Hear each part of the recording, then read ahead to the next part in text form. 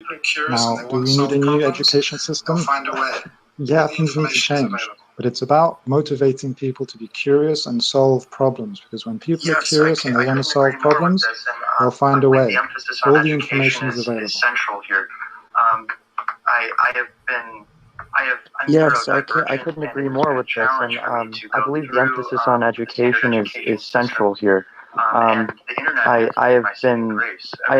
neurodivergent, and it has been a challenge for me to go through the standard education system, and the internet has been my saving grace. Everything that I've learned has been through free resources on the internet, and pirating papers and all of this, and getting textbooks.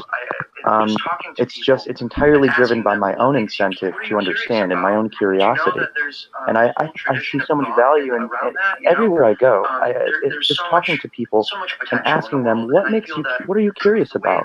Did you know that there's a whole tradition of thought around that?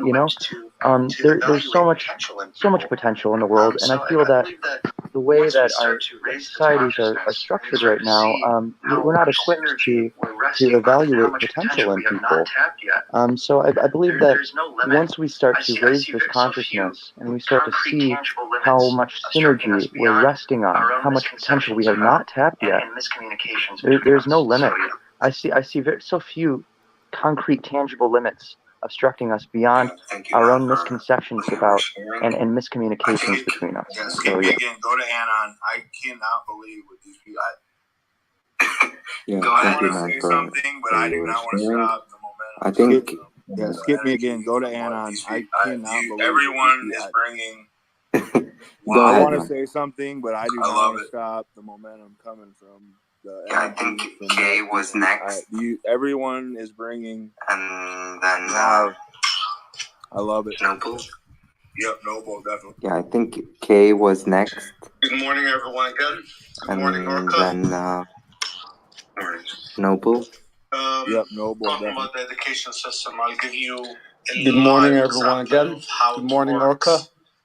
and how way behind a lot of Talking about the countries education are. system, I'll give you a live we are one of example them. of how it works and I how have way my behind kids. a lot of I'm married to countries are.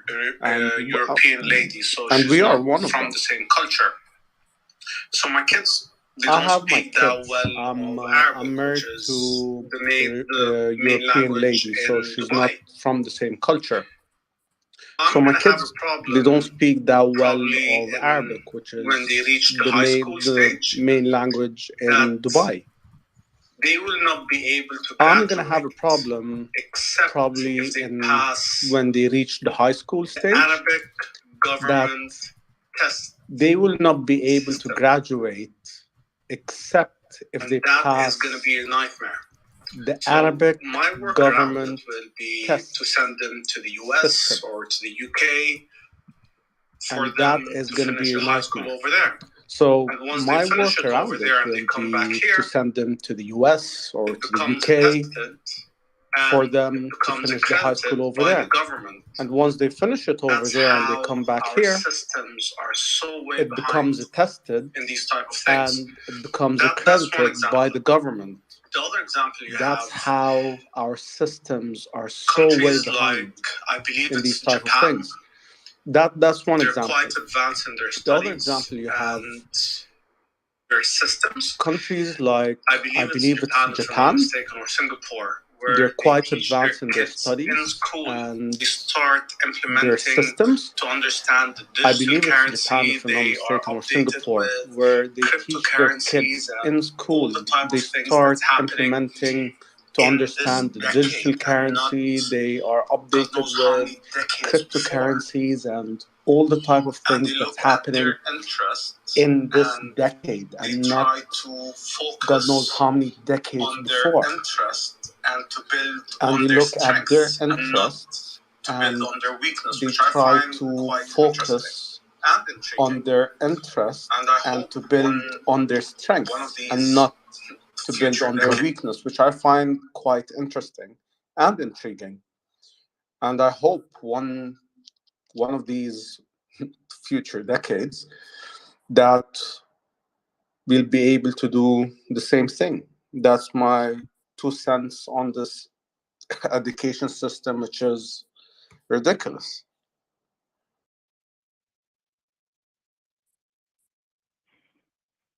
Peace. How's everybody doing? Can you hear me? Can y'all hear me? Yeah, you're good.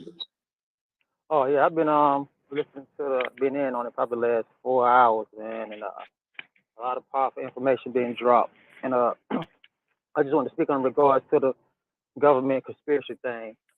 From my experience in my life, I was raised a certain way. There's not no brainwashing real because I was brainwashed. I was taught a certain way my entire life. To a certain number of years, I believed this, right?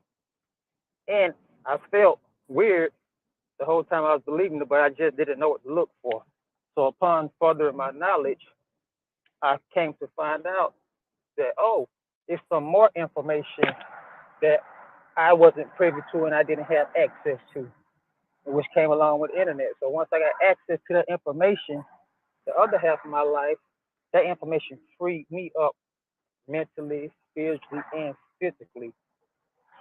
So the words that we use has, and I think a lot of the reasons people, they just don't know. They're not educated on the subject and they have no idea. So when somebody says, for example, it's going to always be government, the government just means your mind. Government starts at home, your household, your family. You govern and control your family the correct, the right way. But if you was taught a certain way and didn't know, you would have no idea that this even exists. So I think the collective consciousness needs to be raised, and the fact that we're even having these conversations lets you know that it's real and it's happening. And everything is astrologically aligned, as above, so below.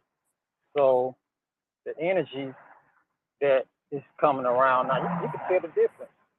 In the past, say 7, 8 years, you can totally feel the energy shift and change of the planet, man, and it's shifting and changing what people like. They're taking back the control, and you can do for yourself. It's very simple to control and do for yourselves, and I understand why the quote unquote de facto government was in place because you know people just didn't know. So some people need to be led for a certain amount of time until they're able to know, oh, this is how I do it. So yeah, peace. I just want to put my 2 cents in. This Oh, he just got bugged. But yep. I think Catherine should be next. Here I am again. Yes, So, go ahead. So Kay, here is what I would recommend for your concern of your children passing the a test in Dubai. So my husband is a math genius, and so my kid wasn't able to take higher math, so at a public school. So what I did was I sent him to Russian School of Math, which is what you have around the United States. What I'm saying is there's other things you can do. You can hire tutors and you can bring them to your house if you have the funds. This is how they did it in the olden days. The wealthy, they all brought in a tutor for their child, a language, someone that taught them math, science, writing, language. And I advocate that. If you have money and your child is advanced, why not? Because you're taking their education into your own hands. And when they're younger, they don't mind it. When they get older is when they will push back on you. So do it while they're younger. Also, I wanted to bring up the fact that in a stream with Richard, he talked about being in Mensa and how he was hand selected because he was very bright in math, and then he got to a certain point where I think he was in a competition, and he realized that everyone is just brilliant, but they weren't doing anything with their lives. It was like what my mother used to say, educated idiot. She was very well educated. She was a nurse, and she would say that all the time. She had a great education, but some people are just so smart, but they don't do anything with their smarts. And so what's the advantage? So you're brilliant, but you just sit in your house playing video games all day. Do something with it. You have to be motivated. You have to be self-motivated. But how does that come about? I think it's like going back to what Albert Einstein said. He said, near his death, he said, creativity and imagination, two of the most important things. He didn't say math and science, imagination and creativity. So let your child figure out what they love and what they're passionate about, and don't criticize, encourage, guide them, and let them be as creative and use their imagination. And that is what has been stifled, is that creativity and imagination. And that, I think, brings a lot of happiness and light to a person, and which makes them maybe more curious to try things. My whole family, very curious people. They go to the library, read things, because I don't know, it's kind of fun. But you're right, we need to get back to that. And one last note, I just wanted to encourage anyone who doesn't know about Crypto Heartbeat Matt with the what is it, Compassion Cartel. He's select 1,000 people or more, are able to get in on whatever he's doing, which is, trying to figure out what you want to do with your wealth once it comes, or if it's already come, doing something to give back to society, and getting groups of people to organize and make these things happen, which is maybe what we're talking about. Education might be one of them, coming up with a new system. So that's about it. Yep, thank you very much. That was great insight.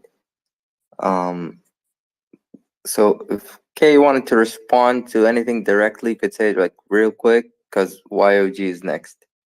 Okay, I'll respond. Catherine, I agree with you on everything. And our kids are brought up on protocol for them to do whatever they want, whenever they want. It's that simple. And they do have tutors that comes 3 to 4 times a day, 3 to 4 times a week, sorry. But it's the discrimination in schools which we have in Dubai, which makes the difference for the kids, for them to accept it. This is the third school we change in these type of things. The first one was great, but they discriminated based on family names, which I didn't want my kid to be part of it. The second one, they were very core on the Islamic religion, hardcore on it, which I didn't like, because I want them to respect and understand that all religions to be respected. And now they're in the third school, which I'm happy about. It's now more of an academy than a school. So we're trying different things, but one of my kids, he's refusing to learn Arabic because of being traumatized from the previous 2 schools and the teachers and the religion things happening over there. Yep, thank you, Kay. And I understand your situation, as I'm also Arab, and was in an international school and had to do the same thing, where I had to take an Arabic exam in order to graduate high school, which I wasn't really good at because most of my education was like 100% in English. So I understand that specific situation that you have, as I've experienced it, and I know other people that have. And it's pretty rough that you don't have a choice in this type of school system, and it's understandable. So we could go to YOG, because he's been having his hand up for a long time now. So sorry, man, for being late on you. Oh, no apologies necessary. I'm so grateful to this space. And actually, on that note, one of the things I wanted to say is how valuable it has been for me to cultivate what Eckhart Tolle calls space consciousness, and having a spacious state of mind, and maintaining this like an openness to new ideas and considerations. I think it goes in alongside with this creativity. Before I realized that I was interested even in physics and science, I loved art, and I loved to draw things and to just explore my imagination. So I can't reinforce that enough, that just having an openness and an eagerness to explore is so critical. Like if you can cultivate anything in yourself and one another, cultivate this openness. And it's okay to slow yourself down a bit and to wait and find patience, because I find it in these Twitter spaces, like when I may be eager to speak and I am so enthusiastic. And for those in here who do know me, like Miss Mav, I see here, some of you have heard me speak before. Sometimes I get really fired up and very enthused, and I can speak with such charisma, but it's not always beneficial. And sometimes that can obstruct other people's voices, and it can even obstruct voices within myself. So yeah, I love that. And I wanted to talk also on what Catherine was saying about logic and mathematics, because I am so dearly in love with mathematics as a tradition and a way of thinking, a way of analyzing the world and solving problems, because it is so creative. It is really like poetry. It feels like poetry. So, I mean, the word poetry comes from the Greek word poesis, which is the art of the act of creating. It's just creativity. It is. So yeah, I love that.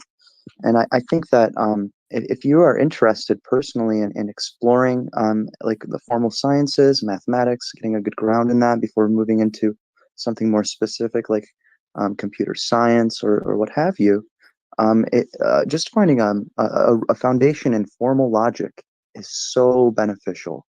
Um, it does not take much. There's just a few small symbols and a few simple axioms, and it is such a good investment of your time to study formal logic and rhetoric, and other traditions of logic in across all different cultures. Every culture has its own history of wisdom traditions and things like this, and we have so much to gain from multicultural diversity and these kind of the communications that are occurring in these Twitter space. It is so exciting. So thank you everybody for coming together and making this happen.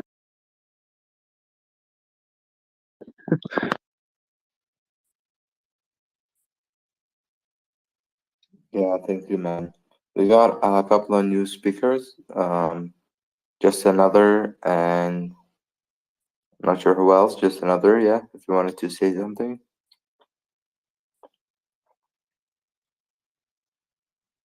I would love to talk. I just need a couple of minutes. I'll flash my mic when I'm ready, guys. Sorry.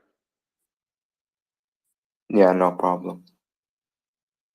So yeah, anyone else had wanted to add anything to the conversation? Anything on your mind? You can go ahead.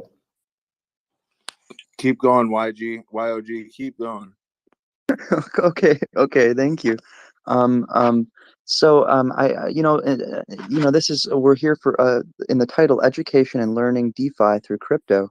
Um, Cryptography is about it comes down to information theory and how information can be transmitted securely, um, and how we can and validation and verification, consensus. These terms are so critical. And I have not really collected my theses here, but um, it's very important that we move toward this, because I see so many convergences and so many things which have been separate in history and across cultures. Like government has been separate, or from we vote with we go in and vote, but then we also say we vote with our dollars, right? And I don't see much difference here. It's about how what the human can do to act to make their motives and interests represented in the greater structures of society. So yeah, I see hands popping up. I don't want to keep you from speaking. No, I kind of recalled you said something about a different word in translation and what it meant in history, and what I heard you say government again, and I wanted to remind, it was kind of what I was thinking when I long time ago raised my hand, lost my train of thought, but governmente in Latin, if I'm not mistaken, means governmente means your mind, the governing of your mind. So we need to readdress what we think of the word. And when he's saying that we need to learn the rhetoric and the literacy, and I even believe it comes all the way down to relearning putting accents like the symbols into how to pronounce words. I think it literally comes down to like relearning the way we speak and that we read, because an accent is not how someone talks. An accent mark when I was growing up was taught to me to pronounce a letter or a part of a word in a different way. That was the whole point of it. And yeah, what he's been talking about, it finally like re-hit my brain when I was trying to pick up earlier, but I'm gonna let the hands keep going. But yeah, awesome stuff. Yeah, we can go to Omar then. Yeah, on the note of voices and accents, so apparently they do carry frequencies, and the frequencies have a great effect on us. But I wanted to come back to what YOG was saying, and I followed you back, dude. We seem to be on a very similar wavelength. The idea of education is a great one. I think lots of people have ideas for how that might take place, but I think one of the most important things we need to consider before even getting to that stage is how people can buy that time. Education does take time, and in most places around the world, people can barely afford the time. There are many disadvantaged parts of the world where they can't afford decent housing, they can't afford healthcare, let alone being able to afford education. So I think it's an important thing for us to remember and reflect on how it is that we can empower people with the money so that they have choice and time to invest in themselves. Now, I know everyone is going to say, yes, but if you really want the time, you have it. Yes, you have it. But if we want to raise our consciousness to another level, we need to consider that over half of the world's population can't even afford the opportunity to learn. I couldn't agree more with that. If I did not have such a neurotic obsession with learning, I would not have, I would not have found the time. I come from very low, meager wealth in America here, and I know America is very privileged on a global scale, and I am very hesitant to speak from a voice of poverty. But nonetheless, it has been challenging to find time to educate myself. I have sacrificed a lot of social relationships and opportunities in order to pursue my interests and my curiosities. So, with that, it's such an important point, Omar, that not everybody has the time and the incentive to educate oneself and to pursue knowledge is often overshadowed by the kinds of incentives that we receive through marketing campaigns and through advertisement. We're the values that what we're taught to value is to consume material goods, and I see so much so much wrong with this, and the motives that go into this that manipulate the people. They're exploitative. The aim is to entrap us essentially and to hold us, and there may not be crystal intent in that. It may just be an emergent thing that emerges due to human greed and the way that we have the momentum that we have, our historical cultural momentum.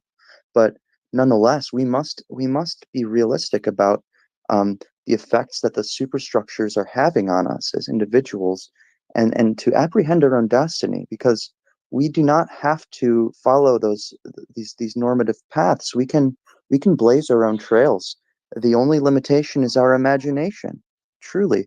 And I want to go back to what Chase was saying about accent marks and how we enunciate things, because this is very important. The way your affect in speaking communicates so much more. There's so much more than just the words. And I'm sure as we have these Twitter spaces and we're seeing so much more direct contrast between vocalization and writing. It is truly incredible how much more goes through with our spoken word, and then even more so how much more is communicated in person when you can use gestures. I mean, we have these facsimiles of this with our emojis and stuff, and I love using my emojis. And you know, because there's so many, we want to maximize our communicative potential across the channels that are available to us. So I'm so excited to see consciousness rising around this, because I know that with that consciousness soon will come the technology will reflect our needs to communicate. And I want to end with the word. I've been thinking, you know, somebody mentioned Marshall McLuhan earlier, I believe, and he said the medium is the message. And something else he said is that we co-evolve with our tools. Not only, you know, are we evolving our tools, or are our tools evolving us? It's semantics. Ultimately, it emerges. It just happens. So we can take control of that. We can take part in that. Do not feel disempowered. Feel empowered. You have so much more potential than society has taught you to measure. You individual, whoever you are listening, like, please, you do not have to continue following whatever patterns you feel are holding you back. You are capable of pursuing your vision and your dreams and finding others who can reinforce them. And it's all about making these connections. And I think that we're all feeling that in these Twitter spaces. So just, yeah. Thank you. Yeah, thank you very much. That's wonderful. But just a small thing that, like, your mic was a little bit choppy. I don't know, like, earlier it Sounded was fine for much me. better. Hey, I just wanted to say, preach on, Yog. Preach on, brother. Yeah, Yeah, and but am I seeing this right? YOG, I just want to properly. I just want to make sure you have a Spotify. It looks like you have a channel, possibly. Do you speak about certain things like this? I want to make sure you didn't even yourself promote it, but it looks to me like you might be doing some great things. I just wanted to make sure. Thank you for everything you said. Wow. Oh, that's so funny you mentioned this right now, because Rob Wood, who just popped up here, Rob Wood has been inviting me recently onto his podcast. Oh yeah, Oh my goodness. that's me. Yeah, we take a spin on ufology and the paranormal and all kinds of woo woo and numbers and crypto and just whatever we decide to talk about. Love it. Yeah, I had no idea, but yeah, I just was like looking in. I was inspired by the kind of things you're talking. I'm like, this guy knows what he's talking about. So I was this dude. I've got a 132 IQ, and this dude makes me feel like an idiot. I don't know what my IQ is, but I'm just gonna pretend like it's in the realm of anywhere where you guys talk about. So I like it. You know, I think besides IQ, I think that IQ is used for various diagnostic purposes and for all sorts of large scale things. But, you know, don't get mired in the bushes of the measures that are handed to you. You know, it's really a measure of how good you are taking an IQ. It's kind of like whipping it out in the locker room. The women can give a shit. So. YOG, you're like Edgar Allan Poe, man. What was that? Mired around the. Oh, mired. Yes, like I'm caught, and I can't really, describe it. Yeah. No, every time I hear you talk, I get like thrown back into like whatever class it was, learning historical poetry. I know, right? That's how I feel every time we sit down and talk for hours at a time. Like, what the crap is happening here? Yeah, it's entrancing. It's and the truth and the logic behind everything you say is even more. For cherry sure. on top. Thank you. Yeah, it's just insane looking at the words he says. I've told my co-host, I was like, I don't even know if this dude's human. He's some sort of AI. I'm about 100% certain of it. Those are the kind of people I find myself trying to surround myself with. Yeah.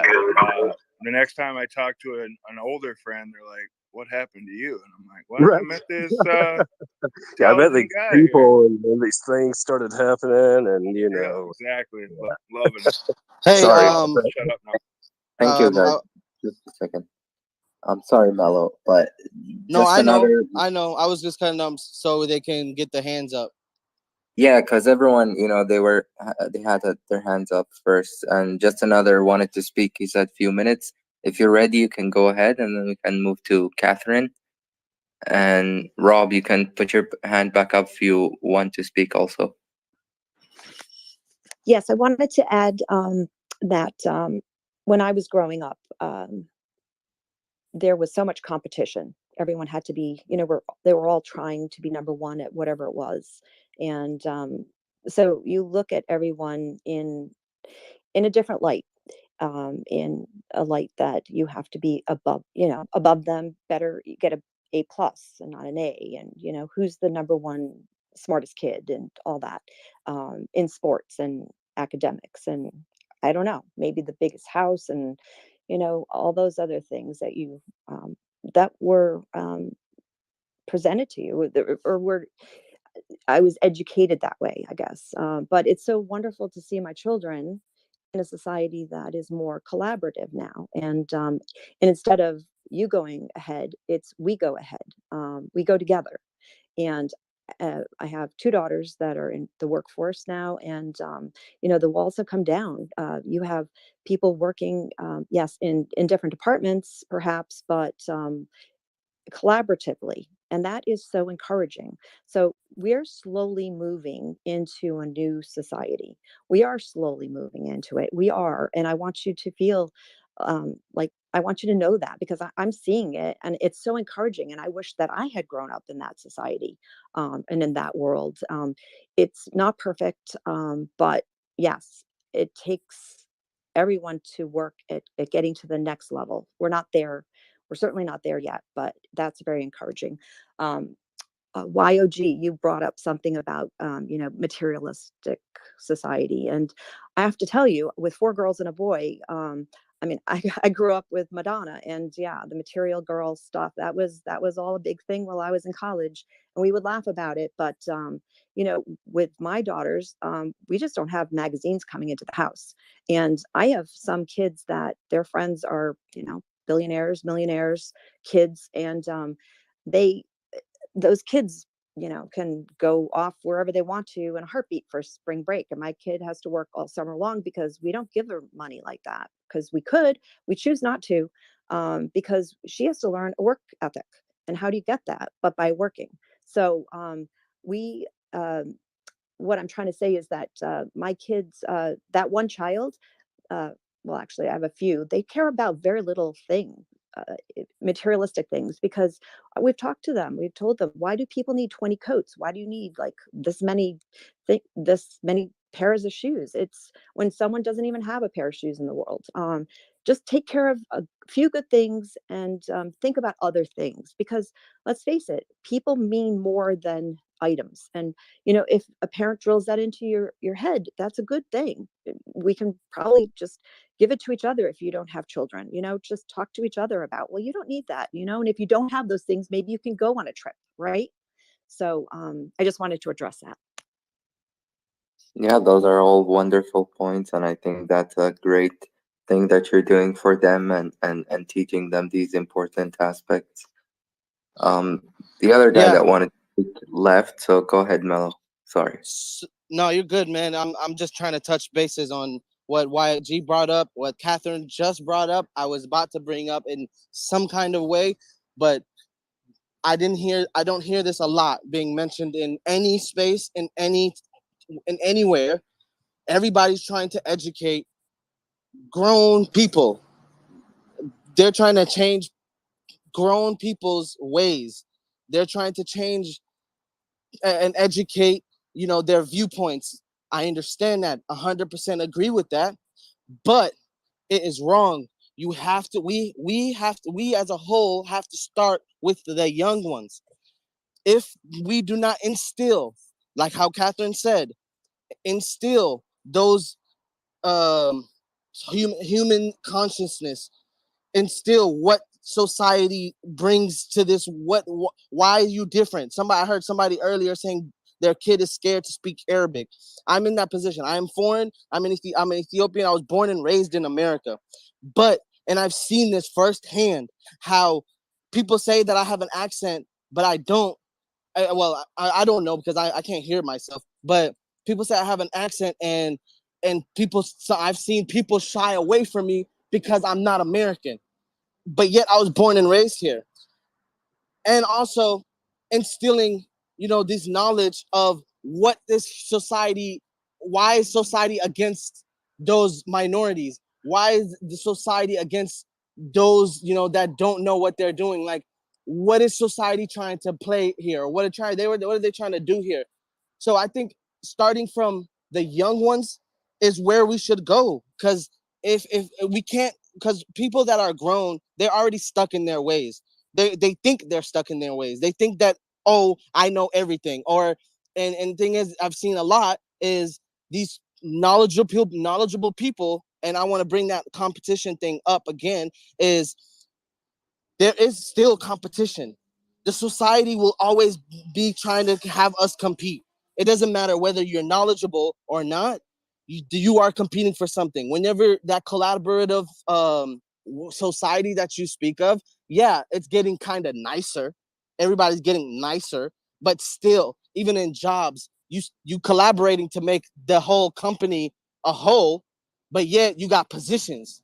You get what I'm saying? You still competing for that position. And we always gotta gravitate towards fuck the competition. You know, we're equal, but we're different. You get what I'm saying? So, you know, don't try to teach too much of the old heads. Like, the old heads, they're gonna learn, they're gonna pick up what they want to pick up, but trying to instill social consciousness is not gonna work, because because the thing is, when they grew up, their moms and dads, um, instilled, you know, like, hey, you know, back then, of course, it's a different times, so they're instilling against those times of society. So, so now that it's a new type of society, now it's a new, new community, or a new generation. You know, we should all start from the young ones, whether it be if you're from the West Coast, so West Hemisphere, East Hemisphere, it doesn't matter where you're from. That's where we should begin. We teach our young ones, they will, if we can instill that into the young ones, they grow up. I feel like that collaboration society you were speaking of will happen. Everybody will see themselves as an equal, even men and women.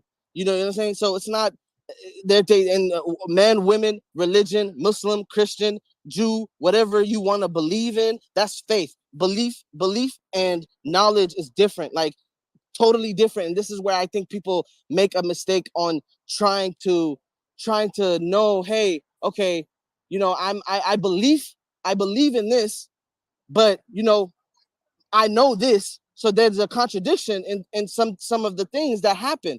So you have to take in whatever you take in, or on information you take in, and you have to come up with your own type of understanding. Where then that creates a whole different scenario of, you know, rewriting history. Like, you're trying to write history in your own words, like and that's what I think a lot of parents fail to realize. Like you said earlier as well, Catherine, there's parents that let their, you know, they're rich and they let their kids have places to go, you know what I'm saying, without working for nothing. And that is bad. That is also bad. And then there's people that grew up with a silver spoon, and, you know, they grew up and then they figured out, oh, you can't just be happy now you got money. That's not going to bring you happiness at all, nor is it going to bring you knowledge. It's just money. Now you can do things. You know, you have the more rights to do things than the other person.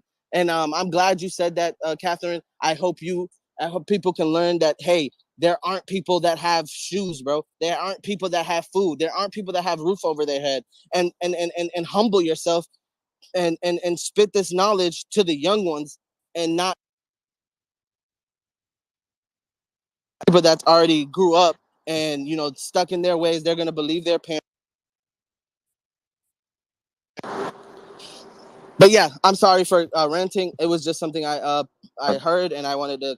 It's okay, man. It's awesome that you're sharing, and I love how everyone's messages are really powerful and just coming from the heart. You know, that's how what everyone is sharing feels like. So it's Competition definitely versus cooperation. insightful.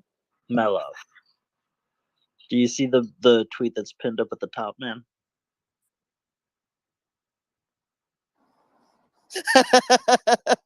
Those are your words. You said those things. Do you want to defend yourself? That's a direct quote. Do I want to? It sounds like you're gatekeeping crypto from old heads. No. That's a term that you use, old heads. Okay, so let me, then. I'm just reading back the minutes, man. So no, that's fine. Please. That's fine. I'll clarify. So, raising social consciousness. I did not say it's not going to work to the masses. It's interesting. I'm saying, I don't know if you took it differently. I was saying that. I just took it how it was said and then written, transcribed. It's like blockchain, just verified. That's fine. Precisely what was said. That's fine. So when I say old heads, right? You can tell an old head anything, and that old head is gonna either believe you, or she's gonna take that knowledge and incorporate it within his life or his daily activities, or most likely he's gonna stay stuck in his ways. You can't, it's harder to change a grown or older head's mind than it is a younger mind, if that makes sense. If that's where I'm trying to get at. Yeah, there's neuroscience behind that. The thoughts that you think, they create deeper wedges in your brain, and it's easier for you to think those things. So yeah, there's a way to escape that. If you are an old head, there's a way out of it. And and raising social consciousness to the people that are, like I said, old heads or whatever you want to, how I said it. It's true. Like, I mean, oh my God. Yeah, it's not just the age too. From what I've noticed, I've seen 30, 35-year-old people that have an instilled mindset from young. Like, it's not just like, when he says old head, I don't even think it's an age thing. Like, it's a way of thinking. It's not age. Neuroplasticity. Thought forms. For sure. By the way, I said can't. Old head has no age restriction, for damn sure. And I said can't. I said can't, X Orca. I said can't. No, I don't think he's even. Yeah, I don't think he's trying to make any big deal of it. No, I'm not sure what you're. You generalize, it makes sense, man. It makes sense to a lot of people. No, Orca knows. I know how Orca moves. I'm joking with him too, but I want to make sure it's clarified that I said can't. So before he blockchain me. He's smiling ear. Like I did hear a lot of emotion. I would never. Mello, I did hear a lot of emotion of when you were talking about like your, like the prejudice and things like that. And I can kind of relate, like I was the only brown kid in the Marine Corps with a Muslim last name. I was the Haji in the end. But when it came down to it, like I had to be myself, and it didn't that was just people's insecurities coming out. So anytime that you felt like, hey, someone was, distancing themselves or anything like that, like that's fine. Those are the people that will not be, around your energy. And at the same time, it's doing you a favor. But anytime that I hear the emotion that you were speaking with, sometimes I just feel like taking a breath sometimes, because it lasts about 90 seconds and then, you'll get back to your clear-headedness. But yeah, I totally feel that, like sometimes just taking a breath and forgetting the emotion and breaking down the logic behind it all. And I'm really passionate about this specific cases because I've lived it. I've seen it. I've seen parents. Logic is only half of the story. That's half of your brain. You have two sides of the brain. You have to have them both come in together so you have a beautiful tapestry of expression. Yeah, I think we should address the three hands up too. They're pushing a good time. Yeah. I don't know which one I was think, first. Rob, Omar, and YOG in that order. Yeah, Rob is first. Go ahead, man. Yeah, I don't even remember what I was going to say now. I got lost in thought. I was telling a friend earlier, I'm a self-made entrepreneur, built a 6-figure business on my own, rolled it over to 7, and I've given up on the point or focus of counting paper anymore. It's time to make some kind of change with voice instead of dollars.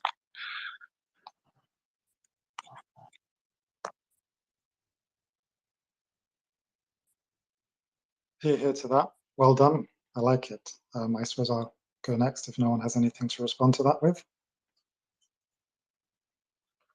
I heard the old axiom, give me your child between the ages of 3 and 8, and I will give you the man or the woman. Now, at the moment, governments and commercial entities are the teachers of the new generation, because for the most part, parents are working most of the time, and when they're not working, they're exhausted, or they have many other duties. So old heads need to be included, so to speak, in this education, because parents need to spend time with their kids. And when they do, what are they teaching those kids? And what's their general attitude? So again, it comes back to financial freedom. That's absolutely necessary, financial freedom for people, so that they can actually dedicate time to their children and their education. So one more shout out for HEX. This is such an exciting conversation. I'm in a very unique position to talk about this old head business, because so I live at home with my mother and my 5 half siblings, and I get to see them going through school and hear their complaints about the public school system. And it's such a privilege to be here to supplement their education with whatever knowledge and wisdom I can offer them. And their experience is so reflective of greater problems in society. There's so much to be learned from it.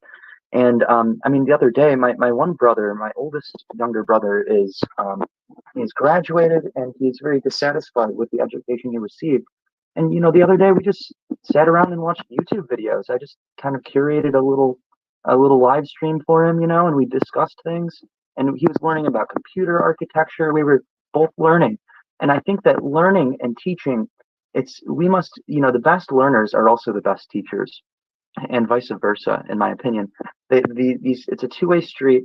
It's not so strictly causal, and I believe that there is a way for us to all cooperate. No matter what capacities we have, there's so much potential there. We can, beyond the comparisons that we like to draw and the divisions we like to draw, I believe we've been conditioned to divide ourselves, when in fact we have so many similarities. I have overcome so many misconceptions that I have received from society. My beliefs that people in X earning group have X kind of mindset and this and that. And you know what? As the deeper any kind of thing, something may look like it's one dimensional from far away, and as you draw closer, you're like, oh wow, that's actually 2-dimensional. Oh wait, no, you get closer and closer, it's infinite dimensional. There are no limits on dimensionality. Is a process. It is a state of mind, and we are all capable of pulling one another up out of these limited thought patterns and circuits, and we can really overcome any challenge as long as we can articulate it and cooperate to overcome it. And the cooperative competitive dichotomy, competition is fun. It's fun to compete, as long as we're not taking it so seriously that it's like life or death, and like this is what society's about. As long as the bottom line is to cooperate for a better world for one another, and we understand that within our competition, there's growth for everybody. I think that it's going to be okay, and we don't have to worry about these age distinctions and stuff. I see my siblings teaching not only me but also my mother, and we all learn. We're all learning all the time. Mark, can you mute your mic when you're not talking? Yeah, that was kind of the end of it. I want to let others talk. No, it's beautiful. It's just Omar, if his mic's not muted, then it comes through all choppy and whatnot. But please, yeah, that's absolutely beautiful. This is what we're talking about. I love it. Yeah, no, he wasn't trying to stop you, YOG. That he was just trying to stop Omar's mic, I believe. Oh yeah, no, yeah. You finish on that. Go ahead. Yeah, I was just kind of rambling. I'm sorry about that, guys. No problem. No worries. Yeah, I was pretty much done. I guess to land my point is just don't write anything off as given. There's in Indian logic, there's a fundamental concept called katuskoti, which means in Greek logic it was called the tetralemma. It says that for any proposition, it can take on 4 truth values. It could be true, it could be false, it could be both true and false, or it could be neither true nor false.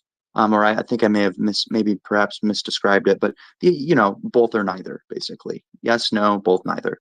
And I think that as long as you keep, the more I cultivate that understanding, the more nuance I'm able to find in things, and the more open I maintain. I recently started working at like a little pizzeria, family-owned pizzeria in town, and when I first got there, I was like, man, these people are so closed-minded. They view things this way. I felt like I couldn't open up and all of this.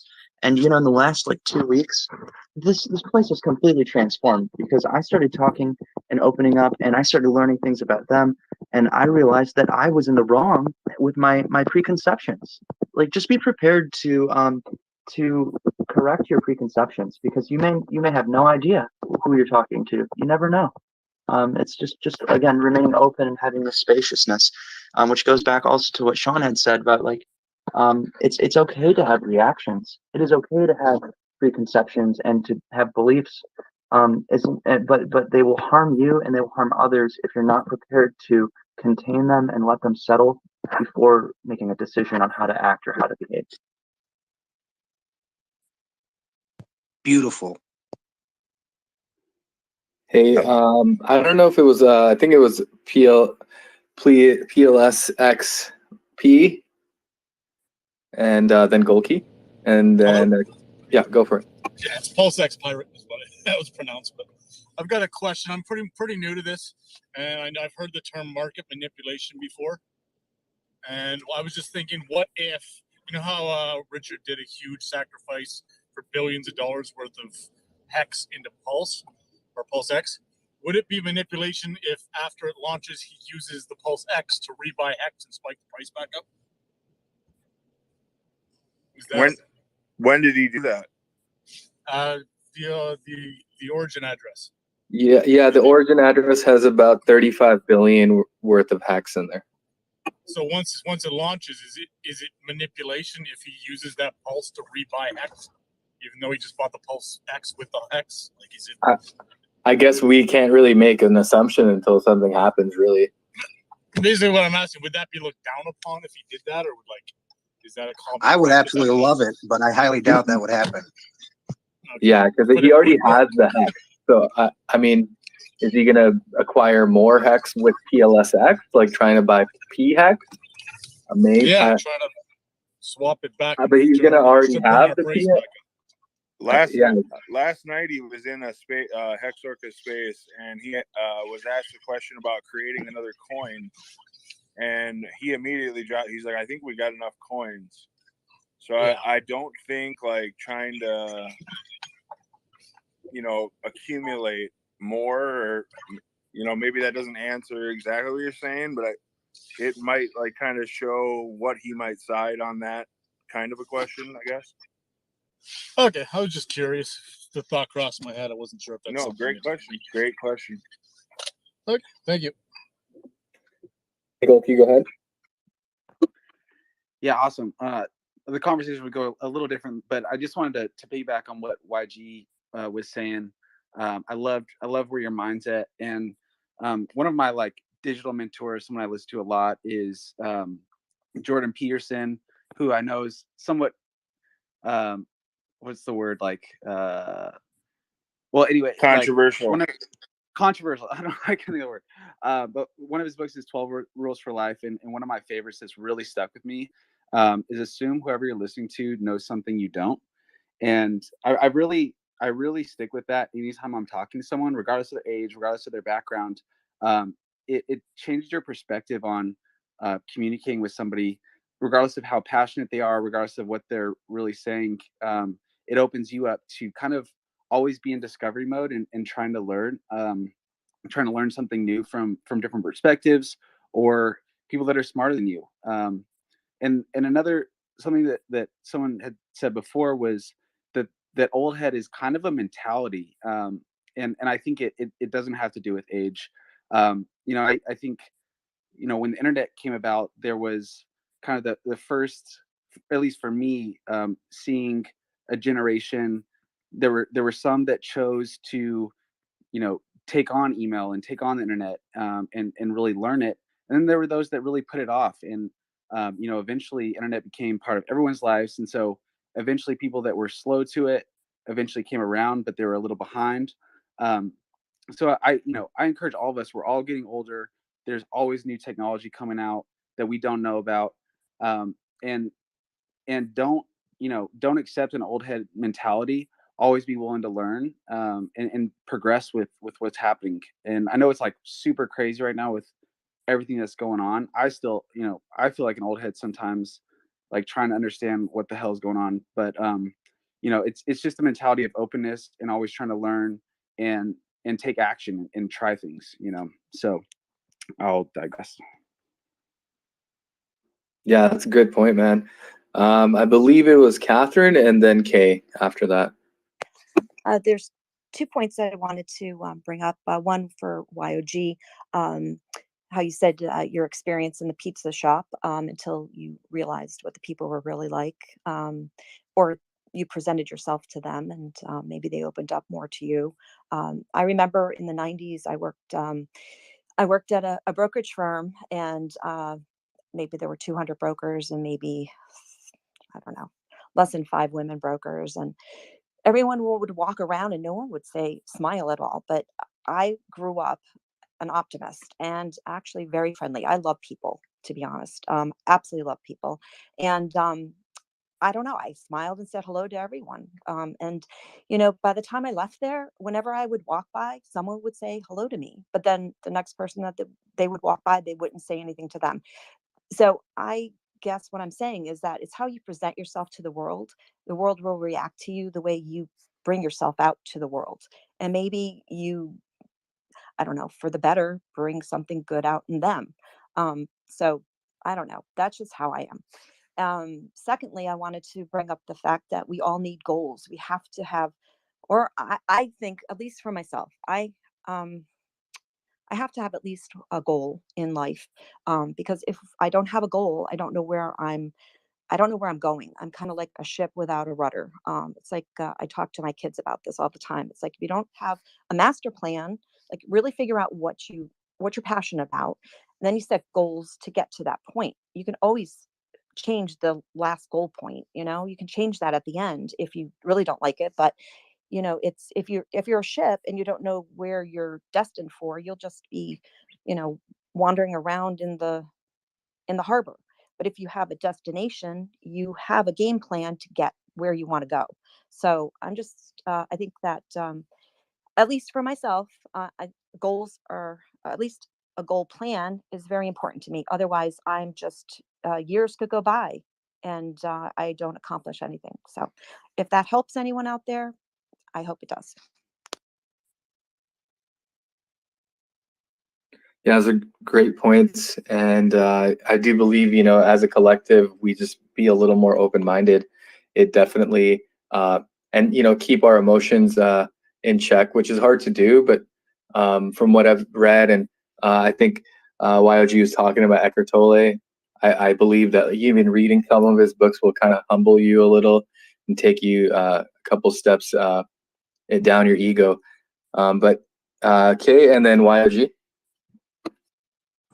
Okay, I have 2 points. I just want to address 1 point first, which is about the Richard Hart buying 18 billion. First of all, we don't know that, and we could always assume or presume that he did, but we don't know that. So let's just keep that in the clear on that point.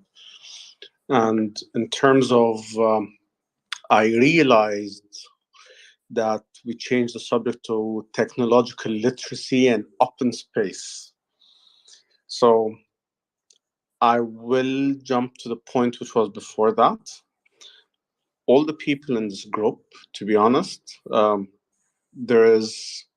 believe that one of these values will be fitting with those people over here, and that's what combines us all together.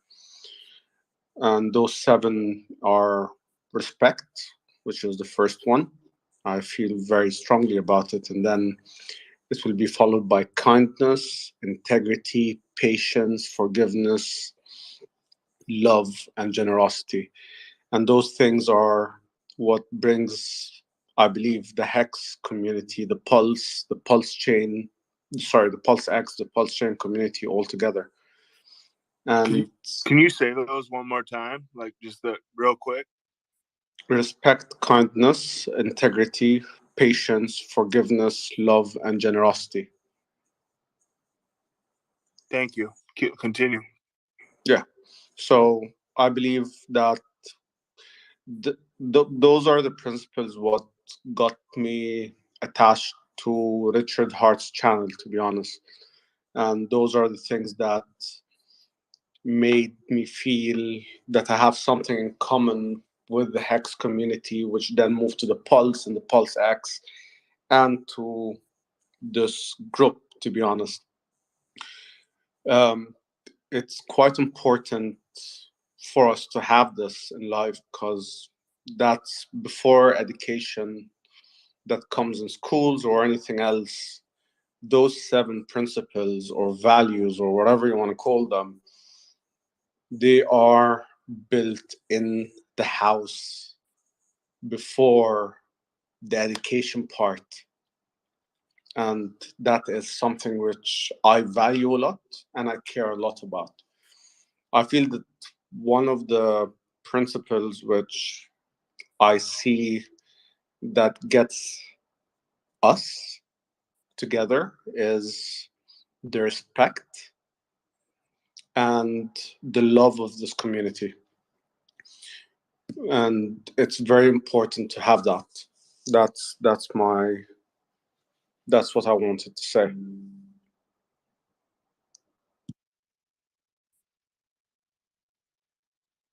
Well, I guess it may be my turn. Well, Omar, do you want to speak first? Because I've been speaking a lot, and I love hearing you talk. Well, that's very kind, and it's fitting because I really only had a small thing to add, which was based on Kay's list, which is absolutely fantastic. Personally, I feel there's only one word missing from there, although you could suggest that maybe it fits in somehow amongst all those. And that's something that Richard Hart isn't often very, and that's tolerant. I think tolerance is really important. And as someone who was in the Pulse Chain Telegram room pretty much from day one, when it was absolutely amazing the conversations we had in there, over time, there's a lot of anger and hard-headedness that emerged. And I think it's really important, not only in small groups like this, but more importantly, globally, if we are to reach this higher level of consciousness, that we learn to be more tolerant. Don't you think patience would fall under tolerance? Yeah. I think the word maybe that we're missing, is it serenity? Serenity. The things we cannot change. It comes from a lot of different religious backgrounds, but it's a respect for the things we cannot change, but to understand that what we're changing is more important. So I don't know if that's the word, but it seems to be hitting similes all over the place for me. So tolerance, the reason I believe tolerance is important is because everyone has their own point of view, and we need to be patient, but more importantly, patient with those people who have different opposing views. And we need to remember and understand that, well, on many levels, there's no such thing as right and wrong. One person's freedom fighter is another man's terrorist. And yeah, we there's need definitely to be a difference between right and wrong. Yeah, we need to be prepared to understand that every individual is, for a large part, the culmination of their experiences. And not everyone has had the same experiences in their life. So tolerance is whether you believe the other person is right or wrong or not.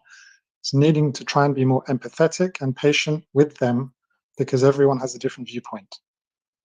Yeah, well, the non-aggression principle, yeah, be tolerant to a point, but you can't be tolerant while someone's raping you. I feel that of course we must remain secure and set our own boundaries personally. And if someone is aggressing against you, you have every right to not tolerate that, of course. But I think that the point is, like, for me, because it was very much resonating with me, and I'm so glad that you brought up these what are called fruits of the spirit. And I was raised as a Christian, and now my spiritual practice is so much more nuanced and syncretic. But you know, the word understanding also comes to mind, and I love the Serenity Prayer, which is what Chase was talking about. Like knowing having the wisdom to know what is effective in the moment. You know, butting heads with someone is not a very efficient means to achieve consensus with them. It's you know, we fall into our egos, and there's so much discourse around the word ego, and it can be nauseating to me. I believe that it gets used as a weapon against people, like, oh, you're stuck in your ego and all this, but that's another ego talking. Like, what it is we need to have patience and understanding for people's histories, and understand that, like you said, they have a different past, and what brings them what is the origin of a disagreement. You cannot resolve a conflict without having understanding on both sides. If people do not feel that they've been heard, even if they technically lose whatever battle, the sympathy and the sentiment will still, it still underlies, and it's not actually healed. So, you know, conflict resolution is a huge thing, and so critical. Like, we need to be open and patient with one another, and understand that even if you're butting heads with someone, that person is a locus of life experience and different wisdom. They have a totally different path from you. You can't just dismiss them. It hurts you and them. The best way to grow is to be tolerant, and to persist in the interaction, and push through the discomfort until you are able to see more clearly. You know, we want clarity of thought. We're missing discernment. Falling into consensus with someone is something, but having discernment as to, oh, this person is nowhere near or even trying to come to consensus with me. You have to understand that some people don't give a fuck, and you got to make that decision quicker than not in some cases. So you can't just fall into consensus with someone trying to kill you. Like, this is not just, patience is not going to fix that game.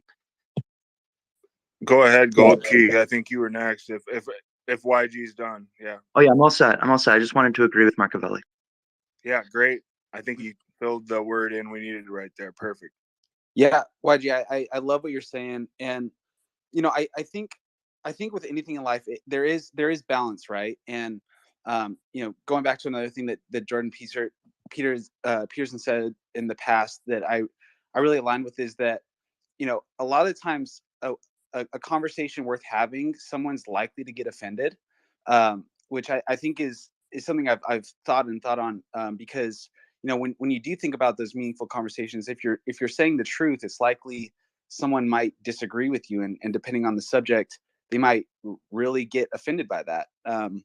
So, you know, it's a balance between, you know, trying to understand the person as much as possible, but also having the freedom to speak your truth into an idea or whatever it may be.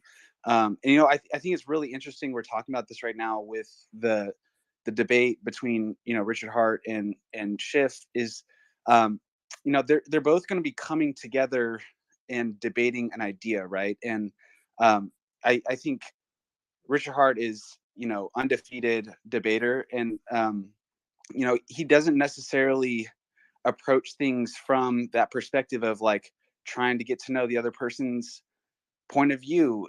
He really puts forth his beliefs and kind of combats ideas.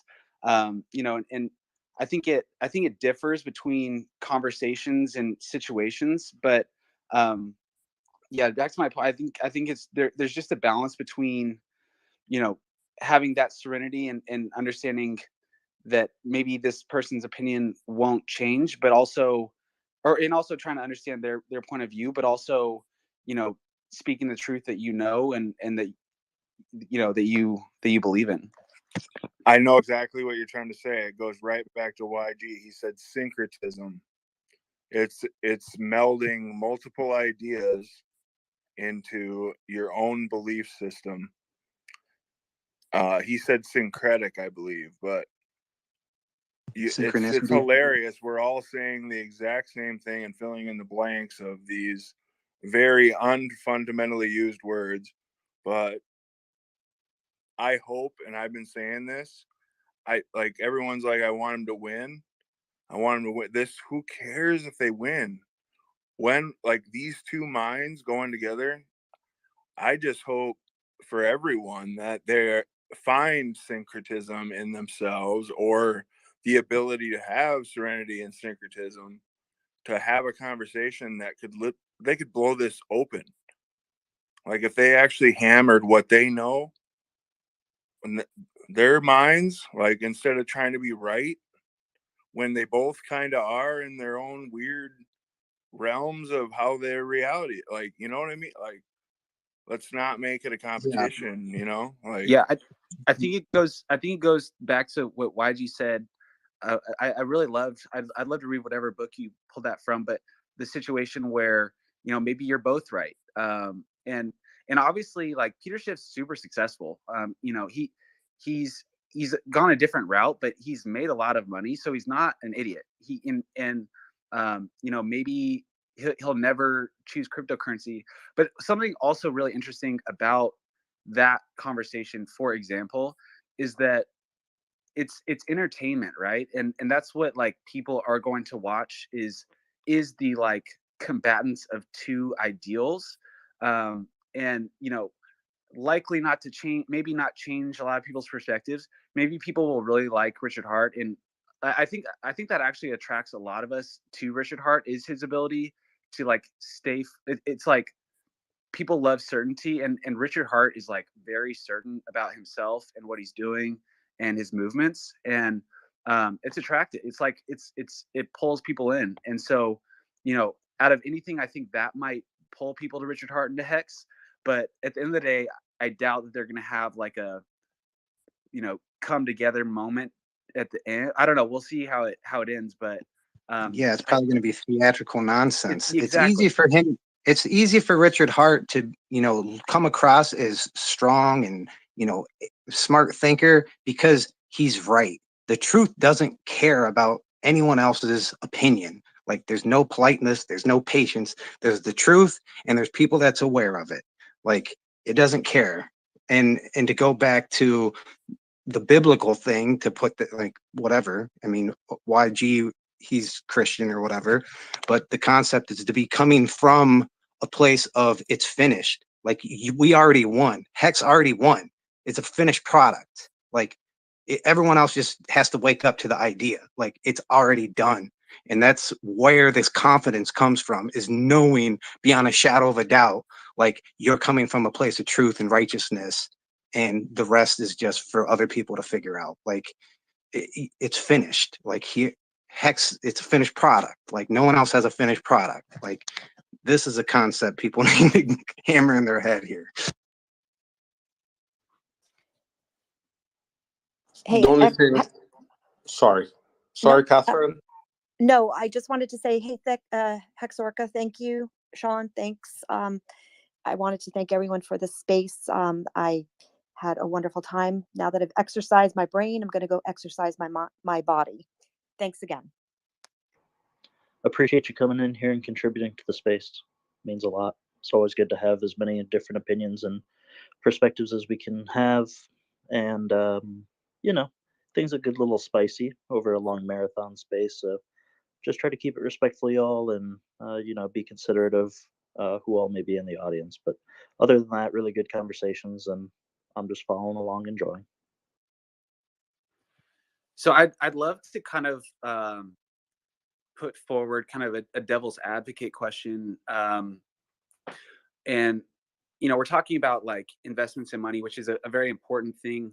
I think it's what I'd like to know from you guys is where do you draw the line? I think we touched on personal safety. Obviously, speaking out if someone's like out to harm you physically.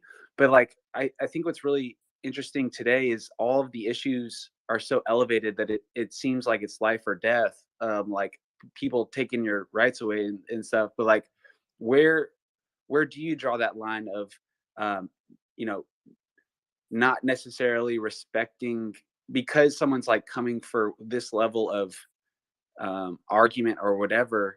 Do you kind of draw that line and put your foot down and like approach it a little more sternly than like trying to like be a peaceful communicator, if that makes sense? Yeah, it comes with clarity, I would say. Yeah, and definitely, I would say in my experiences of what I think you're trying to refer, it kind of varies. So it's hard to kind of put one note of tone in the way you might respond in that. So yeah, great question. Maybe somebody else has more to offer than that. Yeah, it was a pretty broad. It was kind of a big question that was just coming to mind. No, yeah, I'm thinking in like, you know, like I don't know. The stuff that's going on in Canada is like, it's you know, it's just one of the latest things that's going on in the crazy ass world we're living in right now. But it's like, like to me, I'm pretty in the middle on most things, but like that's like authoritarianism to me, and it's, you know, it's pushing a lot of people into crypto. And I think a lot of people like myself who might not be like politically vocal, it's one of those things that I do want to speak my mind on. You know, it's like everything that happens, like every day, the next crazy thing's happening, but it's like seems to be kind of intensifying all around us. It's kind of crazy world right now. It's kind of funny you say that, but Omar's had his hand up a while. I'm gonna let him go ahead.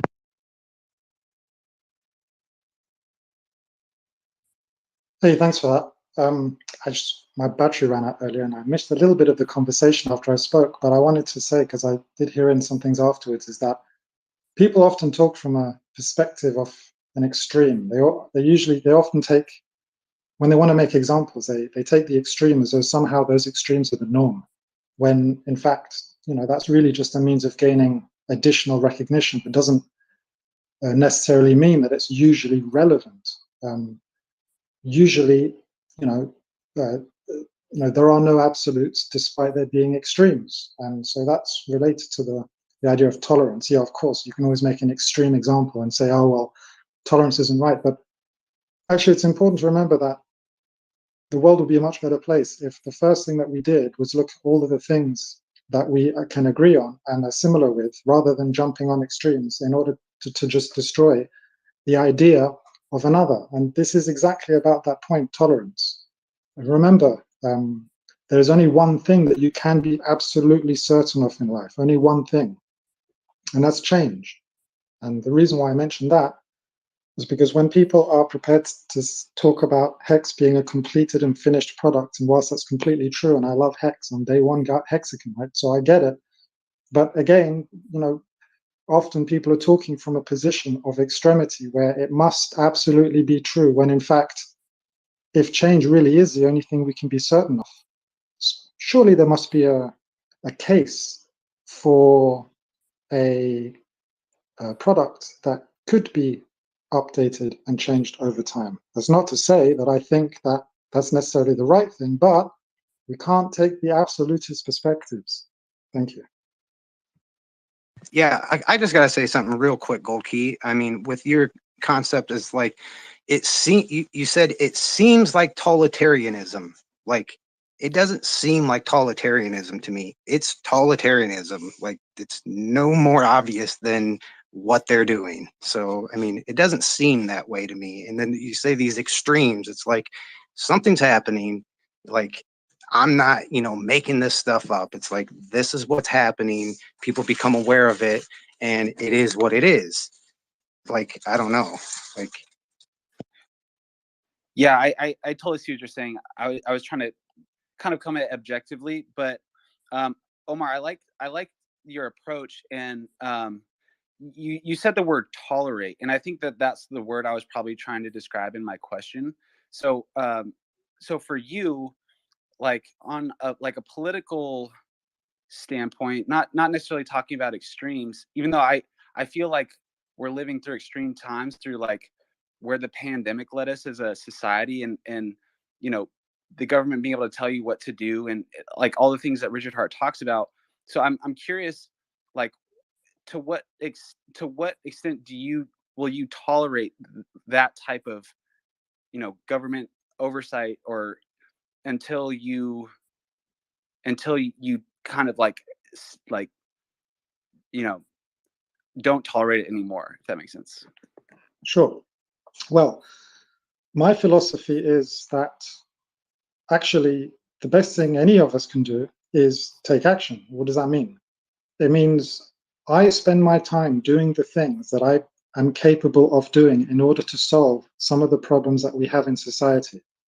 Now, it's all very well for people to generate awareness and talk about it and have opinions and ideas, but in reality, the only thing that will make a difference in the world, that will create the change that you desire, is creating alternatives, producing something different. For example, I spoke before about the world having abundance and industrial companies not being regenerative with the way they're using the planet's resources.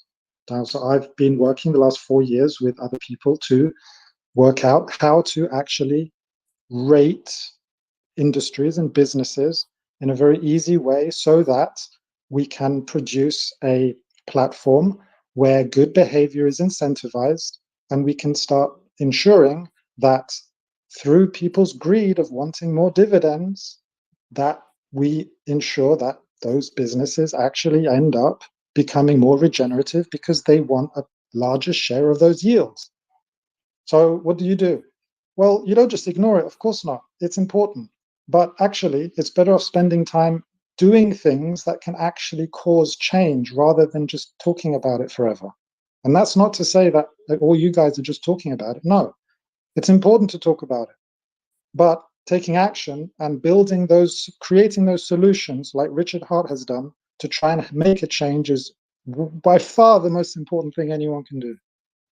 Yeah, I think you're touching on the thing of like what you resist will persist. Like that's a concept. But what he was talking about is at what point is tolerance, you can't just tolerate things, but what you resist, it will persist. So you do, yeah, we're all with you. You create the system that's going to bring people out of, the mire, if you will. But like that one word is like where people are getting thrown off. I think that concept of tolerance compared to, resistance.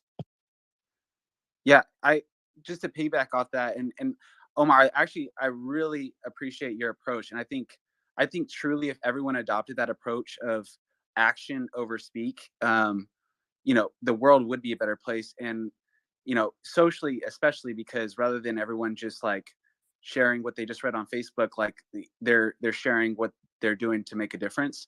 But not to talk about an extreme example, but it is like what's going on right now. The trucker convoy was a way for those people to take action, right? And regardless, I mean, the government's reacting how it is, but that was their way of taking social action to bring about a change with something that they couldn't tolerate anymore. So I'd love to hear you speak to, like when at what point would you join a protest, for example, like that type of social change, to actually like like make a statement towards the government, versus like building something, for example. I hear what you're saying, and I totally empathize. And for many years, my answer would have been very different than what it's going to be right now. I'm 44 years of age. I've lived in Asia 10 years. I've been working for myself for maybe 15 years. I couldn't go to university because I was just unable to learn in the way that's traditionally taught. I taught myself everything online. And I've been in charge of millions of pounds of marketing budget for blue chip companies. So I've got a fair deal of experience. I've spent a lot of time doing a lot of reading, including all of the Anunnaki conspiracies for gold acquisition, etc., etc. But joining a protest has a value. But a protest will not change the outcome. All the protest does says we need someone else to come up with a way of doing things differently. And I'm saying, just get on with that. I know that there's a lot of craziness that's going on in the world right now. And I was living in China when the COVID broke out. And I left and I came out to the Phuket Island because I thought that would be a nice, safe place to do it. And at the time, I thought it was the Chinese that deliberately put it out because they wanted to get Hong Kong under their wing fully and take them off the Hong Kong dollar standard and convert them into a RMB standard. But there are a billion different possibilities as to what this whole virus was. And I think it is disgusting and horrible and terrible the way it has affected people, not only in terms of their health, but more importantly, their psychological well-being. And it is like people are being beaten down into eventually submitting and giving up. And, word on the grapevine is that they're going to insist on a vaccination every year in America. And that's horrific, considering some of the other evidence we've seen that actually reduces your immunity against COVID if you've had more than 2 jabs. I know all of that is crazy and insane. But I come back to the 2 things I've been talking about throughout this entire talk, which is A, education, B, financial freedom. And you can't have good education, you can't have a decent home to live in, decent healthcare, decent education without financial freedom. So in my opinion, the most valuable thing that I can do spending my time is working on a system that will help people to become financially free in a gamified system that helps to clean up the planet and make industrial businesses more responsible. Now, unless people are financially free, how much can they really do to impact the world? How much can they provide? How much can they help advance civilization when they can't even advance the situation of their own family? So our focus needs to be laser. We can't continue arguing and quibbling and protesting over a billion different things, which ultimately have their roots in a lack of financial freedom. And so that's where I focus my attention. Thank you. Yep. Before Kay, I'm sure you got a great question. I just want to say, I heard the term, we need to walk the walk instead of talking the talk. You spoke on that earlier. The other thing you were saying is like, it's a pre-test. It reminds me of like taking the big, we can sit here and study and squabble about what's going to be on the exam. We need to take the real test. We need to, you know what I mean? It's, we know enough now. It's time to make the move. I agree 100% with everything you're saying, Omar. Great. Well said. Okay, so I love everything that was said, and my profession is in human resources. I run the HR globally for one of the companies in Dubai, and I've seen a lot. I've been through a lot. I've seen a lot, and it is quite tough. And for us to be able to help, and that's one of the reasons I'm in the Richard Hart project, is because I want to be able to have enough money which I could devote and support people in the Indian, let's say the Indian subcontinent, the ISC. Looking at the people over there, it's where I think the majority are quite devastated. And I'm sure some people over here have lived in India, Nepal, Pakistan, and different parts of the world, and they saw the living conditions over there. And one of the things I respect about Richard Hart, he is doing his best to try to support as much people as possible. I would describe him in maybe 2 words. Maybe it's 1 word, I don't know, but sorry, English is not my first language, but the word I would describe him in is self-giving. He devotes his time, he devotes everything to try to support people in getting things done. He devotes his time to make people live a better life. And I believe the only thing, one of the many ways we could put it back in the community and build a stronger community is by supporting people in need. Because I feel that Richard Hart is more of a self-giving person.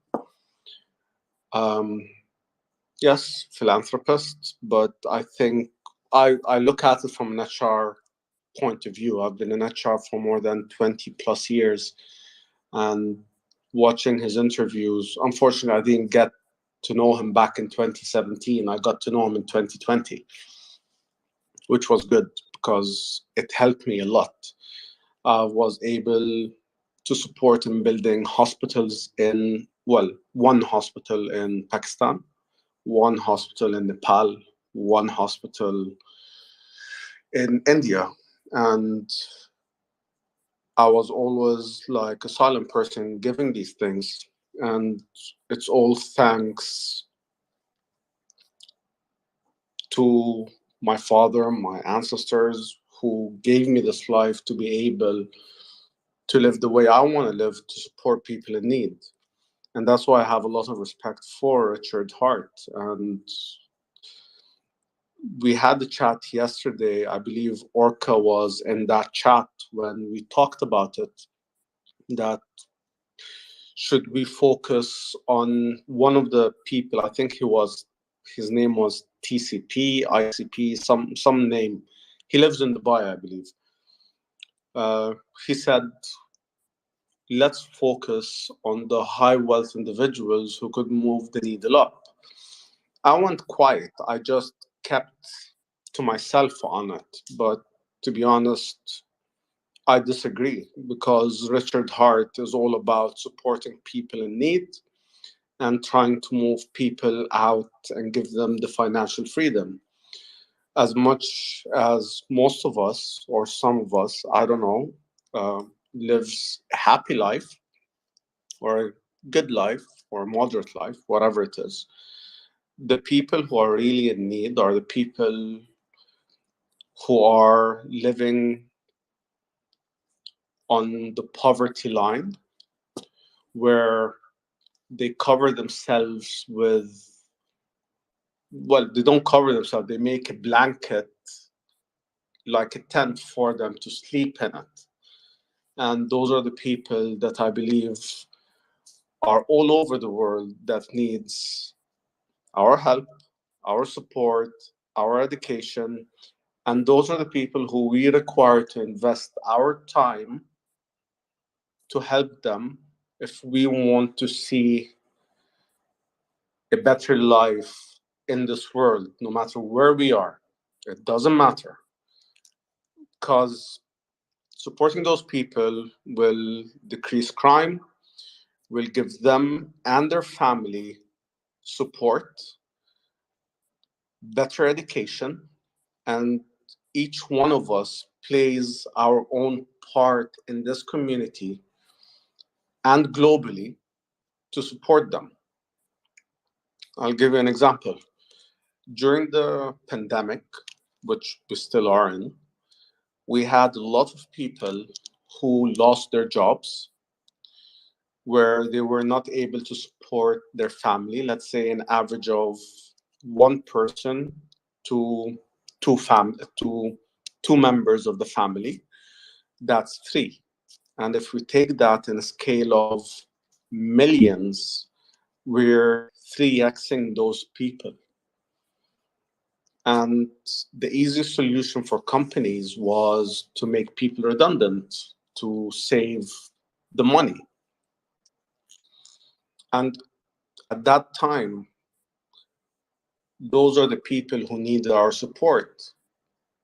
And I'll be very honest on it, thanks to HEX, And thanks to the unforeseen projects, Pulse or PulseX, whatever profit they get, they will be able to help some of us who wants to be like Richard Hart, in a way to support people who are really in need and be able to upscale their life, whether we're education to get them a job, whether it was to support a mom who has cancer or a father who has a cancer or whatever sickness they had, because it's a family. And as part of this family, we all need to take care of each other in a way or another. And we all dedicate our time to do this, to support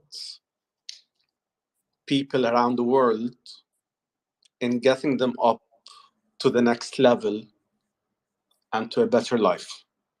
I talk too much. I'm going to shut up now and I'll hand up the microphone to whoever wants to do it. I think Chris has something to say, so I'll hand it to Chris. Hey, yeah, that was awesome. I'm just gonna say, you can make art out of nothing. It's very easy. I'm not sure what is, what's bulwarking many individuals in today's current economy and today's current society, other than their access to legalized cannabis. Other than legalized cannabis and the frequent use of legalized cannabis, or at least moderate use of legalized cannabis, or the morning prayer, or the afternoon prayer, and the evening prayer as well, all in conjunction with each other, where you get a rush of blood to the head in conjunction with some good healthy nutrients and vitamin C and a daily routine and that sort of thing. And yeah, cannabis is great and stuff like that, but it's not the be all end all. But you can have like that bless and God and stuff like that, and God bless is great and all that. But there's one thing ruling domination. Domination is a thing that is ruling society and the economy. And the thing that is the most important, honestly, is not only your mind and your spirit, but your body. You need to be in very good shape. Sex is the one ruling factor of business, and it is also the one ruling factor of the economy, and it is also the one ruling factor of communication. And if you're not in good shape and you don't look good, and I mean, your skin can be in whatever condition as long as it's not like hectic, you know what I mean? But as long as you take good care of it and stuff like that. But it is what it is. But like as long there's a lot of exercises you can find on Google. Google is your best friend, honestly. And what we need to do is gain more access to the internet across the world and build more communication technologies and that sort of thing. Invest our time into communication technologies and bring communication technologies to the Middle East and to Africa and that sort of thing. And I don't know what the communication is like there, but I swear to God, it's not that great. The technology is not that great, but it's improving, and there's a lot of, I digress. I'm going to digress now, but I'm just going to say that the morning prayer and the afternoon prayer and the evening prayer are one of the most important things you're going to do in your lifetime to get a good rush of blood to the head and get you thinking. And just work on your body. That's for darn sure. And try not to swear too much. And if you do swear, try to add character. So God bless, amen. Because God does matter. Thank you so much. I don't. It's hard to follow that one up, Chris. That was some deep truths in there. And Kay, I love what you're saying too. I think the next evolution. I mean, we've already raised so much money for Sins Foundation, which was a huge push, and I think if we continue to do that as a community, I think we will be better for it, and we'll attract the right people into our community. And then I did want to touch back on your point, Omar. Again, I love your approach, and I'm learning so much from you right now. And it actually reminded me of another 12 rules for life from Jordan Peterson. It says, set your house in order before you criticize the world.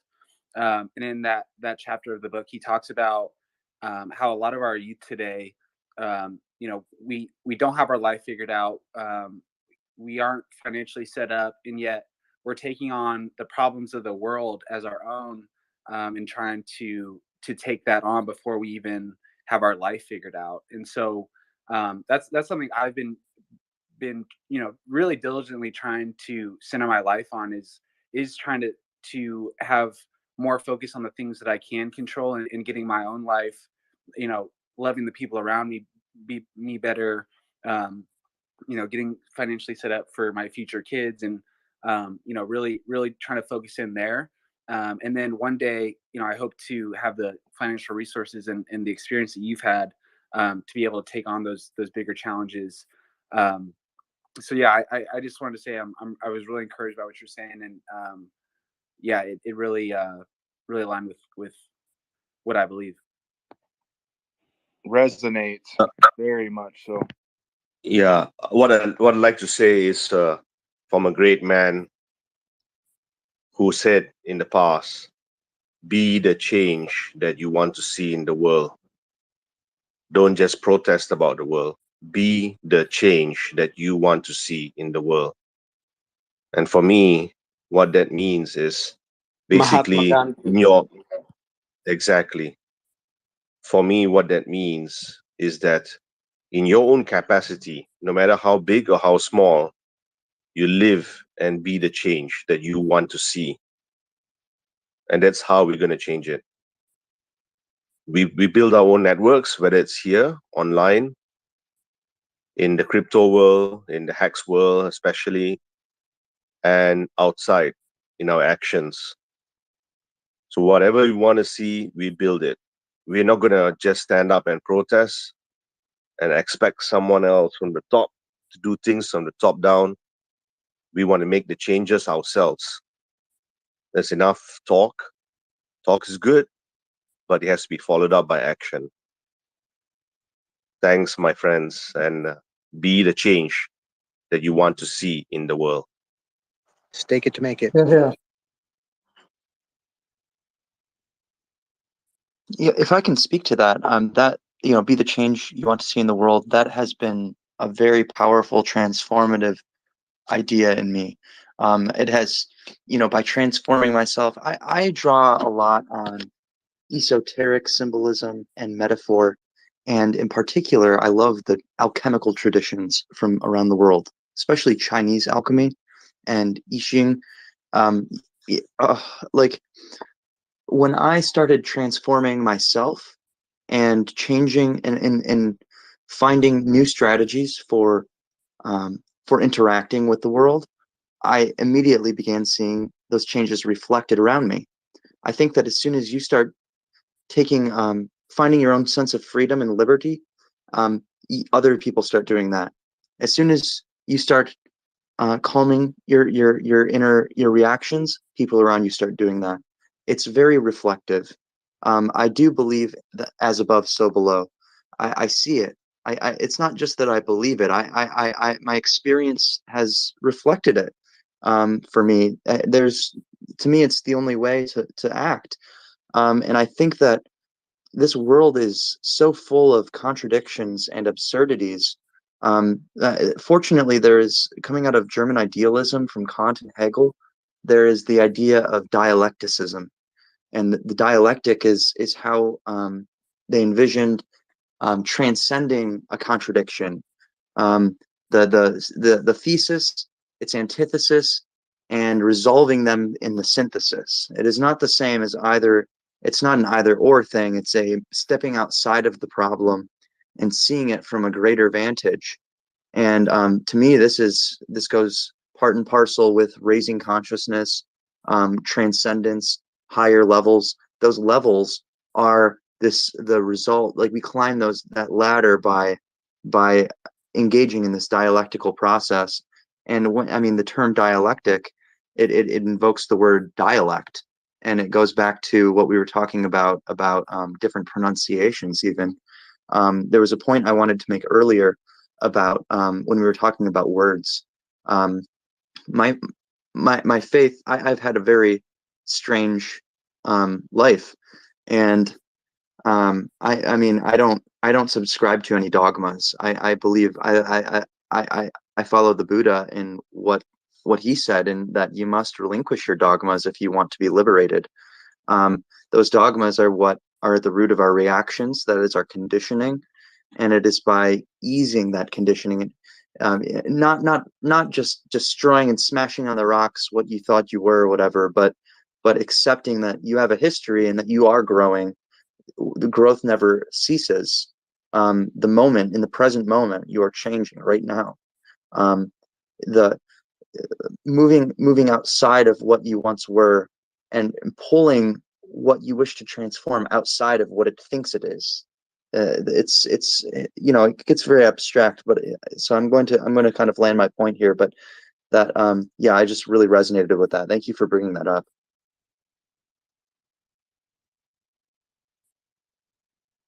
Oh yeah, and the logos. Yeah. So I do believe in God. I think God is just literally the word, the logos, like the word, the speech. And you embody that when you talk, and you transform the world when you talk. And it's that simple. And whether or not you want to attribute some kind of consciousness or agency to that or whatever, that's a matter of your own choosing and your own perspective, I think. But or you will surely think that you will think as you please, and you will speak as you please. Ultimately, your will, you are a locus of will. You have will, and not letting things you will always, your will always be met with resistance. Catherine earlier spoke about having goals, and the word that I don't like the correction, but my brain is saying vision, having a vision for the world.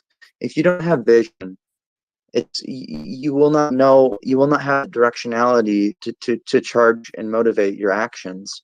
So having a vision and being rooted in that vision will lend strength to your will, and it will strengthen you against the resistance that you meet. And it's okay, it's good to meet resistance, because that is how your will is strengthened, and that is how your ideas will be refined. And if you are not vocal about your vision, and you're not confident in your vision, and you don't speak it out and bounce it off of other people, it cannot be transmuted. It cannot be refined further, without that stochastic interaction. A lot of metaphor comes out of chemistry. So yeah, just be bold and trust yourself, but then also trust others to be bold, and embolden them even to resist you, if it means that you'll reach a higher level of understanding,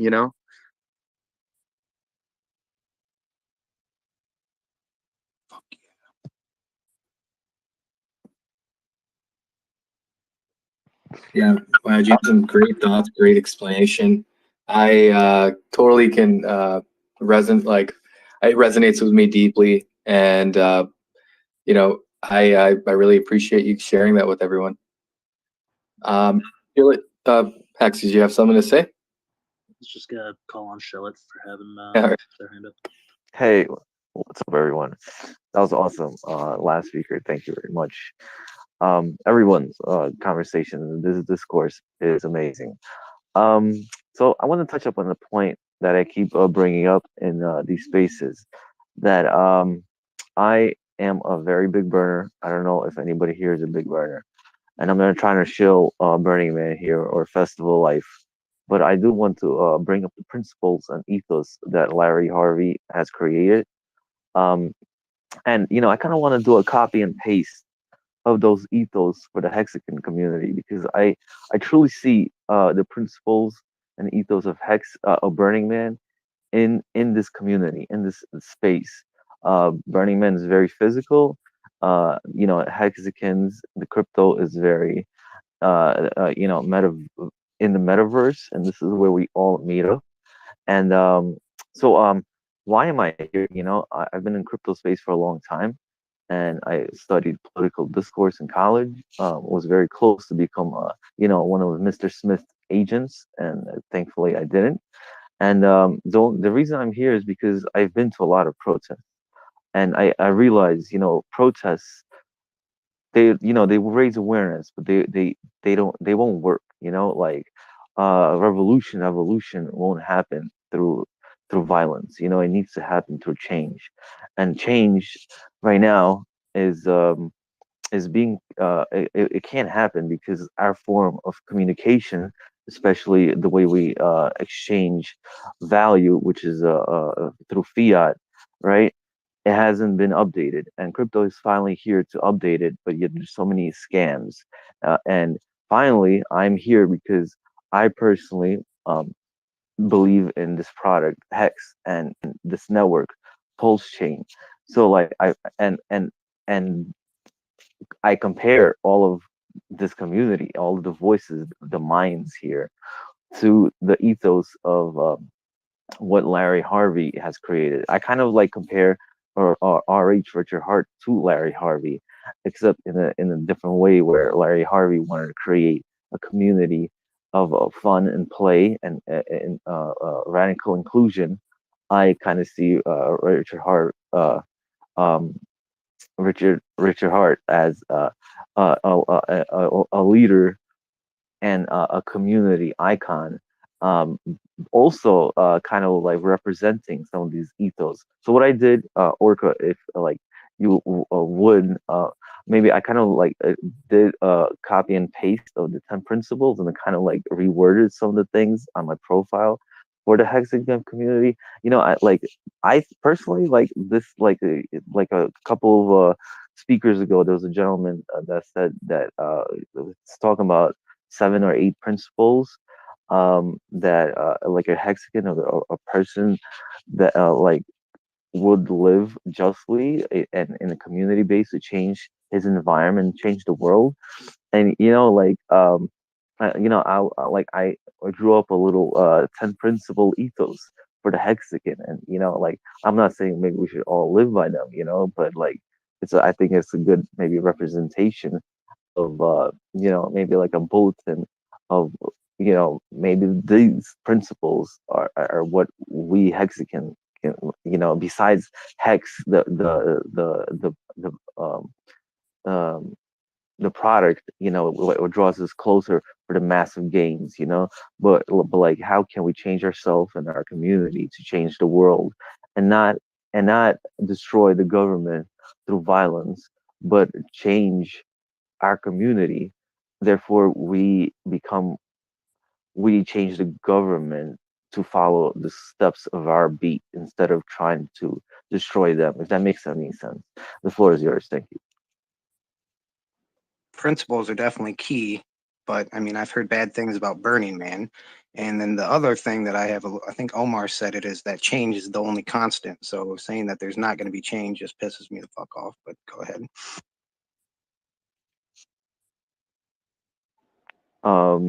Yeah, I wouldn't want to argue about the bad things about Burning Man, but yeah, I like, what I'm trying to get at is that our form of um, communication, in terms of like ability to exchange goods and services. We monetize that through fiat, depending on where you live, and change in our way of communication through monetizing our way of communication by making it inimmutable and incorruptible.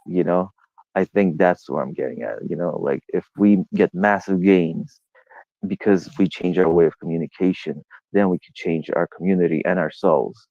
But we play to the tunes of the government, and they force us to use, you know, um, these rules of taxations that rob us blindly. And I'm not saying that it's not bad, but like before, like, you build a dam once, and how much money needs to go into the dam before maintenance, like but then everything else is scams and it's a highway robbery. So I'm not saying don't pay your taxes, you know.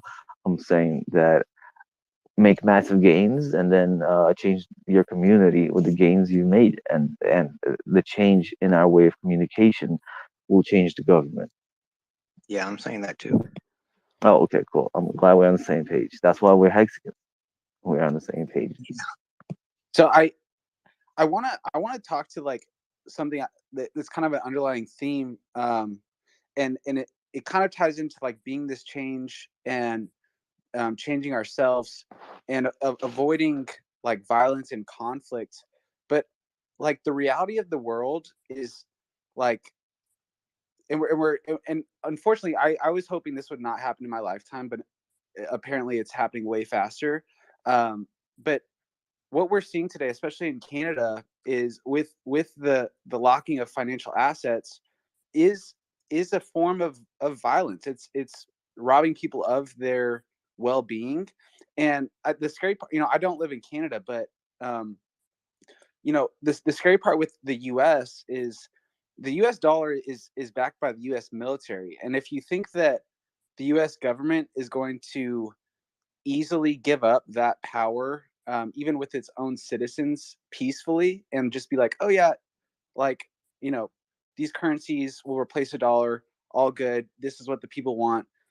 I just don't think that that's rooted in reality of how that transition of power will play out. And what's happening in Canada is just an expression of that, but I just don't think that that transition will be as tranquil as we're describing it here. And it could very well get to the point where someone's knocking at your door and like they know that you hold cryptocurrency and they're coming after you for it. So I, as much as that ideal of changing ourselves, when we're talking about cryptocurrency, it's going to be a fight, and it's going to start in the courtroom. It's going to start with legislation, but legislation is backed by force. It's backed by the police. It's backed by the military, and we need to like accept that reality that it could get to that point, and we have to do everything in our power to avoid that. But if we really believe in this future of cryptocurrency revolutionizing our society, I think it's going to be a drastic change, and it's not going to be a smooth transition, in my opinion. But I'd love to hear your guys' thoughts. Inflation has taken them out of the equation already. Like that's a no fighting like transition into this different thing. It's like the dollar's turning to nothing. Yeah, but it's been doing that for a while. Like clearly the debt and inflation rate is something that the government, although it's like worse than it's ever been, is something that they still feel that they can control. But they're finally waking up to the reality of what cryptocurrency could do and starting to legislate and speak on it. But right now I feel like it's all peaceful ideals, and people are talking about it, but they're trying to get to know who you are so that they can enforce their legislation after they pass it. And I just don't think it's going to be nonviolent in my opinion. I kind of agree with you that that might happen, but that's a last resort, right? That's like if that happens, then I think if that does happen, then that's when French American or the world's red revolution is going to happen. Streets will be covered in blood, but let's hope that doesn't happen. Let's hope we can do it the non-violent way, right, passively, because if that happens, then I don't know how many police and military service people will actually go and raid people in their houses for their ledgers, and torture them and throw them into like prisoner camps because they Yeah, it's all transact. about education. If enough people are like know not to do that, if they have morals and a code and they can speak to their heart and know like this is all educational. Like if people were talking out earlier, maybe we wouldn't even got to this point. But yeah, education, education, education. People should not be doing that.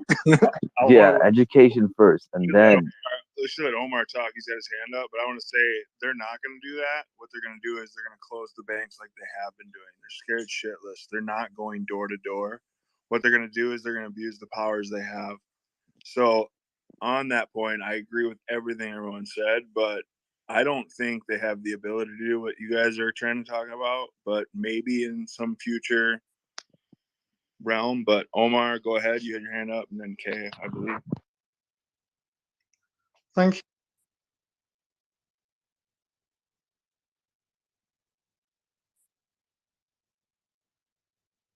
Muted.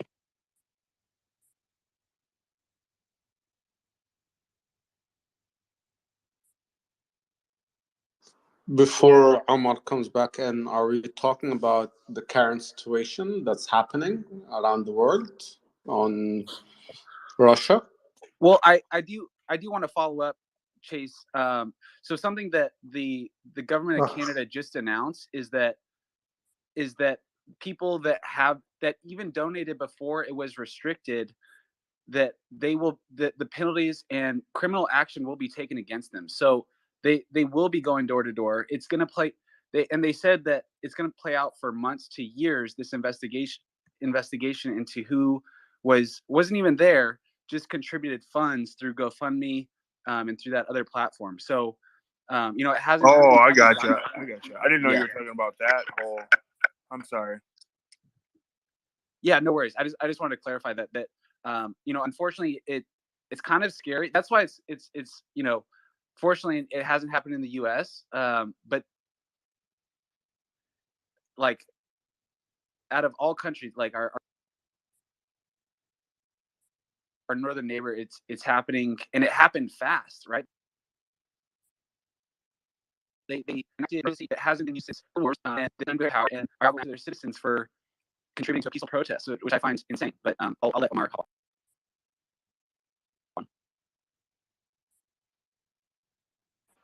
Thanks. Yeah, I think something happened with my mic earlier. I wanted to say that in history, risings and changes happen from the grassroots up, usually the farmer or the lower classes.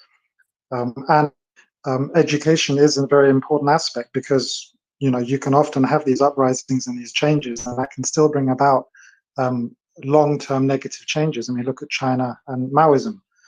That being said, we can all talk about how if we said things earlier, if we, rose up against things sooner, then, maybe things wouldn't have gotten so bad. But so what if we don't have an infrastructure in place, an alternative infrastructure that we can lean into and use once that change has taken place? The first most important thing is having an alternative framework and system that's fully functional, accepted, and generally adopted by all the lower classes and as much of the middle class as possible, before it's even worth trying to usurp the existing powers at play. Even if that was even possible, remember that the majority of the power that countries have, including America and the military complex, is derived from their financial strength. So we need alternative payment infrastructures and other systematic functions that can be implemented immediately once any usurping change has taken place. There's no point in overtaking anyone or any government or any system if there's nothing else to fall back onto. In fact, whenever that has happened in history, it's just caused chaos.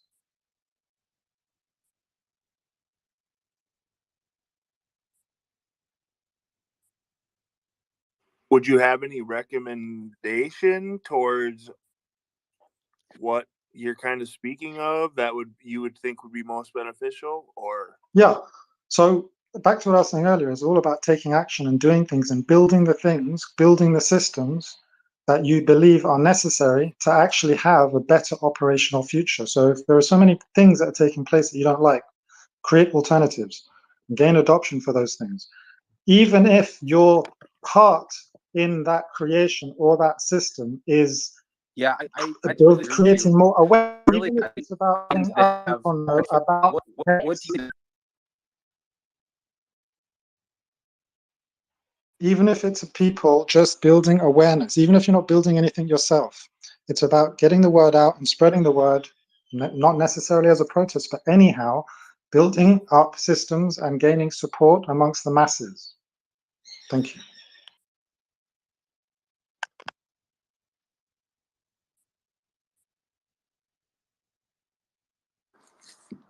Okay. I heard Russia, I heard Putin, I heard a few things, so peace to all of them, but I come from a background of a political driven family. And I could tell you for a fact that when Russia does something, they are 10 steps ahead of a lot of people around. And to be honest, with all due respect to everybody, and it's just an opinion, so I don't want to be attacked by anybody, Russia has a lot of nuclear power, which is scary, very scary. And even me and my family are not aware of not even probably 5% of what Russia can do. I just pray to God that no war would go up, because if it does, we are all in trouble. It's as simple as that. Yeah, let's hide under our desks. Yeah, and to be honest, I'm a person who is a supporter of Republicans from the States. And I loved the time when we had Trump, when we had, well, in general, without mentioning Trump, but in general, the Republicans. I felt, and that's me speaking from outside of the US, yeah, I felt more safe having them than the other party, who are, I don't know what to say, because when I watch, let me tell you the setup in my office for you to be able to understand how I look at it from my point of view, at least. I have 4 screens, and each screen is connected to a different VPN from different types of the world for me to be able to get the news of that country, of that specific, not country, but of that specific region. And when you look at what things are being said, whether it was in the UK or the US or in different regions like China or North, South Korea and all this, it gets to be a bit scary that things are contradicting each other. And then what I hear from my family gets to continue the whole picture of where the truth lies. And I just really, really hope that a war doesn't happen. Yes, there will be casualties, that's for sure. But my concern is I don't want it to affect anyone, God forbid, around the world, or take any lives around. Bro, Russia sends nuclear bombs. We send nuclear bombs. Everyone's blowed up. So that chess move is not really something to be scared about. We're all dead if anyone does anything that stupid. So, I know, and I totally understand that, but that's the whole point. We don't want to have this because a lot of people and a lot of families and friends of families will be affected with this. So that's world elimination. Everyone's dead. Like, it's not like nothing, you can't even worry about it. You're gone. Like, if anyone does that, like if someone makes this wrong decision, we're all gone. It's not something to worry about. I know, and that is my concern. I would love to have a long life with my kids and my family and not see things like this happen, and that's something that concerns me. I want to have a nice football game and tennis and horseback riding with my kids when they grow up and all this. I want to see them be successful. If something like this happens, Machiavelli, with Russia and the US and Europe and all these countries around, we're not going to enjoy our lives. We're going to just demolish everything. Hex is not going to exist. Pulse is not going to exist. Pulse chain Hex is things not out going of to your exist. control. I mean, wasting time worrying about it is not helping anything. But yeah. Yeah, I know, but it's something that we keep trying to get through, whisper in different ears within the political arena for us to be able to keep the peace around the world. Okay, it's as Mark was saying, it's a zero-sum game. The likelihood of it happening is so tremendously low that it's not worthwhile. And in fact, it's more of a distraction. And I'll go so far as to say that if it bleeds, it leads. That's it. If it bleeds, it leads. And that's all you're going to read about. If the more you read about the news from around the world, the more confusion will set in, and the more confused you get, the more paralyzed you become. And the more paralyzed you become, the less action you can take. You really shouldn't worry yourself about these macro issues that you have absolutely zero control over, as Mark was saying. Just focus on the things that you can do, remain positive, and what will happen, but you're just freezing yourself out of life by worrying about it. I'm not worrying about it, Amar. I come from a political driven family, and I see what's going on and the chats and the debates that's happening behind the scenes, and I look at the news and it's a totally different thing, and that is my concern. I hear what you're saying. Have a read of my name. I recognize what you're saying, but at the same time, it's hardly likely to happen. It's not in anyone's benefit right now for that to happen. I hope so, and I wish you're right. Yeah, and the Anunnaki need us to harvest their gold for them. So why would they let that happen? I don't think they would. Exactly. Yeah, in the end, the powers that can do that need us around. They're not trying to destroy us all, because therefore they would have no power in the end anyways. Point Peter Schiff. I think if anything, you should be worried of like a more deadlier strain coming out, that will kill people easier. Like there's no point of like blowing shit up and like making life unlivable on Earth when you could just like release a super deadly virus that will kill everybody. So and if we want to go down that rabbit hole of what if some power is creating all the turmoil, I believe in my theory would be there's multiple powers and they're all trying to take over each other more than they're trying to control us. And some are trying to control us to take over power from others and sway their narratives. But those are all speculation, and we should just focus on how we can help each other get financially free and focus on how to bring power within the individual.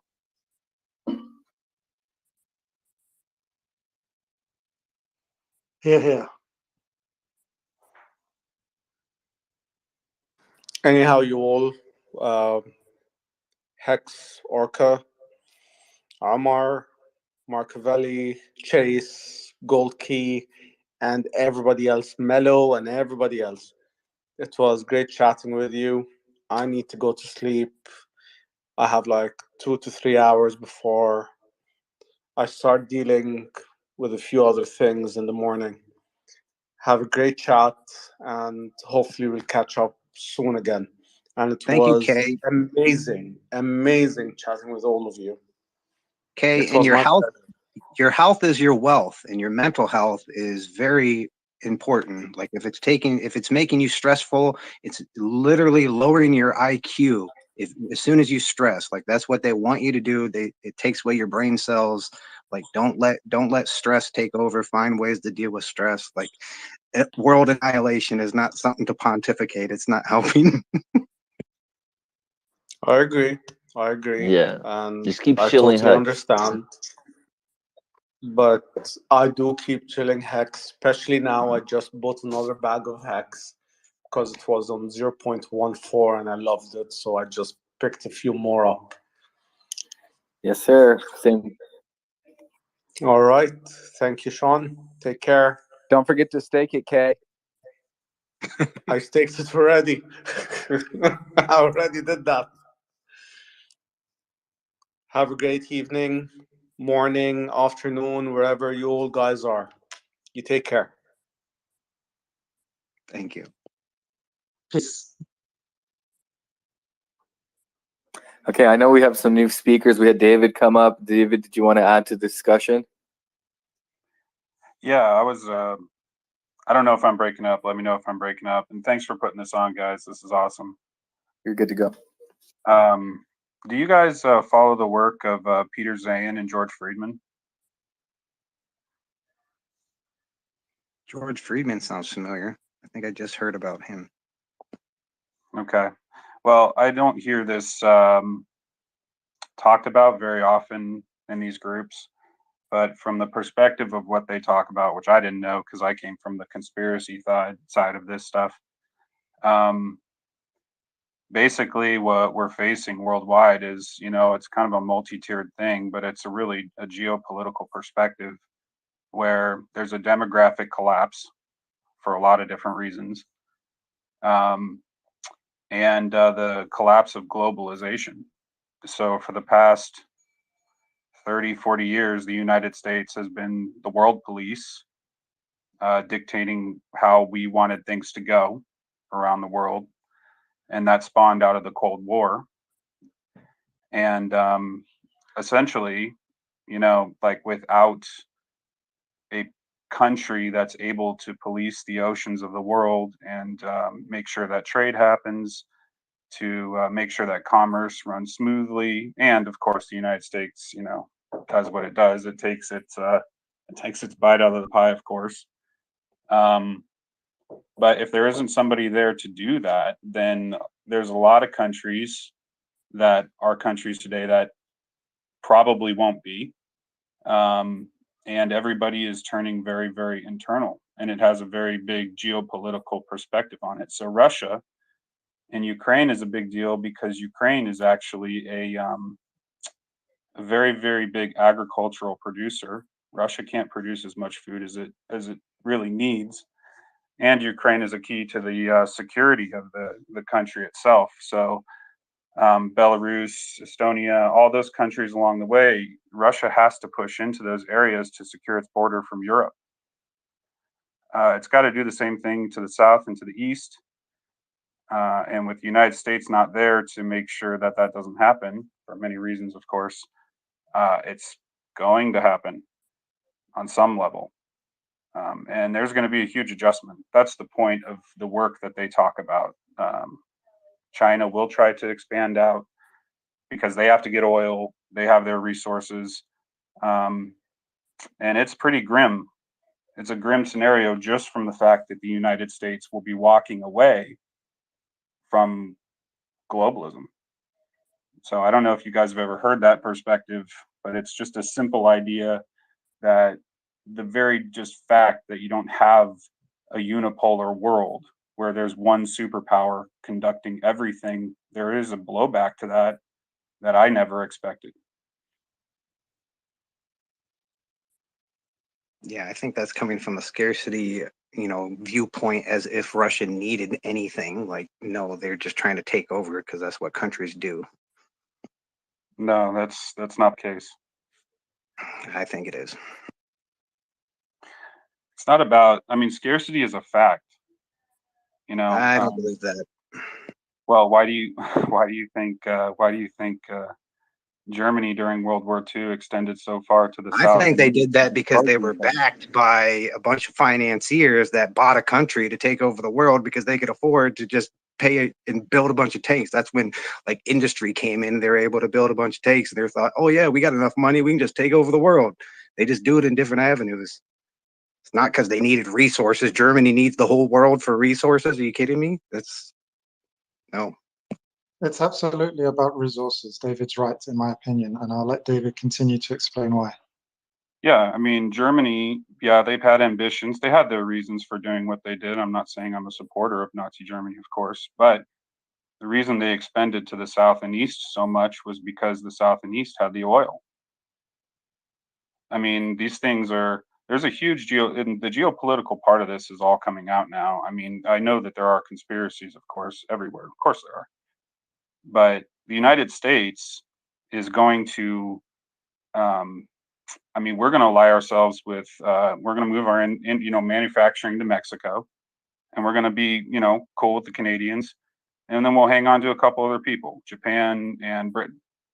And then the rest of the world is going to fall into disarray just from the absence of the United States. I'm not saying I'm proud of that I live in America or whatever, but it just, who's going to make sure that these things happen smoothly? Nobody. So we're going to go back with the way they explain it, and I agree with it, is they basically say that post World War II was the anomaly in history, that we're going back to what's normal. And so the wars and stuff like that, those are just inevitable. They're going to happen. There has to be a change away from globalism. David, can I ask you a question? I'm actually going to research what you're talking about because I'm very interested. But I'm curious what the book or what's your understanding of what indicates that the U.S. is moving away from that power. Because if anything, I feel like since World War II, the U.S. has stepped up way more, and even right now with Ukraine, we're stepping in. Although I perceive a lot of what the U.S. does is somewhat underlined in our best interest. We always have some interest, like there's obviously some interest in Ukraine for us to be, it's not just about protecting democracy. There's usually resources as you described, but what indicates that the U.S. is moving away from that central power?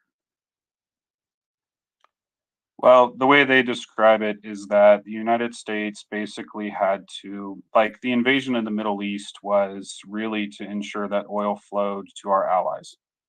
That was, there was, of course, a big lie about that, but it wasn't for our own oil. Of course, they make their deals on the side. Political parties benefit in different ways. But we had to bribe a bunch of people. One of those people was China.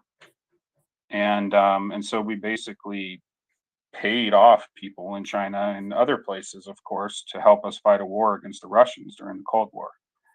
And, I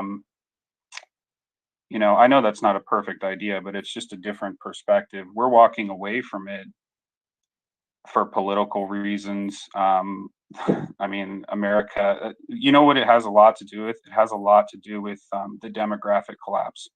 There's a lot of ways to describe the demographic collapse. I don't know if you guys have looked at it, but people have stopped having kids.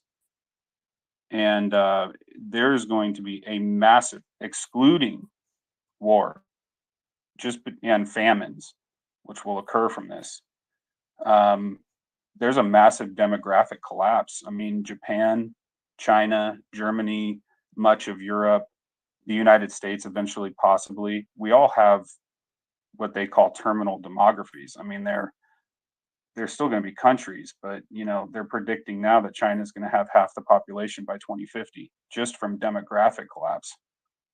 So that changes a lot of things. Humans are the most precious resource on the planet in terms of human concerns, and they can't. You lose people, you lose that many people. It's everything's going to change. And that's kind of the perspective, is that they know that there's a massive demographic collapse that plays into a lot of things. So they can't really support financially. We can't fund globalism anymore. Yeah, that's really interesting. One thing, and then I'll let Hexican, the chicken, hop up, or the rooster. But one thing I went down the rabbit hole on the other day was the comparison of what U.S. action was in like the Afghanistan war, and the amount of money that we spent towards that in that pursuit versus what China did in that same time period was actually building infrastructure around the world, specifically in in Africa. They've been taking over, and same thing with South America. So I'm very interested. If you have any book recommendations, send them my way, because I do think that there is going to be a power struggle with like the big three, especially over the next decade or two, and it's going to be really interesting. But I'm curious what what other reasons why that book indicates that the U.S. is moving away from that central power as kind of like the fighting force with the biggest army and all of that. But yeah, it'll be very interesting. Yeah, we have some pretty serious internal problems ourselves in terms of the social structure of our country. That's very obvious at the moment. But there's George Friedman says that there's 3 cycles that the United States goes through. There's a social, an economic, and something else. And you can map these out over time, and you can see when they end, and that there was change in the country. And what makes this time unique, and it makes it feel like, the end of the world and the apocalypse, is because all 3 cycles are essentially ending at the same time. So they predict that the next 10 years, you're going to see wars. It's basically inevitable. The EU is going to collapse. They're not going to be able to hold together the EU under the current structure. Germany has its geopolitical issues. Britain's already out, and so anyways, there needs to be a reshuffling of things.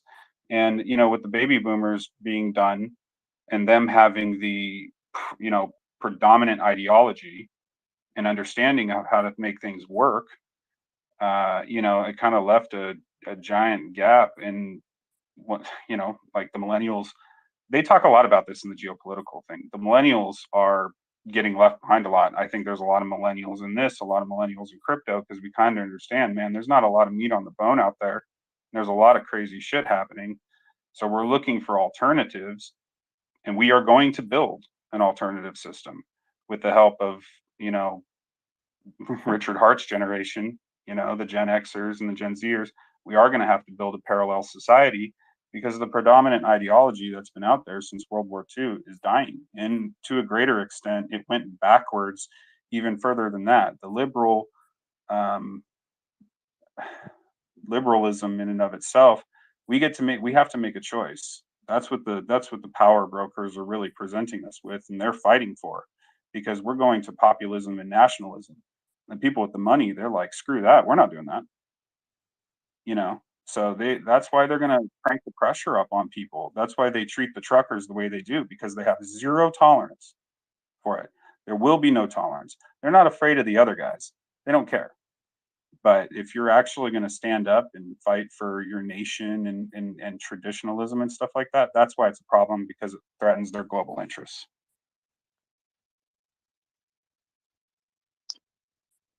Hi, the way I see this is a problem of centralization. I don't think the US should be the police of the world. I don't think there should be globalization in its current form. And this is exactly what we are fighting for when we have crypto. The Federal Reserve and the Secretary of the Treasury will tell you that, you know what, we need a centralized form of control. We need to federalize everything. We need to centralize it and regulate it. And that's crypto and whatever other means of currency and financial assets there are, so that things will be better for all of us. Centralization has never been the answer. The US broke away from the British Empire, not to form the Kingdom of America, but to form a decentralized United States of America. And that's what we have to understand. the powers that be are always going to try and convince you that we need to centralize everything and we need to regulate everything, to control everything around the world. And that's where we find ourselves in this current dilemma. Yes, there might be wars in the future, but we need a multipolar world. We need a multipolar US. We need the states to be more independent and work together, but we don't need a centralized power that is concentrated in Washington, D.C.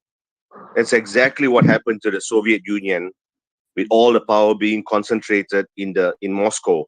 And that's exactly what's happening in the European Union, where the power is being controlled in the European Central Bank in Frankfurt, or the political center in Brussels. We need the countries to be independent. We need for them to decide independently, and we need to get people to work together. And we don't need an overarching power to tell you exactly what to do. This is why the world is what it is today. So by centralizing the power in any one entity, any one country, any one city, any one state, we are essentially making a point of weakness. The central power is always corruptible, and the central power will never make the decision, a single decision that's suitable for everybody, for every one of its entities.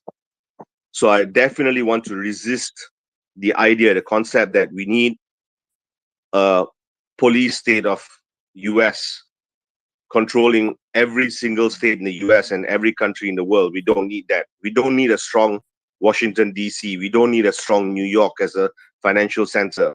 We need to decentralize it. Hey, I got a quick question. Why do governments need oil so bad?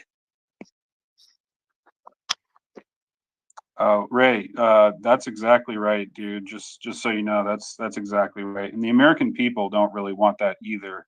But we built this giant behemoth, and now they don't want to let go of it.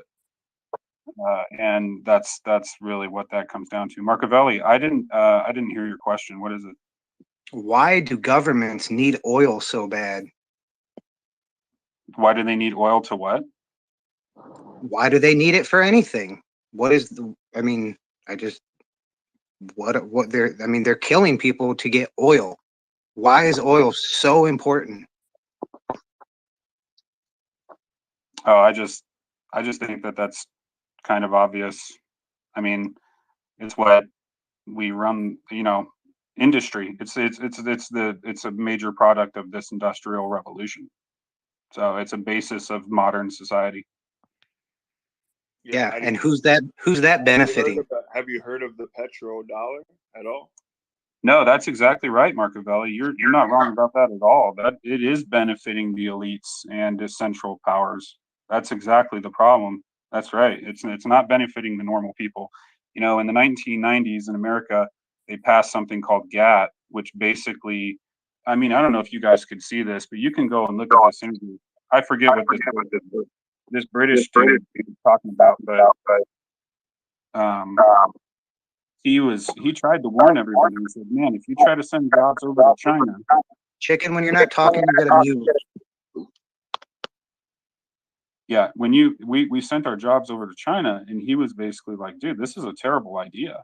I mean, globalization in the form that it's being used does not benefit the normal people. That's what we all have right, and so it's got to come back to something localized and decentralized, like Ray said.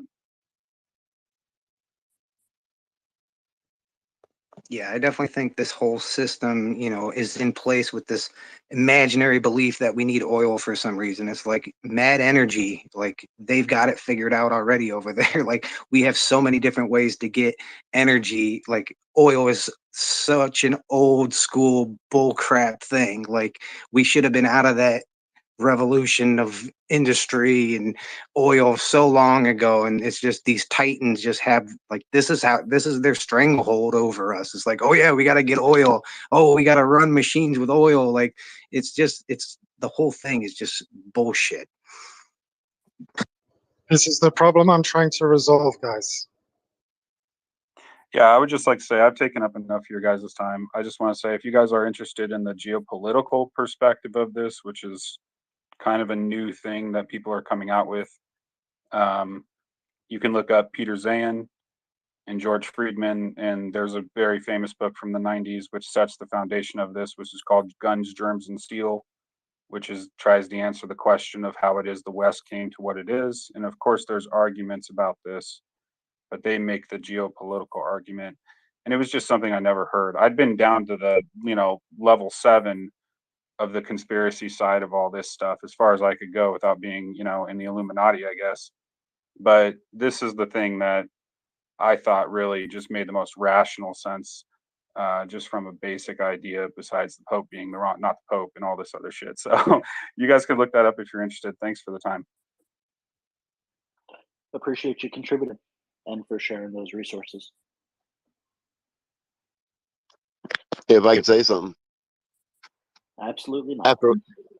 After listening, for hours now, it's like the culmination of the entire conversation kind of brings me back to something that Reagan said when I was a kid. And it might speak to the point that Crypto Fitness was saying too about, stepping up a level from a 0 species to, a level 1. I don't know if any of that will ever happen until all of us as a species are facing one threat. I think, and that's what Reagan was saying was, imagine what we could do if we were all faced with one threat from outside, and that might be what it takes to take us from a level 0 to a level 1 species. What if we just had communication with? Say what? I just want to say something real quick. What happens if we can actually distribute the resources around the world? Yeah, that's a better what if. Well, it's all the industrial complexes that utilize the majority of the resources. Now, what if you actually have a system whereby those businesses that are utilizing the resources more effectively are given rewards? If those are rewarded, eventually, those who are not doing things regeneratively will become irrelevant, and those people who own a share of those businesses will essentially mean that they're taking a share of the resources that are being consumed. Decentralized resources by the people.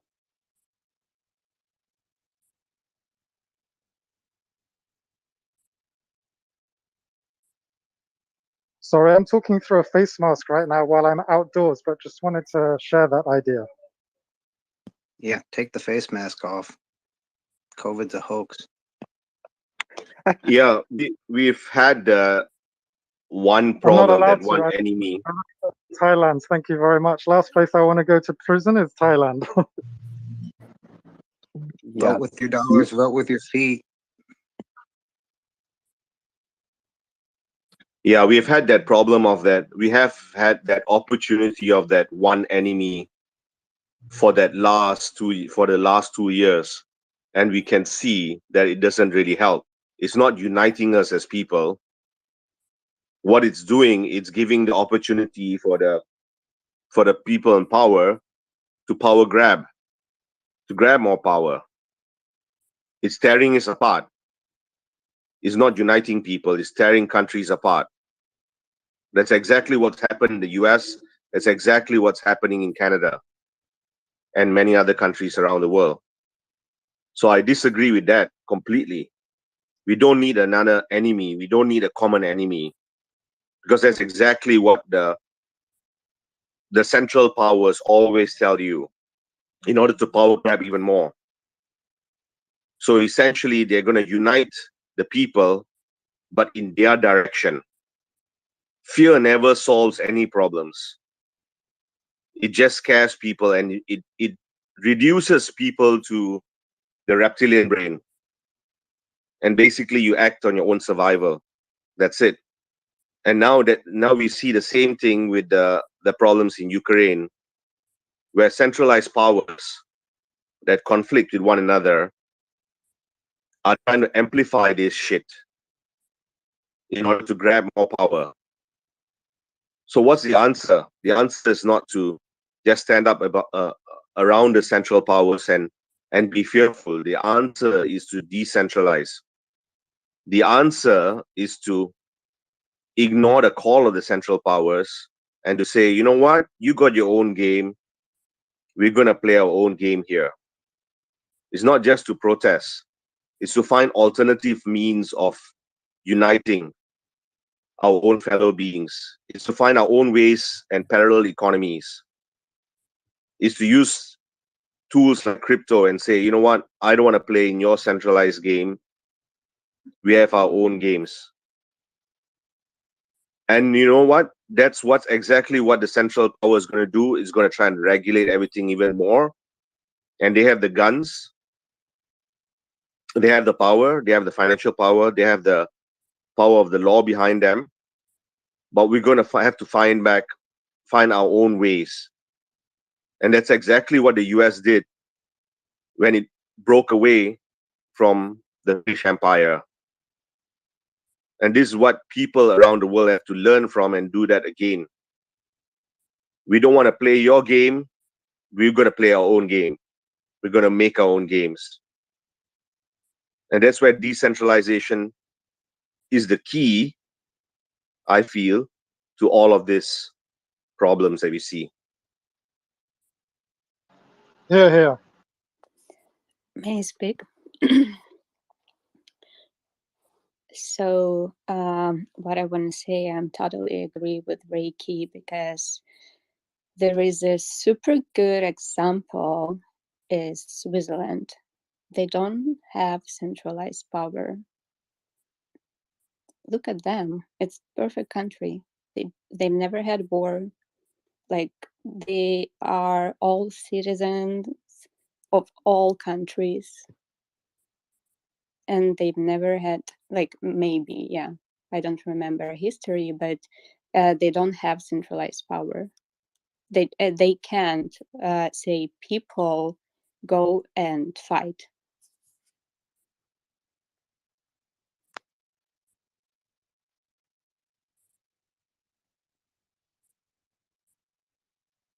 Governments are there to represent the people's needs and wants. They're not there to dictate the terms. We don't have that government, not in America, not in Russia, not in Ukraine. I agree. This is what I'm saying. But as we understand now from the long debate we've had, is that at the bottom of all of this are resources. So those need to be decentralized. Decentralized resources through ownership of industrial complexes, making the old ones irrelevant and making sure that the new ones that are being regenerative and using the resources efficiently are the ones that thrive. That's what I'm trying to build. So, Omar, I have a question on just your kind of view of this new era that you're describing. Building a government to support all of its people with all their needs, with all their cultures and everything is very hard.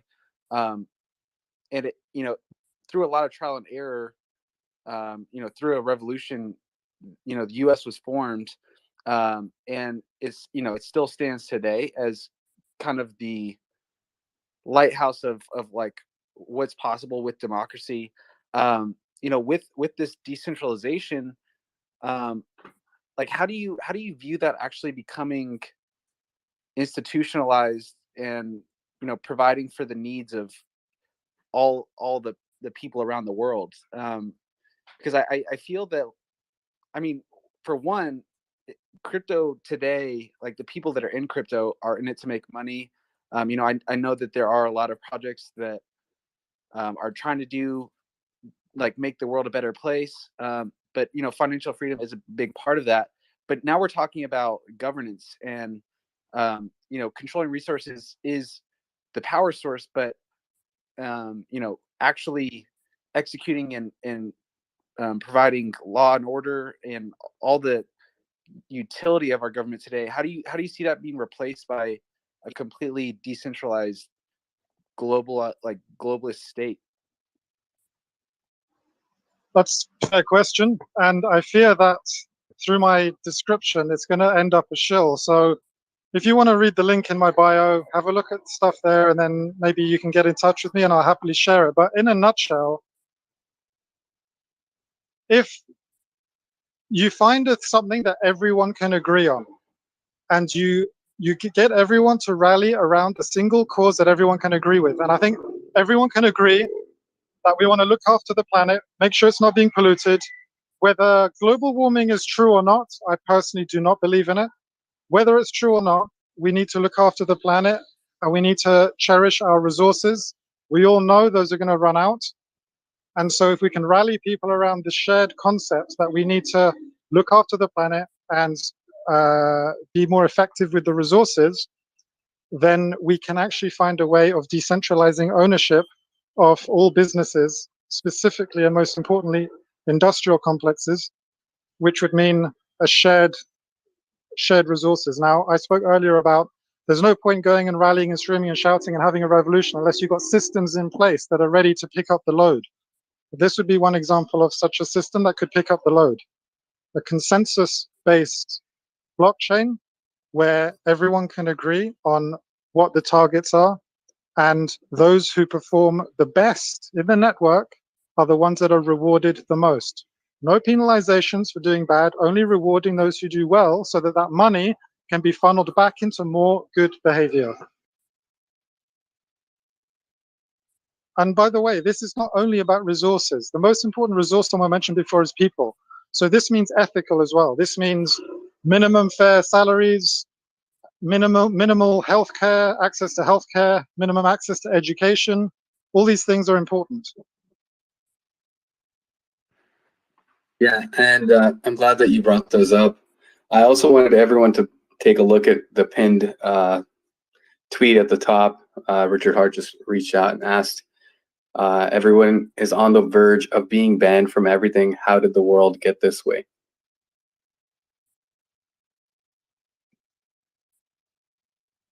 People become complacent. If you look at complex systems, take nature, ecology, for example. There is no such thing as a pyramidal structure. There is no such thing as a king of the jungle. It doesn't exist. It's all fiction. It all works synergistically in a way, and yet there is no chaos. Or it might appear to be organized chaos to some, but it still sustains itself. There is no such thing as shortage or whether the system can grow and flourish. Left on its own, without a lot of governance, so to speak, it runs perfectly well. And as much as possible, human beings should try to learn and emulate certain lessons from nature. Because whatever we have in terms of governance is fairly childish, fairly young. And to make things more sustainable, we certainly need to decentralize and find our ways of distributing resources and finding the common good. Yeah, it sounds a little bit woo-woo, but that's the reality in the sense that that's the only sustainable way if we want to avoid the problem of centralization of power, abuse of power, and so on. Because guess what? Given any chance, if someone is right on top and controls everything, that person or that group of people are likely to abuse it. And we need to avoid that at all costs.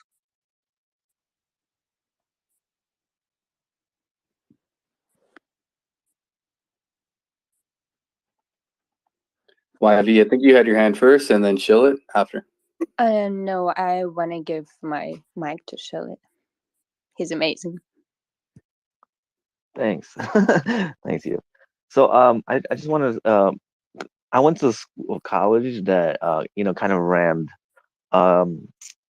globalization down your throat. And on career day, on my career day, I had Department of Homeland Security, CIA, FBI, any sort of like three entity groups that works for the government was there to pick up, the alpha stars, that were there preaching socialization, globalization. So I didn't like globalization because I've been a conspiracy theorist since I was young, and I just happened to go into school that was all about enhancing the government.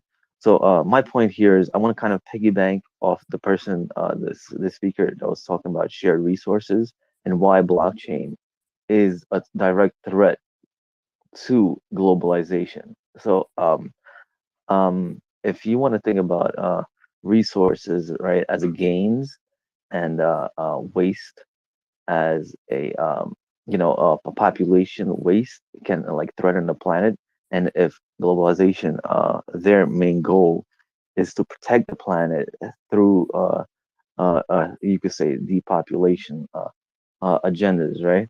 And the way they do that is they privatize the gains, right, and they socialize the losses, right? So and how is blockchain a direct threat to globalization, right? Because when you decentralize assets, right, where assets can be shared, in that shared decentralized way of thinking, you create unity within the public, the civilians, right?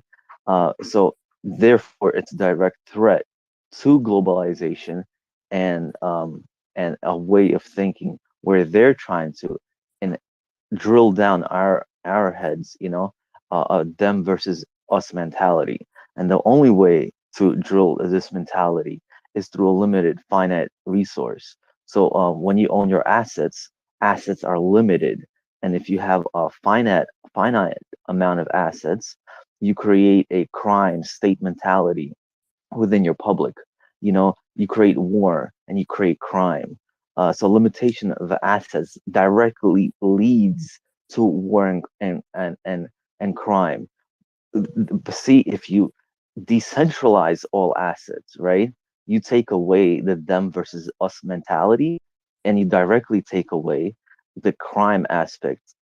So like therefore you no longer need to fight for assets. If you could share assets. If you have a decentralized economy, you could have flourishing communities, right? And governments don't want flourishing communities, and they don't want decentralized assets because it creates unity, right? So in order for the globalists to win, they need to create assets that are finite, and they need to drill it down people's head to create that mentality of like them versus us and crime and punishment. And therefore, you know what they do? Divide and conquer. So the way they divide and conquer is through privatizing the gains and socializing the losses. So just piggybacking off the gentleman's way of like shared assets, and that's my spiel. I personally understand that globalization is real because that's how they get people to sign up to government. They drill it into your heads, So like I just happened to have a different background before I came into school, so like I kind of like wanted to see what they taught. So like I see their points, like people for longest time haven't been very civilized. They haven't had like a backbone of humanitarianism towards each other. They always want to kill each other. And unfortunately for them, they use that human side of greed and and bad kind of like being a bad player, for the community, for the world, and they piggyback off that and they create all these draconian rules, that's like, what, we're here to watch out for all of you because you don't know how to watch out for yourselves, and the moment like I think crypto fitness was saying that we become evolved enough, that's when they kind of like hover in and it's like, oh no, no, you're not involved. And like anybody that's like wants to spiel that sort of rhetoric or rhetoric, gets thrown into political asylums and prisons, because it's like, how dare you say that utopia and socialism is it's like, and that's why they're like, oh, socialism is so bad. Socialism couldn't work because you had human error, human corruption. When you remove human corruption and human error, that's when you could have the, like you could think a citizen's DAO, right? Like maybe like Vince. I don't want to, that's his idea of what he wants to build. You could decentralize assets, and but then you're talking about socialism, and most people are like, oh shit, socialism, like it's like communism, and it's like, but like, what is blockchain? Um, like I'm not talking about just massive gains, you're giving value to a token, for a specific good and services. But what is blockchain, right? Anyway, yeah. Anyone wants to add this? Cool. I want to make a little note that Shilid, he just talked about Russian, like post-Soviet Union community, like mostly, but actually it exists like in all countries, like even in US, yeah, maybe not like Switzerland, because people, they vote, they have like DAO and they vote, because I have a relative who lives there in Switzerland, so I'm pretty like aware how a little bit thing works. So yeah, mm, it's terrifying, guys. Sorry, crypto Coco. Sorry. Well, so that's the opposing side's argument for the longest, right? Is that cryptocurrency was used for drugs and crime. But I mean, you just have to think about that realistically. There's been, a whole heck of a lot more crime done with the US dollar bill than there has with anything else. Yeah, I think everybody watched what that TV show, Narcos. It's amazing TV show. If you haven't, please go for it. We don't need crypto to do all this shit. We already have it for a long, long time since Coke was invented. Why we Yaznayu. I was just making an example of the Soviet Union because that's example that I think a lot of people understand. The EU is exactly the same. When it was formed, I was hoping that it would be the United States of Europe, in a sense, where you'd have decentralized states with its own regulation and coming together for the common good. But instead, the EU, the European Union, turned out more to be like the Soviet Union with the centralized powers. And today, what we have is organizations like the European Central Bank that is making its best effort and studying how they can regulate DeFi so that there'll be KYC on DeFi. Well, I'm not sure if they'll succeed, but the fact is that they are attempting that, and that's not good. I don't see it progressing well, at least in the EU. I mean, it was my point, and it was my experience. I'm not sure that I'm right. Maybe tomorrow I will change my mind. But for now, what I think that for now people need some kind of, you know, some kind of governments, but because a lot of people are uneducated, and if we provide like right now decentralization, of course the big goal is to provide this decentralization, to provide this like, but I don't know, but it's not here, and for here like right now, I think the best version that we can make is, I don't know, even to at least open to people crypto world, decentralization, and maybe people be smarter, and maybe somehow it will go to like to smart, I don't know, decentralized governments, or like, because Ethereum is government, Bitcoin is a kind of government, has their own network and has all supporters and all communities. So hexes are also like kind of community.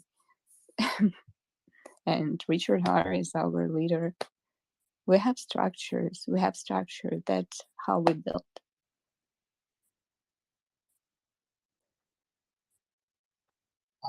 I'm British, and I tell you, I voted to leave Europe, and even today I get hassle from other Brits saying how it's so silly and we want to be a part of Europe, when in reality most of those Brits, all they care about is being coddled and looked after, and oh, I need to go and get a visa now to travel to Europe. I mean, the first thing that comes to most Brits' mind, even though they may not admit it, is, oh man, now I've got a hassle. Now I've got to go get a visa to travel to Europe. It's very short-sighted. And again, it's about having the time to educate themselves and to have more awareness, because I think most people feel quite powerless. They don't know what to do. They don't know how to implement change. And the best that they can do is go out on the streets and shout about it.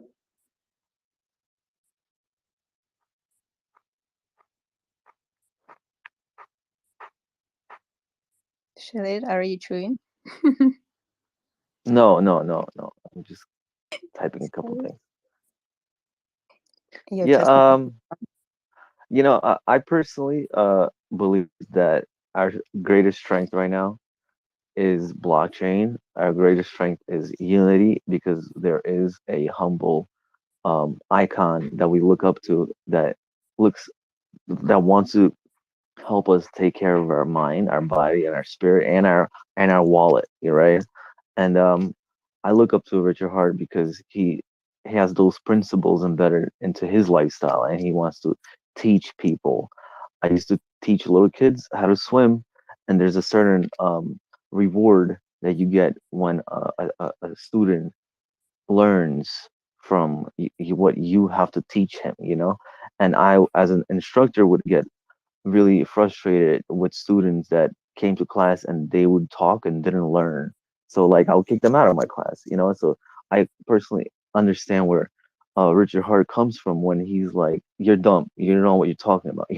He kind of like gets like really aggressive with people because like he sees that you lack knowledge, where I spend my time looking out for your best interest, and you just want to be the little brat, like the know-it-all. So like I respect him as a person, as an educator, and he has gone out of his way to help all of us out because he sees a need for this world. And I personally, studying globalization, I see that the biggest threat to us is this bourgeois class that is using our form of communication, which is, they're leveraging our time, our resources, which is our time and our experience, and they're buying it. They're buying our time, our resources, they're buying our patterns. Yeah, they might give us a couple of pennies, but at the end of the day, they own most of it. So,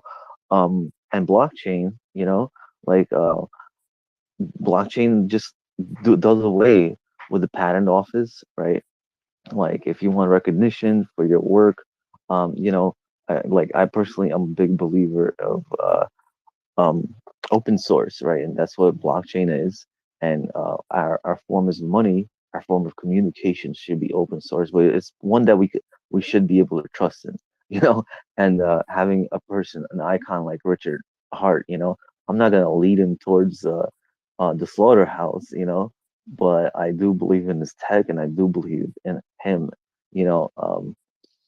So like you know what, I don't think he'll lead us into the slaughterhouse, because he has track record. So like um I think the biggest tool that we now have to fight back is peaceful, like Muhammad Gandhi said, like I can't remember quite the quote if anybody wants to throw it in there, but it's peaceful resistance. It's with the when most remember when most people formed their biggest protest in India. It was like, I don't know, like 1 million people came out for the protest.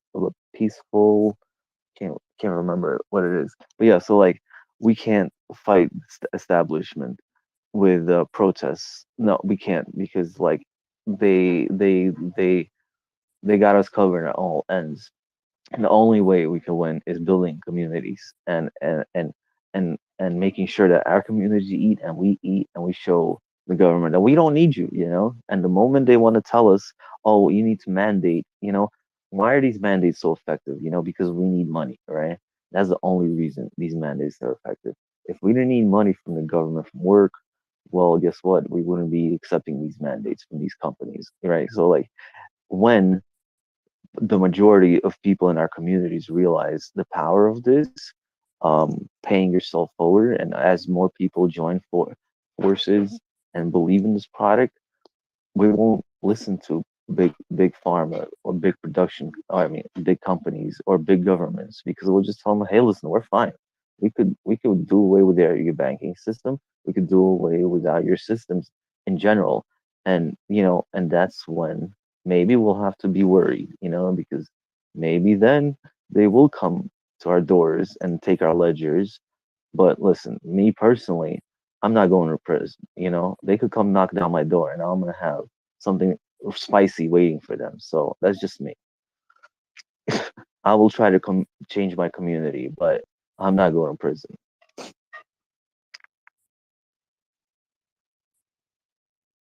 Well, that's another mandate, right? The mandate is for you to wear masks, to social distance, keep away from the rest. Everybody else is your enemy. Everyone else is dangerous. So that's what you call divide and conquer. Exactly, divide and conquer. So we need you to distrust everybody. The only entity you should trust is the centralized power above. Forget about the rest of the people. Don't network. It's dangerous. You're gonna die.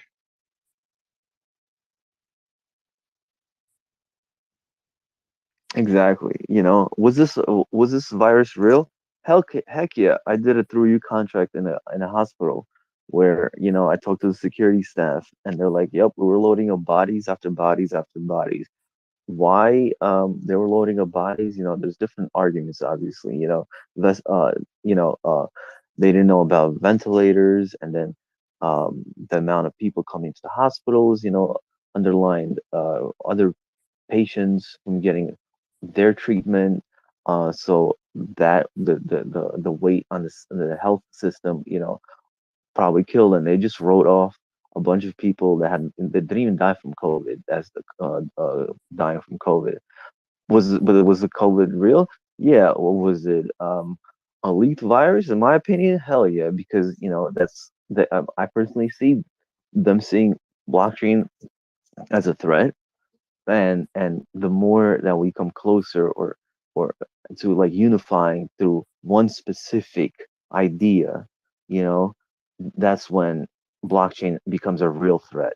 And I personally believe that the Hexagon community is a real threat to them, because I believe me, they have their spies and they're listening to our conversations, and they're looking at the websites that my favorite website is the Adoption Amplifier, right?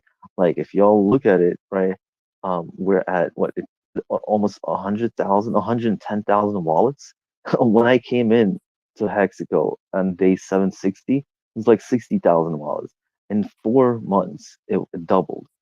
Like this is an exponential. We're entering into exponential curve right now. So it's like this is gonna quite literally become unstoppable. And I personally think all these draconian rules about cryptocurrency are a direct result of Hex and the adoption phase that is going through, because people are going out and doing nothing but shilling. And and I personally think that this is directly has something to do with the Hexagon community becoming educated and unifying, our tools, our experiences, and our qualifications, and our wherever we are in life, and what our strengths are as me, as my personal tool sets that I can enhance and make myself useful for the community. So, yeah, like they like divide and conquer, right? And so like these conversations, these discourses are very civilized, and they hate civilized discourses. So like, let's keep going. 24 7 marathons, like let's bring more hexagons on. Let's show them that this isn't just about, massive gains. This is about community. This is about unity, right? And this is about like not letting the bourgeois oligarchs win, because if they divide and conquer blockchain, then they've won.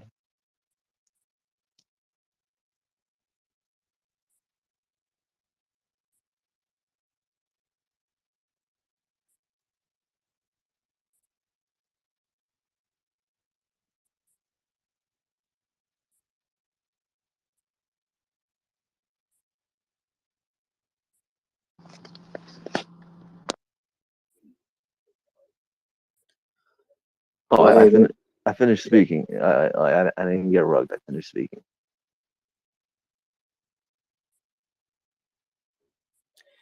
yeah, thanks for those insights, Sheila. I mean, everyone's making some great points. And yeah, I mean, I don't know if we've actually covered the topic on like, let's say, like what Richard Hart was talking about, how people are getting banned from everything. Like if you look at tennis player who was in the Australian Open, he's not competing right now because he didn't get his COVID vaccine. And there's just a lot of unsure or untested theories saying that, hey, everyone needs to get vaccinated, or you can't do this and do that. I would like to know if anyone has an opinion on if they're going to change that. And I know that some places have stopped their mandates here in Canada, like some provinces. Hopefully in the next couple weeks here in Ontario, where I live, they'll be lifting the QR code requirements to go eat out or socialize in any kind of situation. But does anyone else have like QR mandates or anything like that happening where they live?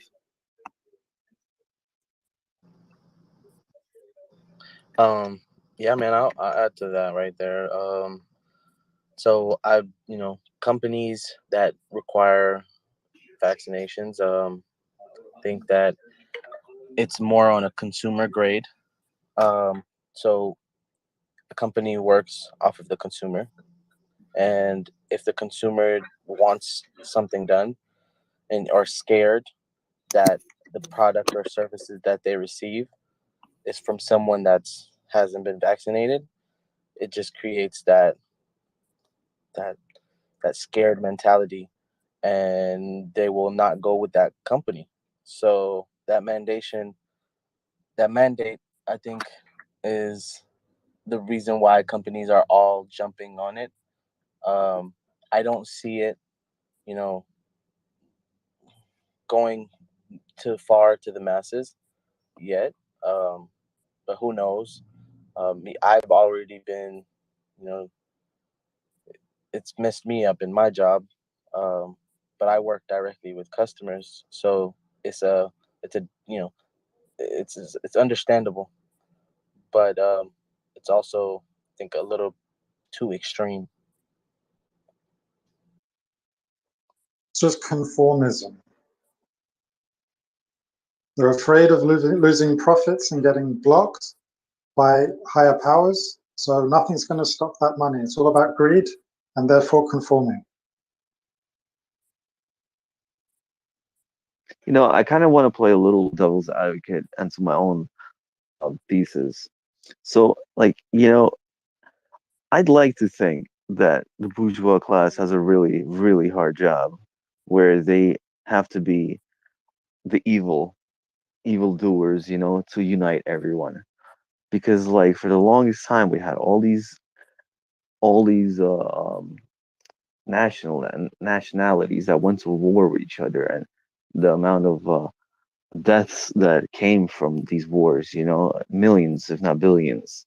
So like, you know, I'd like to play a little advocate and be like, you know what, maybe all these their efforts in creating this globalized system is to unite everyone, you know. And the harder, the more mandates they put to piss everybody off, the more united people will become, you know. And then maybe one day they'll be like, you know what, it's time for us. We did our job, and we'll hide until we die, you know. So I don't know if that's true or not, you know, but part of me thinks maybe sometimes, maybe they have a really, you know, they have a hard job, and you know, it's the goal that matters, and maybe the goal is unity of everyone except them. You know, they have to be that small percent of people that need to commit these acts of heinous crimes in order to unite everyone else. You know, so you could argue with that. I'd like to argue that with myself, but sometimes I think, you know, maybe they're doing this with purpose, with a reason, you know, not just to take over the world and to you know, like socialize the losses on everybody else and create the world's greatest genocide, or and off most of the population.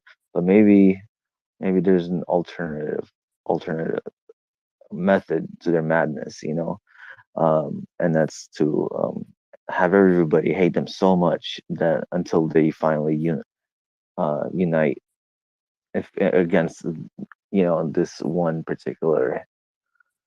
Yeah. Anyway, that's just my opinion. I don't think it has. I just like, you know, just thinking from all angles. You know, I used to be a big strategy player. I play chess, you know, and a part of me just wonders, you know, maybe their role in all this is much greater than we think. You know, it's maybe not to take over the world, but maybe it's to unite everybody. So yeah, I totally agree with you, but you know, you are already assuming that there is a cabal. Like, if we were just to assume the bare minimum, like, just okay, there is no, they're not a group of people who are trying to enforce anything in particular, but rather people are just behaving as they feel they need to. In other words, wouldn't it be much simpler and much more clear cut and obvious if we just assume that people are just trying to look out for themselves, and the way that people usually look out for themselves is by accumulating as much influence as possible, which is initially acquired through wealth?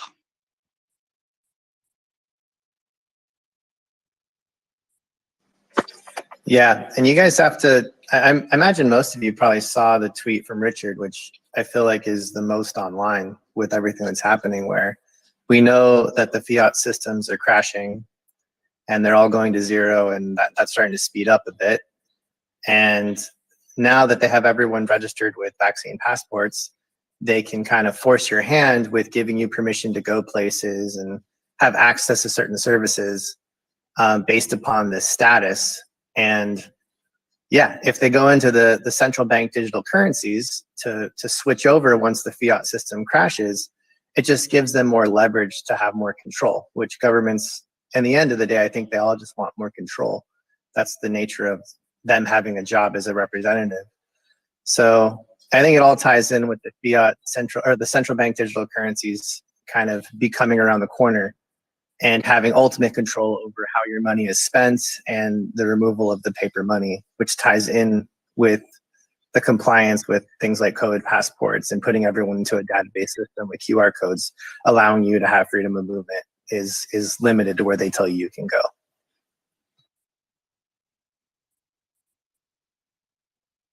That's totally outrageous and out of order. I was gonna say, what? Okay, chill it as well. What do y'all think is gonna happen if, you know, when they do 100% fully force the vaccination passport thing? Well, where I live right now, it's fully enforced. So right now I'm actually in Indonesia, which is a country of like almost 300 million people. And it's 100% mandated that everyone be vaccinated and QR coded.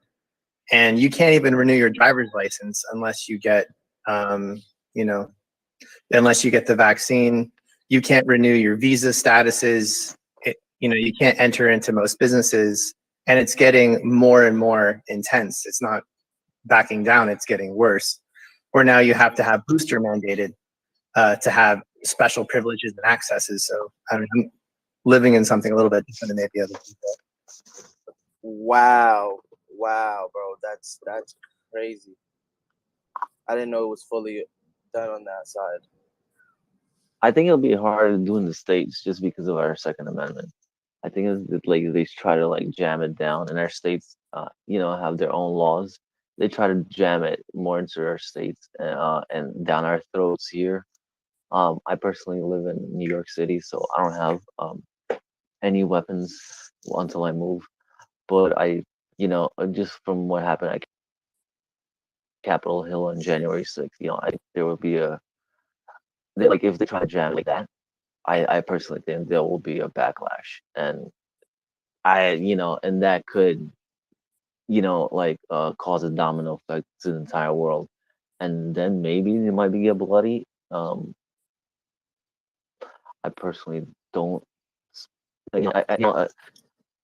think there's enough algorithms to monitor conscious levels of certain states and certain communities and certain governments and how people, would react to certain rules. And so there's a big analytics at play to see what they can get away with before people fight back. So in places where people don't have that right to bear arms and defend themselves, it's much easier to get away with these mandates. But I think where people of freedom of speech and freedom of unity and freedom to assemble, it'll be a little harder. We can go to Mexico, Yeah, I we agree can with go that. to Canada, but Yeah. who cares in America? And it's if they do try to shove it down our throats, oof, it's that's when, and if civilians Hey, start have fighting you back, thought? the military might Have you just. thought? Go ahead. Sorry, I'm sorry. No, I'm sorry. Yeah, I was well, trying to say if civilians start fighting back with the police, I don't know if because I was in DC when Trump did the entire thing with the Bible, National Guard, they weren't happy with, you know, regardless of the opinion of Trump or Biden, or, at the end of the day, BLM was there for a reason, racism, you have to tackle racism. You can't have racism in your legal system. So, and a National Guard, they're not happy, and I think anybody in the armed forces, naval forces, or the Air Force, they're paying close attention to what's going on. They're not, yeah, sure, the ones that are coming in aren't maybe well educated, but after a few years, you start paying attention, and enough of your friends are conspiracy theories now, or theorists in general, alternative media theorists, or whatever you want to call it. And if police, they do certain things because they're getting paid well, and and there's a backlash for citizens, I think before you know it, you would have a backlash from the armed forces, and then you'll know the entire world is gonna be paying attention to Americans, because then it's well, if they're doing it, we could do it too. So it'll just give a boost of confidence to the world if people in America start arming up and blasting away any of these Nazis. Yeah. Hey, Sacrifice, you had your hand up for a while. What's going on? Hey, thanks for having me. I just wanted to share a little bit. My heart goes out to all the Canadians, vaxxed or unvaxxed. I know that I wasn't aware of their situation either until somebody made it, fully aware to me, and it's fucked up. But the reason and I think the whole world's in this position is from people turning the other cheek and not saying what needs to be said, you know. And you know, they're never going to force me to do a damn thing, or my family. You know, I know that for a fact. But they're welcome to try. And you know, just be prepared to hold your ground, because there's going to come a time when you might have to. And I heard Chase talking about serenity earlier. I just want to share this prayer with y'all. Some of y'all may have heard it. God, grant me the serenity to accept the things I cannot change, the courage to change the things that I can, and the wisdom to know the difference. That's all I got. Thank you. Eskimo, you came on. You wanted to say something. Yeah, thanks. Going after the guy who says the Serenity Prayer is a little bit tough, though. The wisdom to know the difference, I think, is the most important part there. I was just listening for a while, listening to people talk about superstructures, hearing the word bourgeois, which makes me think of superstructures and certainly a language of worker power of the 1800s. And then there was another gentleman who was talking about, I think he was from England, and he was talking about the idea that, is this really all planned, or is this something that is a reaction and people have a certain frame of mind and then they start reacting to different things? I keep thinking of, is it Rahm Emanuel who said, never let a crisis go to waste? Because I think that there probably are people who have plans, or they have a certain frame of mind about what we're all supposed to be doing as in our societies. And then I also think that there's this crisis that has come up that has given people a, you know, they polarized into certain perspectives, and they're using authoritarian impulses in places that are entirely inappropriate. And they're probably going to double down on them. I guess the way I see the last 100 years, 50 years, 30 years, and the next 30, 50, or 100 are, we have systems that have worked for us, systems that have been hard. We've been fighting against certain pieces of them. And I think a lot of them are crumbling. Some are folding. We can't quite yet see what the new systems will be. And they may not be nation states in the way we have seen them for the last 100, 200, 300 years. But that's going to be really hard for people to get their heads around, so to speak. I think crypto does offer us hope, because we have these communities that want freedom, but manage to have a global community at the same time. So this might be one of the emerging systems in the new frame of thought. But I think there's going to be a lot of crumbling. What I don't want it to be is a lot of blood in the next 30, 50 years while we change. I thought crypto could be a bloodless revolution. It seems like the powers that be may not allow that to happen. That's it. Yeah, thank you for sharing that. I totally agree with the control aspect of crypto and the regulation that wants to come out. I think there's just a battle of the, you know, of the entities that do make those decisions on how much control they want of it, and the fact that they were late to realize the true power of it. And I hope that as a collective, people can, you know, come together and discuss and you know, hash out whatever negatives and positives. You know, as adults, in a lot of cases, I see like there's a lot of division in our society. I see there's a lot of media created and politically created hate without people communicating, and that's another huge reason why I love these spaces, is because it does allow people from all walks of life to come and you know, communicate and express their feelings and have that open discussion.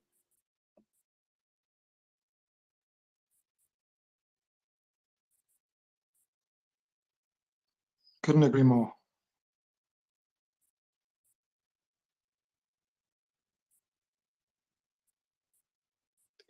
And I did want to, open the floor for anyone that does want to come up, that's been listening or has a topic they wanted to discuss, or even ask something basic about crypto, or if you had any questions about the new Pulse chain launch that's coming out soon, as well as if you guys aren't aware, Richard Hart is scheduled to have a debate with Peter Schiff. You can see the last pinned tweet on top of the space, and you can register for that just to help the analytics and get more people involved in that debate.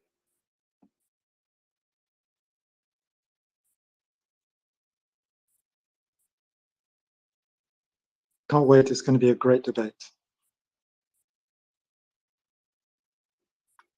Yeah, so I have these spaces currently being streamed on YouTube. If anyone missed out in the last 20 hours, it will be broken up in a few parts, multiple parts, just to keep the video saved. But you can go back and look there. As well as one of the first videos I posted was like less than a month ago, and it was a debate between Peter Schiff and his son and some other Bitcoin maxis trying to convince him that Bitcoin was better than gold. And it was fairly entertaining if you guys wanted to hear that as well.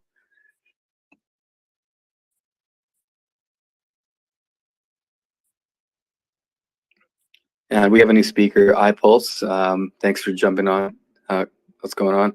Hey guys, I was listening to the last conversation about the whole pandemic and everything, and I just want to add a little bit more to it.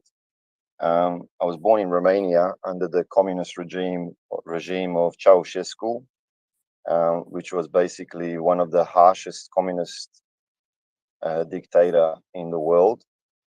And there is a documentary out there called The King of Communism. And I recommend everybody watches this documentary, and then maybe you can follow up with watching other documentaries about it and the way he manipulated the people. He was actually coming from a family of one of 9 siblings or one of 8 siblings, very, very poor. And the way he manipulated the whole country was absolutely shocking.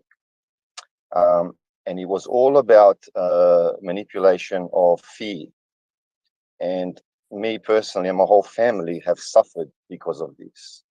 Now, we are an intact family. We've always been close together. But the damage it's done psychologically on us is shocking. Like, my brother's 10 years older than me. I don't speak to my brother. Now, we never had an issue.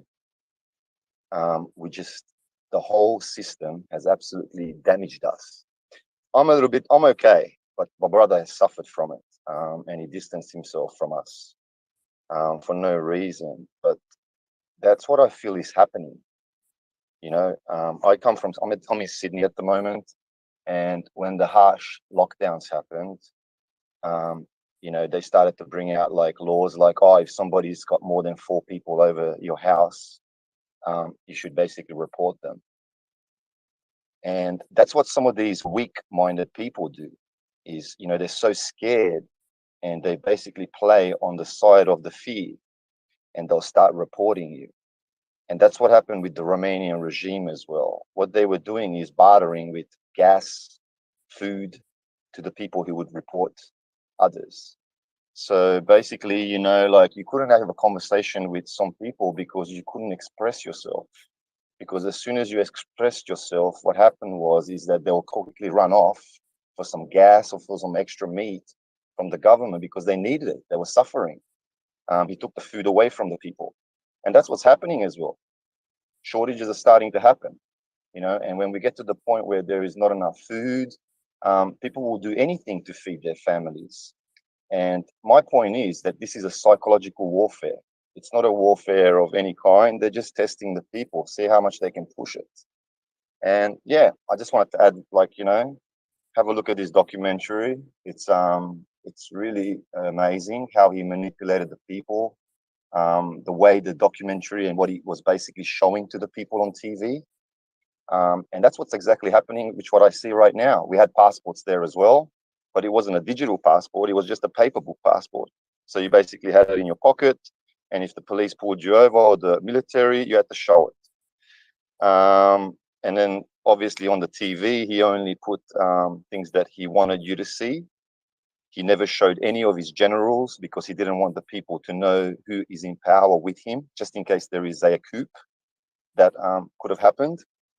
So yeah, I encourage everybody to have a look at this documentary, because when I've seen it, I just see what's happening right now. That's all. Thank you, everybody. I love the community. Thanks for HEX ORCA for organizing it. Sean, ORCA, thank you. Hey, iPulse. Thanks for coming in, man. I think that's awesome. That especially from Romania, because that is such an important time to study. I wanted to ask you. We have a lot of talks in here about setting up a parallel system and what we can do. What about the Romanian people? Was there anything with the Romanian people themselves that made it possible for Ceausescu and communism to thrive? Was it held in place by them? Was there a parallel system they could have built? Stuff like that. Well, because I'm Hungarian by heritage, and my mother and father is Hungarian, so there's always been this conflict between the Hungarians and the Romanians inside the country, because I come from a city basically that was only 60 kilometers away from the border, and it was all Hungarians in there. So growing up as well, I always had just Hungarian people around me in my city. There was not many Romanians. So for me, it was hard to tell how the Romanian people felt about it because I wasn't around them. But I know most of the Hungarian people were afraid of the whole system because we were the front line. So, at the age of 18, you had to go off to the army. And basically, when you came back from your from your training, we were stationed off first to whatever places he wanted to send us. And he was good friends with the Middle East. So a lot of them were stationed off that way. But what I wanted to also say is that,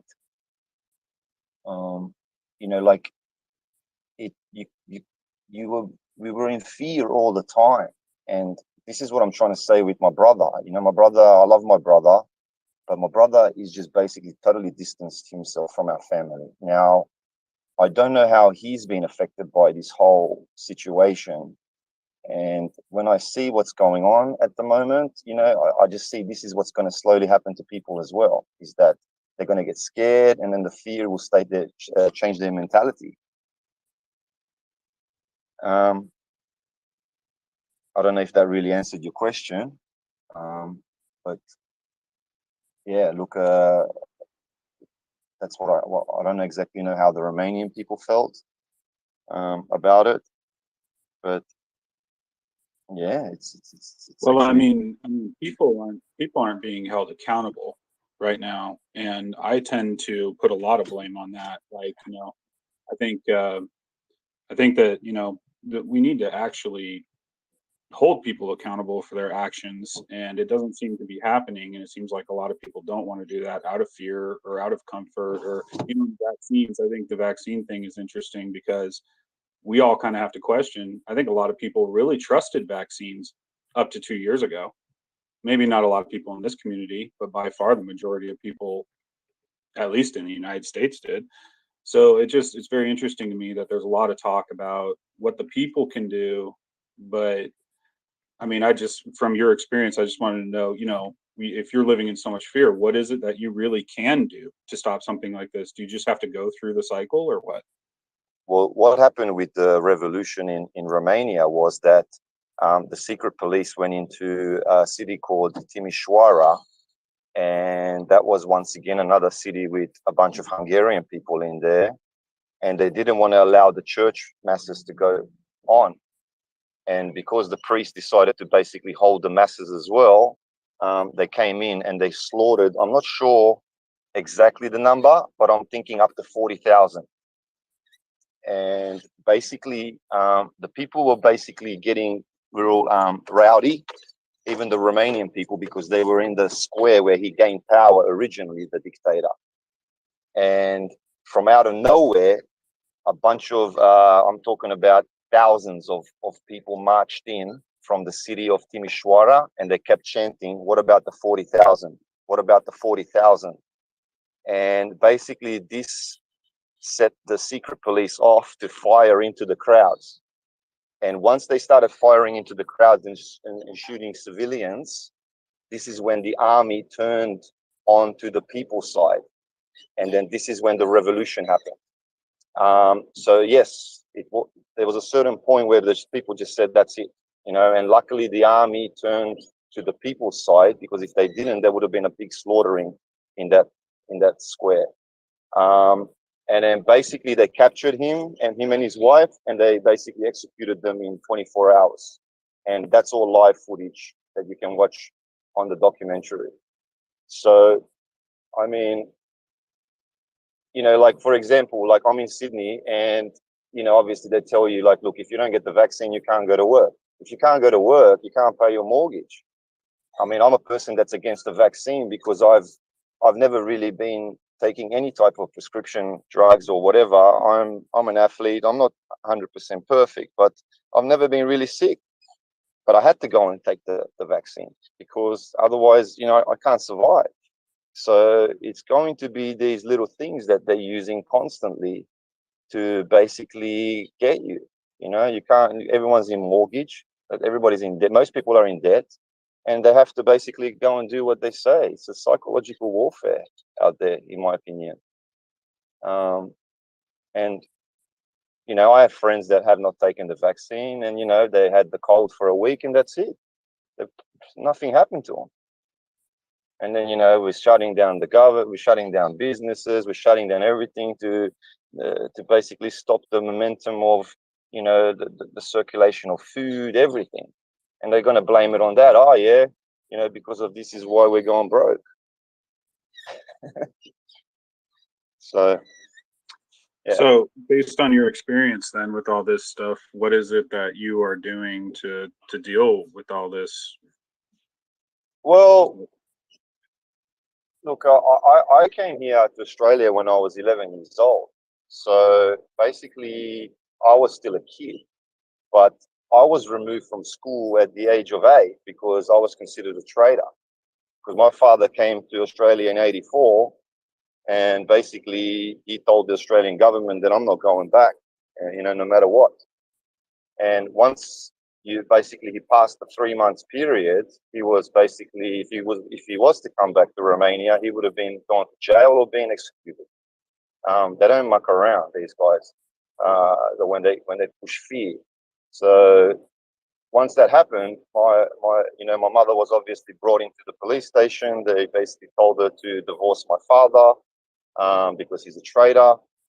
And then onwards, they basically cut off all our supplies. My brother was a national wrestler. He was supposed to go to the '88 Olympics. He was removed from wrestling. I was basically removed from school. So I started to roam the streets. So I switched on quite fast after that. I learned a lot in that 2 years because I was just roaming around. So I was still young. Like, my brother was 18 at that time. So it affected him a lot more than it affected me. But I can still remember, like, and then when I'm looking at my family history, because I'm looking at my cousins as well, they have the same issue.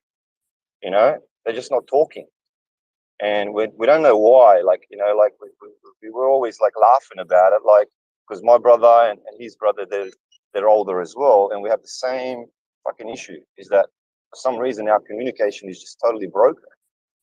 So I just wanted to share that with everybody, like, you know, this is a mental thing that they're doing. It's not. Yeah, I mean, how do I deal with it? I mean, I'm just living life, you know. I've got my passion. I'm focusing on that. But when I see these things happening, like I said, with the shutdowns and all of these passports coming around and everything, to me, it's like, you know, it's like what I was doing in Romania under a communist regime. Now, the other thing, of course, is you know, like, they've been pushing this shit for the past like year and a half every day. You know, numbers, numbers, numbers. How many numbers? How many numbers? How many numbers? You know what I mean? That's all I hear is how many numbers. But you know, how many numbers? How many people are psychologically affected? I don't know. They're not pushing that. How many people can't get health service? They're not pushing that.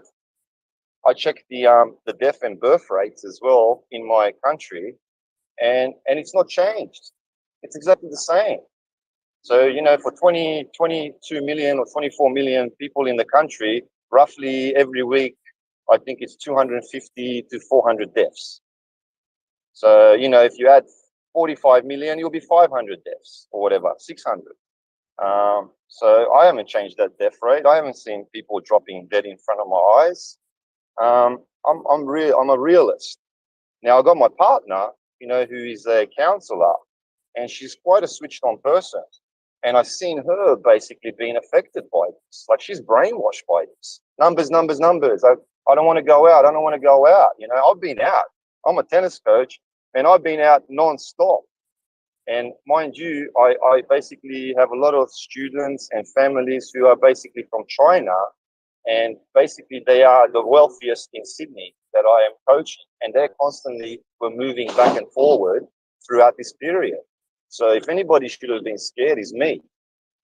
But no, because I do believe in my own immune system. And that's just my story, guys. Yeah. Watch the documentary, guys. Watch the way everything was planned, because the narrator talks about the whole, you know, narrating of the whole thing.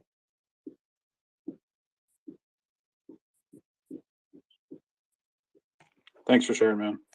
Yeah, no problems. I'm just, you know, I'm stoked to be part of the community, the HEX community, the Pulseing community.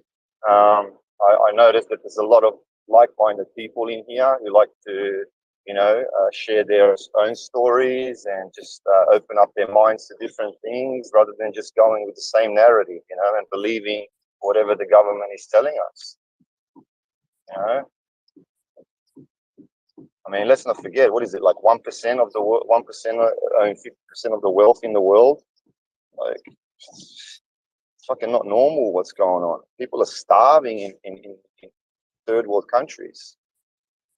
And you know, so it's not normal what's going on. When I watch these movies, guys, these olden kings and queens movies, I always tell my partner, we're the fucking peasants outside waiting for fucking rotten food. That's the difference. And every time you see these kings and queens, they're fucking basically getting away with all sorts of shit, killings, you know, and all of that, and all these sacrifices, you know, they were doing back in the days, you know, still doing that shit, but sacrificing mass amounts of people. That thing has been part of our history for a long time. So they don't mind sacrificing a big slaughtering amounts. It's normal. Every time they have like some kind of ritual, it's always a sacrifice. Thanks, guys.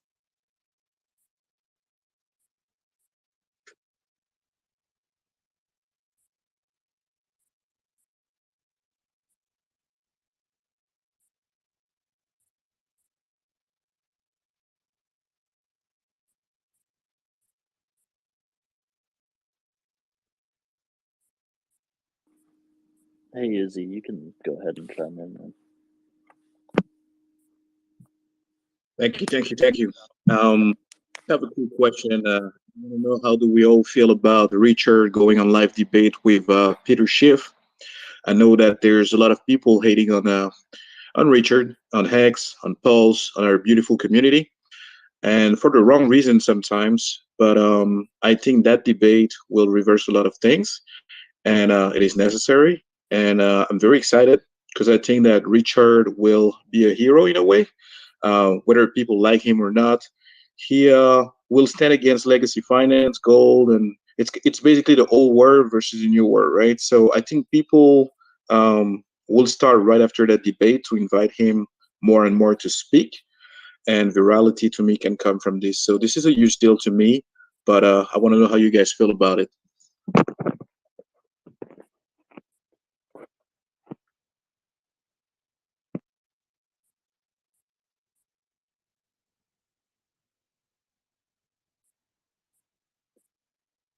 Anybody? I can speak to it. I think it's a unique opportunity, and I wouldn't expect it to be a recurring matchup in a debate. So I'm hoping that there's going to be even tempers for a significant portion of time so that they both have a chance to articulate useful points and can provide an educational opportunity for a really large audience. And, it'll be captured and shared on tons of different platforms with tons of different people. And at this point in where we're at from a crypto in the media kind of standpoint, this is probably one of the larger exposure events that's going to be really accessible for people. And if they can provide substantial content in the form of kind of educating people on the uses of crypto, making them aware of the shortcomings of the environment from a security standpoint, probably, and then looking at traditional investment options, I think it could really open up a lot of people's eyes to life-changing information. Yeah, I mean, what they have in common is even though the metal markets are manipulated to hell, and there's derivatives of the commodity and the asset itself, what they do have in common, if you hold physical gold and physical silver, at least on its face, is that you have self-sovereignty. So that's a good thing. But I do agree with Richard in the crypto community that if you can do crypto right, it just makes sense, and that's a better way to go.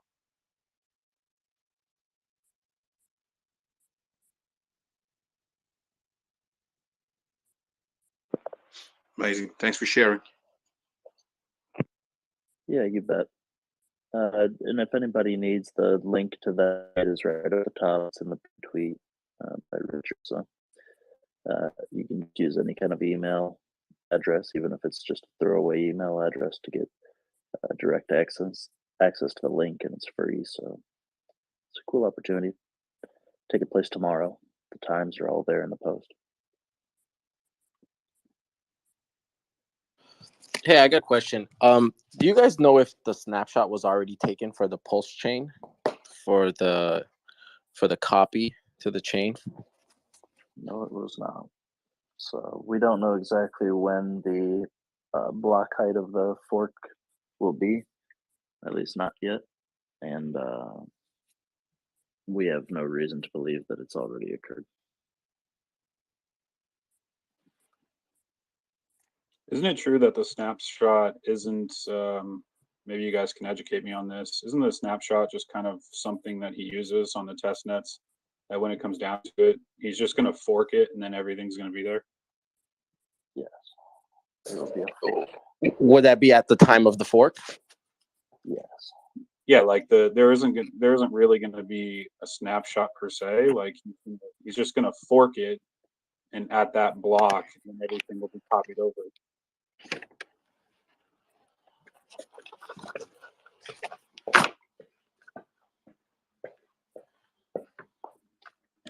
Is that how that works, or does anyone know? Yeah, that's how it'll be taking place. Okay, so I think that the guy that asked, I think technically, like, the snapshots are being used on the test net, as far as I understand it. I could be wrong. Someone correct me if that. Once he forks it, it's not like there's really going to be a snapshot per se. It's just the day and the block of the fork, and it's just going to split off. And it'll be good.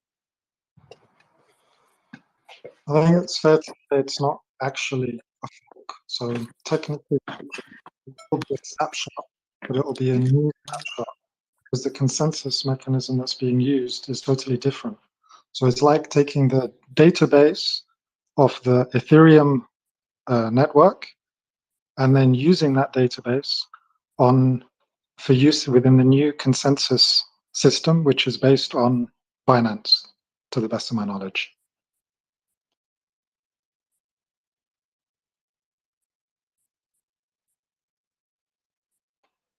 So it's essentially marrying those two things, whereas most chains in the past have just taken the whole chain and just blanked out the database. Richard Hart's doing, in fact, the opposite. He's doing the inverse of what others have done. And rather than wiping out the data, he's keeping all the data, but he's plugging in a different consensus mechanism, which is the Binance Smart Chain mechanism.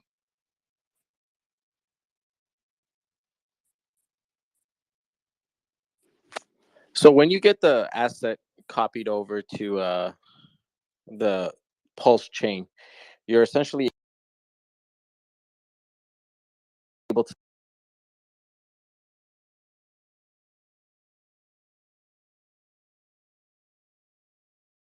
Yeah, so the simple analogy would be, let's say, for example, Android existed and you had all your apps on there, and now that's being forked and they're creating Apple. So you'll have the same app on both, or you'll have the same tokens on both, the same data on both, and they will just exist in two different ecosystems and can be used independently.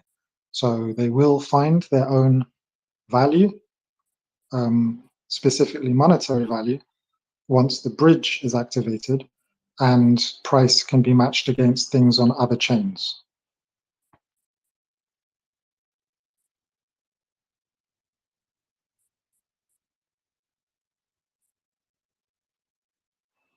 So they're two completely separate existing tokens on different chains. They work totally separately from each other, but the data is identical. I guess I'm a little confused on how is there going to be enough liquidity? What if everyone decides to sell on both chains? So this is where PulseX comes in, and Richard is trying to get everyone to lock up all their tokens in order to create in order to try and pair up the value of everything on Pulse with the value of everything on Ethereum through what he calls Hart's law and the pairing. So people can go in and just sell everything, but as the value will be so low, what's the point? What he would like people to do is to pair up the two copies they have. So if you bridge in your Ethereum tokens to Pulse and you use that bridged wrapped version of the token and you pair it with the Pulse version of the token, then in this way he's going to create he's going to be driving the value of the tokens on Pulse chain to some kind of attempt at parity.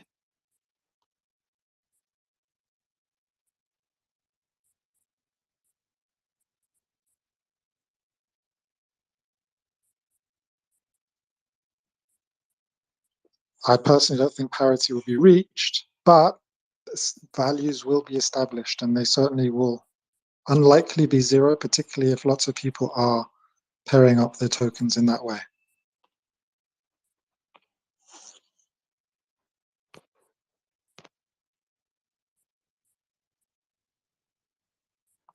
Thanks for the Anybody else have explanation. opinions on parity? Now that we're talking about some juicy ideas.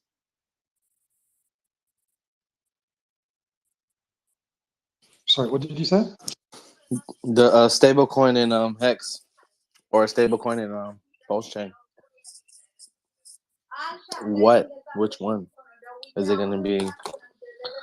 Where is it going to be bridged in USDC? I don't know, but what do you think? Well, we assume that Pulse chain is going to get listed on certain exchanges. So you can sell your USDL for Pulse coin and then bridge that across to another network such as Ethereum or AVAX and then sell it from there if you wanted to get a dollar value out of the system, for example, if that's what you're asking. No, I was just talking about Orcos. He said, what kind of pairs, since we're talking about parity, what kind of pairs do you want to see, right, Orca?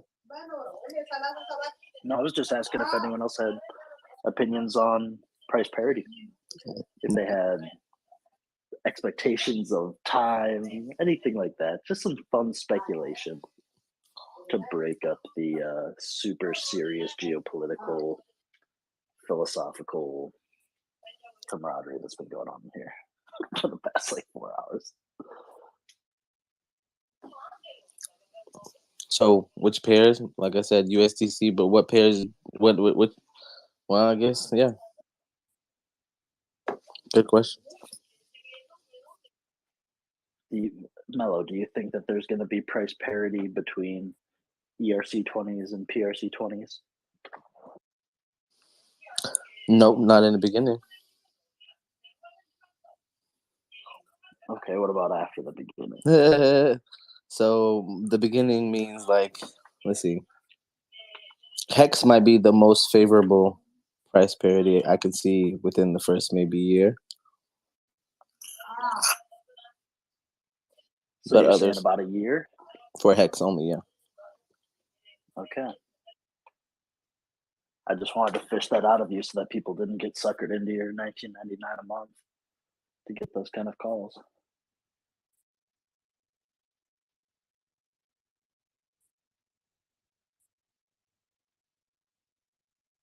I think HEX will reach parity much more quickly than that.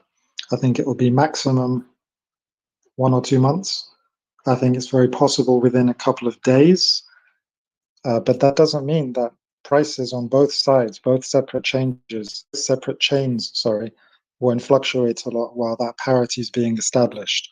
While individuals decide, do I want to operate mostly on Pulse chain or do I want to operate mostly on Ethereum? And indeed, do I want to spread that risk by different proportions? And I think that we might likely see a lot of movement back and forth.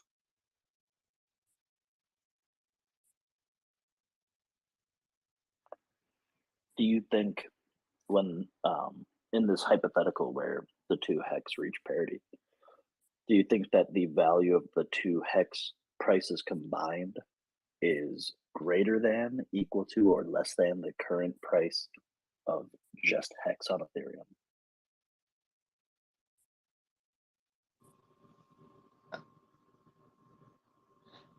I think the main anticipation is that with the PulseX incentivization token will be the biggest driver for parity between the ERC20s and the PRC20s.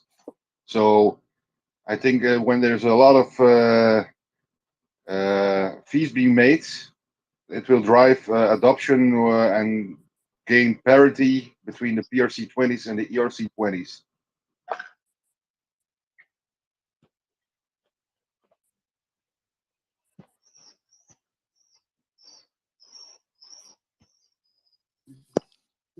Can I ask, why do you think the incentive token will be the key?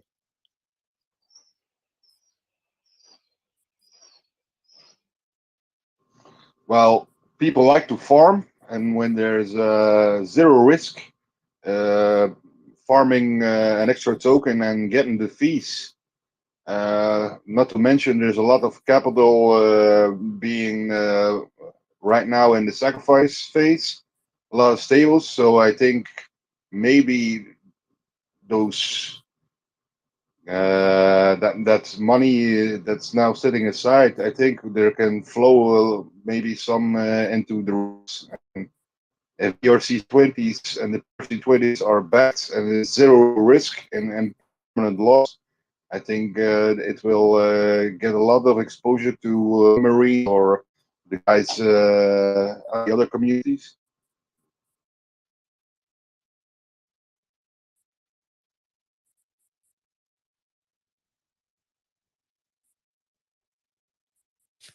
How long do you guys think until the initial volatility wears off with the bots, all the pairing issues? You guys think we need like a year or 2 years maybe until things just like stabilize? Which bots? What bot activity are you talking about? I believe yesterday on one of the calls they were saying that in the beginning there's going to be a lot of bot movement, a lot of people trying to cash out in the beginning or manipulate in the beginning. Well, I think any of that kind of action is going to happen very quickly, within a day, maybe 2 days.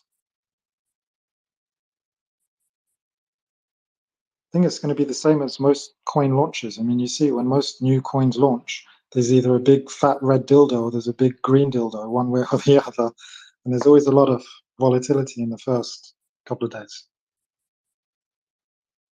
surely they'll be using bots as well. And whilst there are greater numbers, there's all many, many more tokens on HEX. They'll all be happening at the same time, won't they?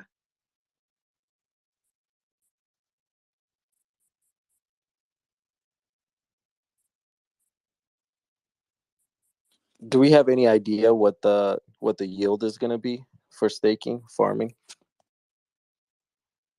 If you're talking about staking, if you're talking about delegating your stake on PLS, then your yield will be an apportionment of whatever fees are collected for the transactions on the network. Got it. Thank you.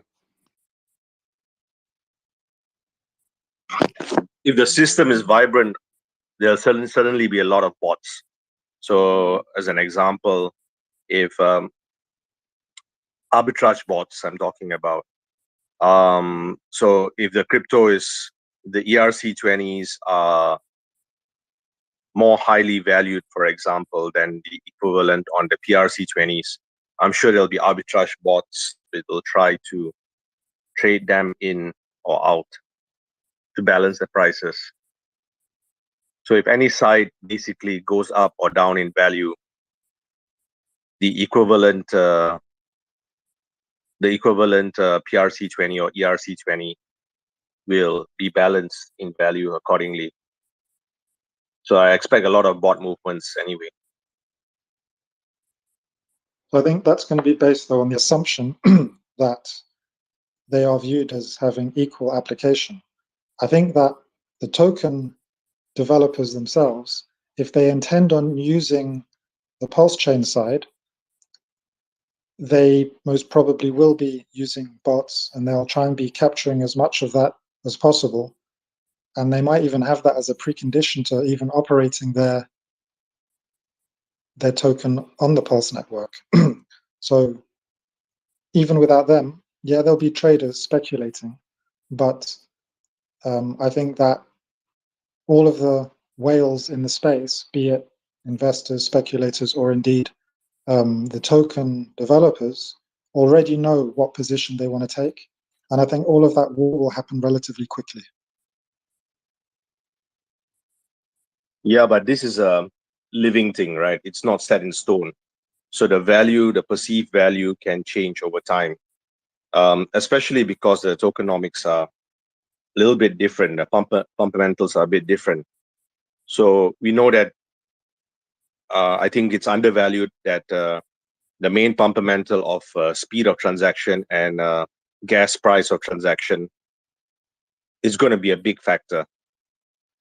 And because of that, people might perceive the crypto to be higher on the Pulse chain side. And others might find that because of the price of gas, the equivalent crypto on the Ethereum side might be of a higher value.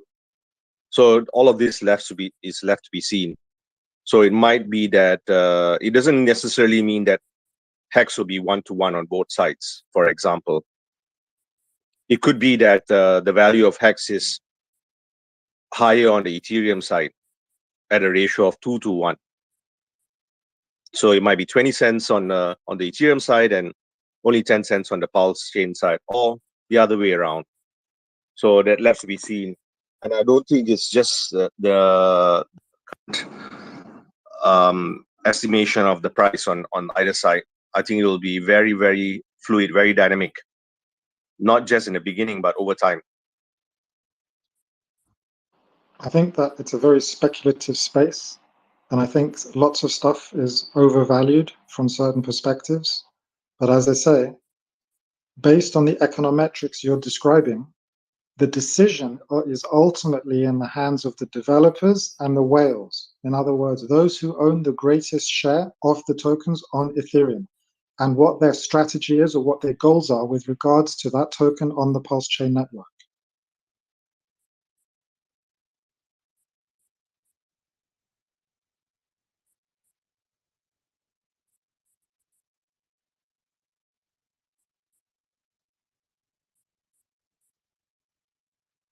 It's always going to be the whales and the large holders that move the markets. That's just the way they all work. Yep, true. And they're probably going to be the ones running the bots as well. And I'm sure there are going to be other games as well to try to pump it on one chain and then drop it another and so on. Exactly. So it depends on what their goals are. So they will have an ROI-based strategy on what their acquisition targets are. And because it's bot-led, it will happen very quickly. All of their targets are already set up within the bot's strategy as soon as it launches. So I don't think it will take very long. And maybe it'll take a week, but I really don't. I wouldn't be surprised if it was all over within 6 hours. So, Yeah, guys, I agree on that. Sorry. I agree on that part, but I don't think it's going to end in the first few weeks. I think it's going to go on and on and on, and they're going to be cycles. And there's going to be a periods of calm, and then once again, they're going to start to play this game of pumping it on one chain or the other and dropping the other side and so on and so forth. I don't think it's going to end in a few weeks, though. I think that is dependent on whether or not the whales or the developers or founders are able to reach their goals or not within a few hours. It might be the case that they're unable to capture the share that they're looking for in order to invest their time and efforts into operating it on the Pulse chain. If that's the case, then yeah, we might see other staggered cycles. But there's always going to be ups and downs and this type of thing. We got the same tokens on multiple chains already, and those are wrapped versions, I guess, and those are in parity. But that's because they wanted to run them and operate them there to begin with. These ones, they don't have control of them, and the control is the issue. They want to ensure they've got control or their share, and so as it's bot driven, things can happen very quickly. And it all comes down to the capitulation or how long it takes those free airdrop people to go in and sell their tokens if that's what they're planning on doing with it. But I think I still believe it will happen relatively quickly. And that's not to say there won't be other elastic band things in the future. Absolutely, of course, but that's true for all the markets. I don't see how that's a unique thing about the Pulse chain network. I think what we're talking about is how long will the volatility last before some kind of stability is gained.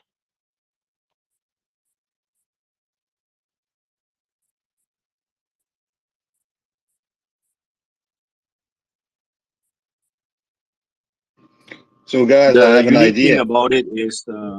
The unique thing about it is that Pulse incentivizes activity in the sense that it's a lot cheaper, it's a lot faster. So I expect a lot more bot movement with more yield because of speed on the Pulse chain side. That's why I see that's going to be different. It sounds like it's just going to happen more quickly and much cheaper.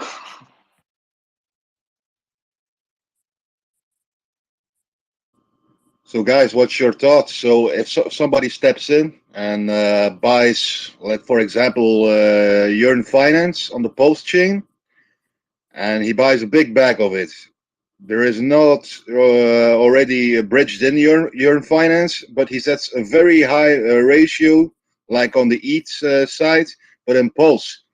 And that's point he has set the same ratio manually from the ETH side to the Pulse side, with Pulse as the equivalent of ETH.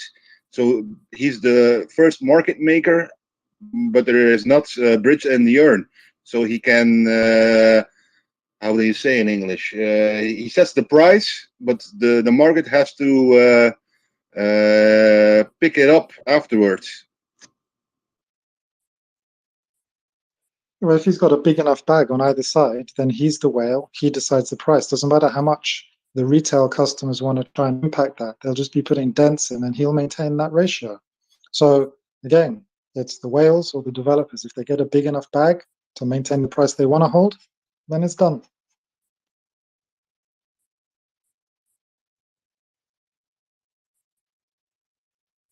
And I like the way you're thinking, by the way.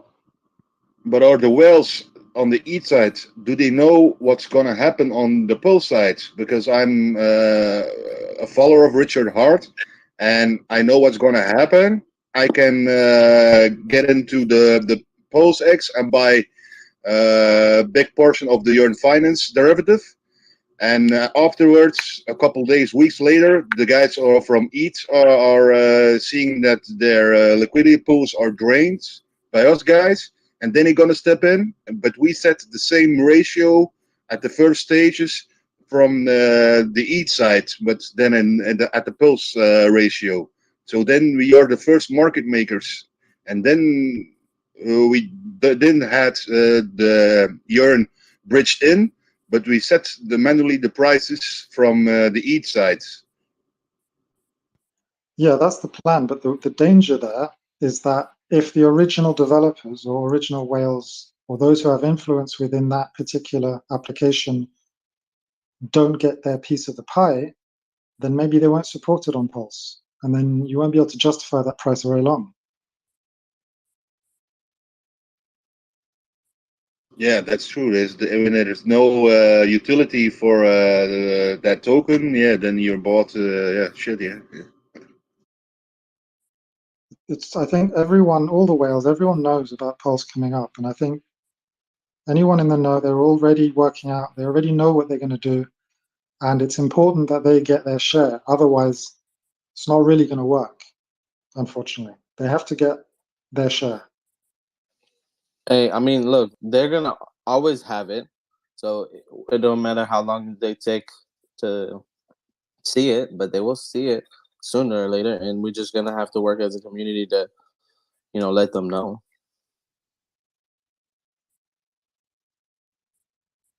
I mean, it's always the case that if enough of their community wants to use it on Pulse Chain, that they can demand it, and that may also happen. That's also very true. But I think regarding the volatility in the beginning, I think strategies are in place. The volatility will happen very quickly, and hopefully, those developers of the other places, they're not telling people that they're going to support it because they don't want everyone buying the tokens. They want to be able to go in and get those tokens themselves, and then say, "Oh, by the way, we are going to support it."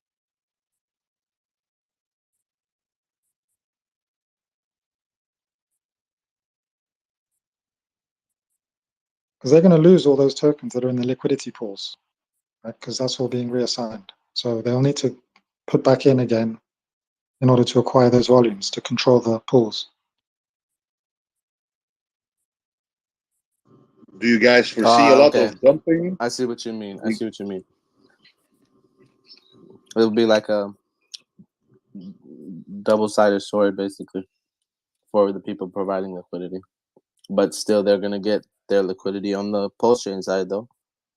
So. Yeah, so the bright side is that so long as the HEX community, if the HEX community all do control those pools, then we're kind of ensuring the liquidity for people to be able to move in and out of those tokens from Pulse into Ethereum. But it's not really what we want ultimately, is it?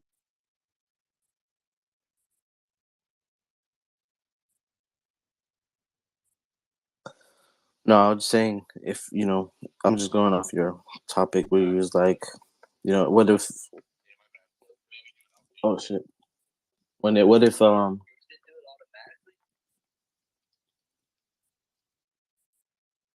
lost my train of thought. I'll be right back. So do you guys foresee a lot of dumping of the PRC20s into the Pulse side? It will skyrocket the Pulse price.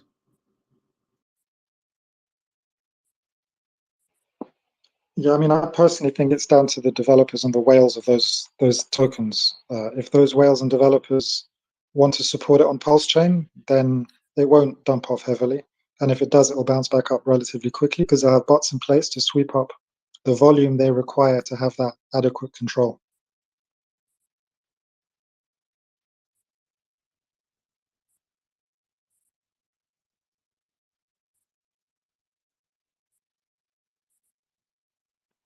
Do we have any update on any of the tokens that have already announced that they will support Pulse Chain? Because I don't think many of them have actually said whether they're going to support it yet or not.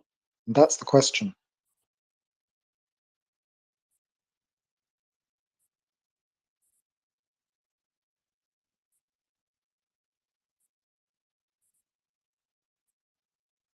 Yeah, I haven't heard. I've spoken to some Shiba members. They say that a lot of them, most of them, said they were gonna come and interact with the Pulse Chain. None other. I suppose all the meme coins will be much easier to maintain their value because they don't really have a utility anyway, do they? Although, to be fair, I've heard that Shiba are doing some stuff that gives it utility. I think, bro, I think they have like these. They're creating new meme coins on Pulse Chain. It's gonna be a whole different world. I think the new projects that get deployed.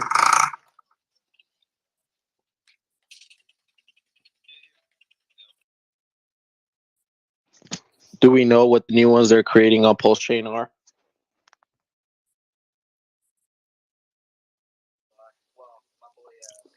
Yeah, man, just look up. So if you want, you can go to Pulse Chain dApps, t.me/Pulse Chain dApps, and there's a whole list over there that someone's running.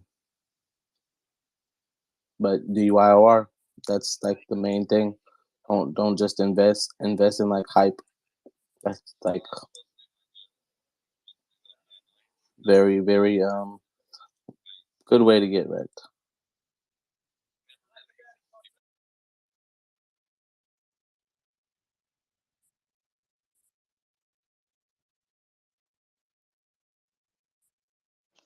What's your guys' opinion on liquid loans?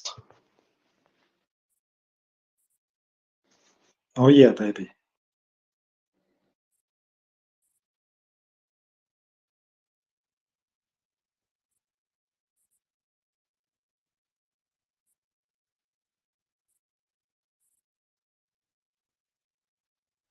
Liquid loans is going to be a cornerstone of the Pulse network. It's a very powerful tool. Awesome. I think liquid loan will be something really interesting because if people really start to take a loan against their value of pools, obviously there will not be sell pressure. For example, I'm not thinking of actually doing that, but I have sacrificed for loan token, which I see that it could be something that just generate me revenue until God knows. So I think it's just a money maker. You just keep your token there and make fee. I don't know how you guys think about it, but I think it's great. Even though I'm a richer follower for a long time, I'm generally only go with him. But I thought that this loan token was actually my own bank, not like the T-share, but you just put something in there and it keeps paying you back. So I think it's great. It is literally, on a basic sense, a banking business, but that does it in a nice way that one could even say is halal because there's 0% interest. You can borrow for as long as you want with 0% interest. There's just a very small 0.5% fee to take out a loan, and that's really useful. It's very powerful. And for anyone who's worried about the taxes they have to pay when they're taking profits, well, instead of selling your coins and reducing your bag, you can just take a loan against your tokens or your coins. And because it's a loan, you're not having to pay taxes against that, whilst simultaneously watching the price continue to rise, meaning that your collateral ratio is dropping. So when the price goes up higher, you can take another loan. And it basically means you never have to sell your coins, and you don't have to ever worry about taxes. It's very powerful. Yeah, and I was actually just now while I was listening to you, I was looking at the sacrifice ladder on the liquid loan, and it's interesting to see there are a lot of people. I'm actually going to ask to these guys if there is any way where they can show us how many people have been delayed in gratification on the months 24 and until 6 months. I don't know, but the number of people which they lock the coin for months to come is actually quite relevant. So that meaning that the price may keep, it may not dump on the day one and just people fuck off with their little bags. So it may be interesting also in that sense. I can tell you the number of people that have locked up for 24 months is only slightly lower than the number of people that have asked for a day one release. Sorry, say it again. I didn't catch you. It's roughly the same for 24 months lockups versus day zero release. Yeah. So it's very small number less that have it unlocking in 24 months compared with day zero. Yeah, so it's good. I mean, 50-50, right? If I don't misunderstand you. Yeah, I saw many. I mean, I was only scrolling probably the first 50 or 60, and then you guys shoot the question, but I think it's encouraging.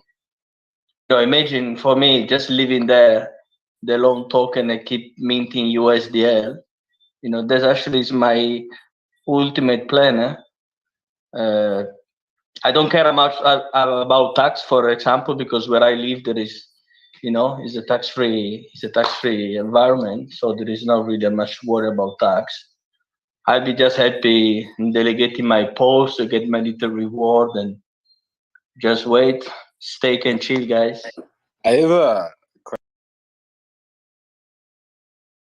question for the liquid loans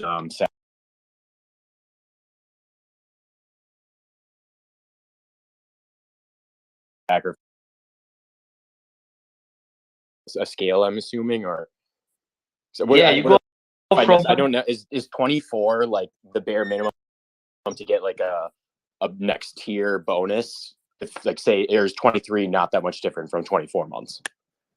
No, you have from month one, you have 6% every month, and then on the month 24 you have 12%, and 12, which is 2.5x basically. If you if you make it for 24 months, it's 2.5x. Otherwise, it's 6%, which is it's pretty cool, because the guys was explaining on the. I actually saw a video a couple of days ago between Jesse and one of the team. I can remember, because actually they are predicting that the first maybe 2 or 3 months may not be too much volume, so to stake in the loan token may not give you that much.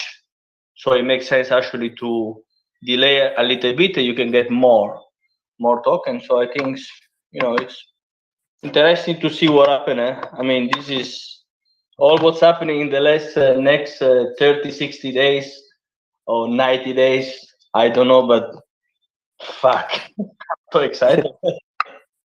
Yeah, no, that's what I'm just trying to like. I think this this addition to the ecosystem is vital for its success, and to get the interest and get these new adoption and pay the people who sacrifice for it and put it.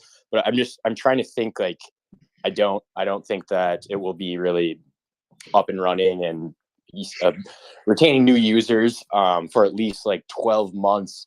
But so like that, like setting it for that 24, which is because I wouldn't touch it regardless.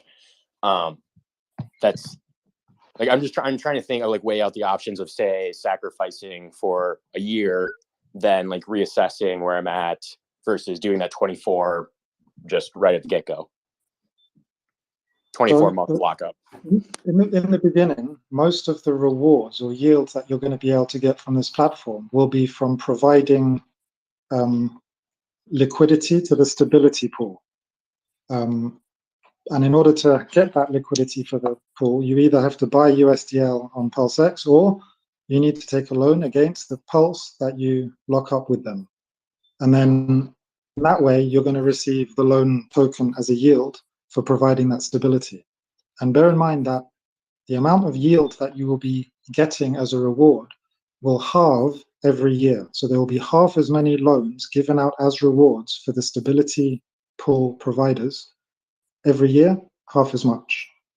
So in the early days, you're definitely going to be wise to be a stability provider rather than focusing on staking the loan token.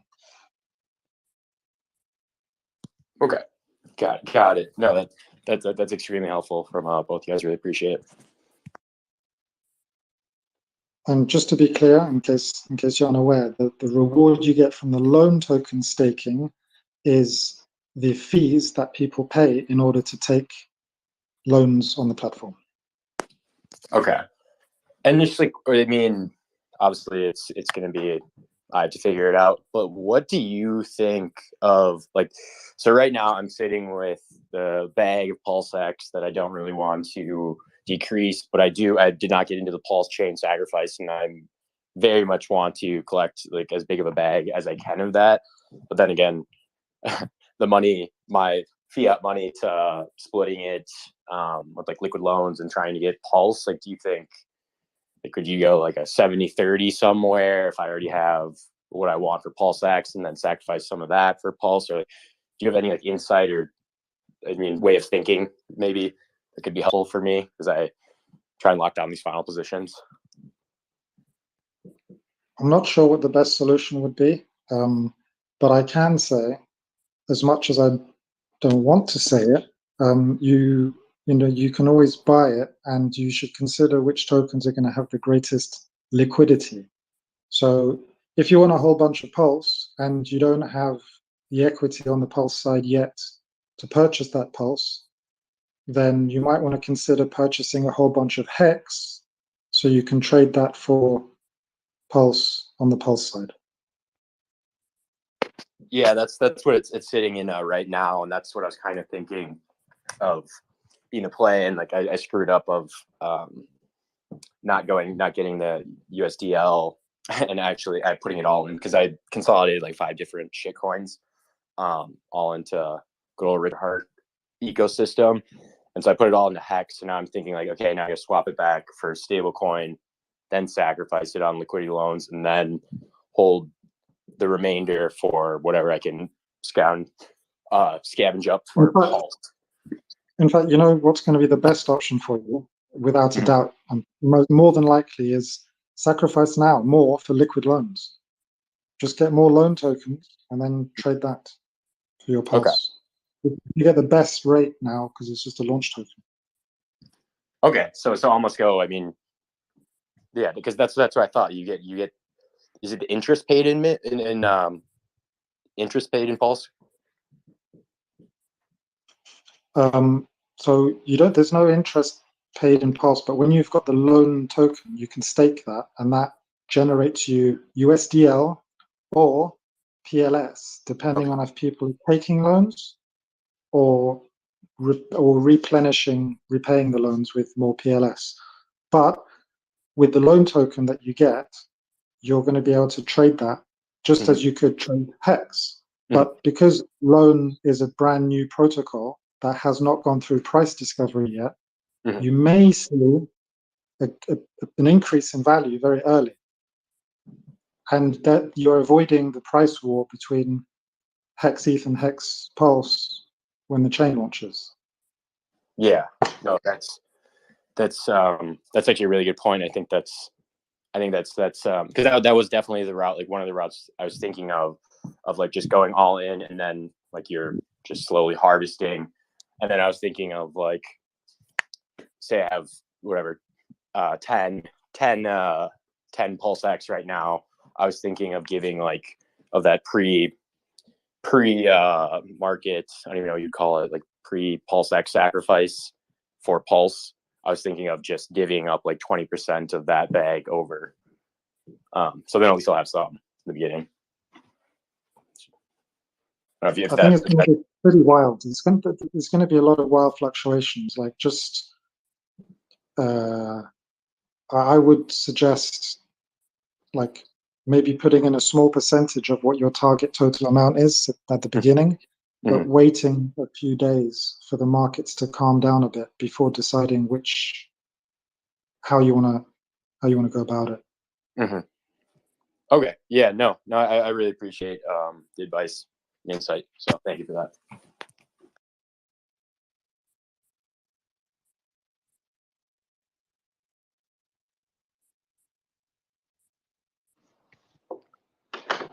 So am I understanding this correctly? So if you were to go heavy on the bag on sacrificing on the liquid loans, and then you get the loan token, can you just pretty much borrow against that loan token and then just get that same back? No, you can only borrow against your PLS. So you're going to deposit your Pulse, and then you can borrow against your PLS. The minimum borrowing amount is $2,000. What the loan token does is it allows you to stake it and earn the fees, an equitable share of the fees generated by people taking and returning loans. So in order to get Pulse with your loan token, you would have to trade it at PulseX. Got it. I apologize if I just missed something. It's stupid, but if you're trading your token, your loan token that represents, does that not represent your commitment or whatever capital that you put into liquid loans? So if you sell it, how do you have the? No, there's no relationship. You can use liquid loans without having any loan token. So you can put in your Pulse and take out a loan in USDL. But those who have the loan token are essentially a banker class. Why? Because they are the ones that reap the rewards, the fees from people using the platform to take loans. And then is that, so that makes sense. And then is that just to so I know how when the time comes I get that token, is staking it going to be relatively intuitive, or is it going to be very easy? But if you do a search on YouTube, there are videos. In fact, one came out yesterday, I think, of how to take a loan and how to stake. It's as simple as you imagine it would be. Okay, just great. Connect your MetaMask, choose the number you want to stake, and hit stake, confirm it in MetaMask.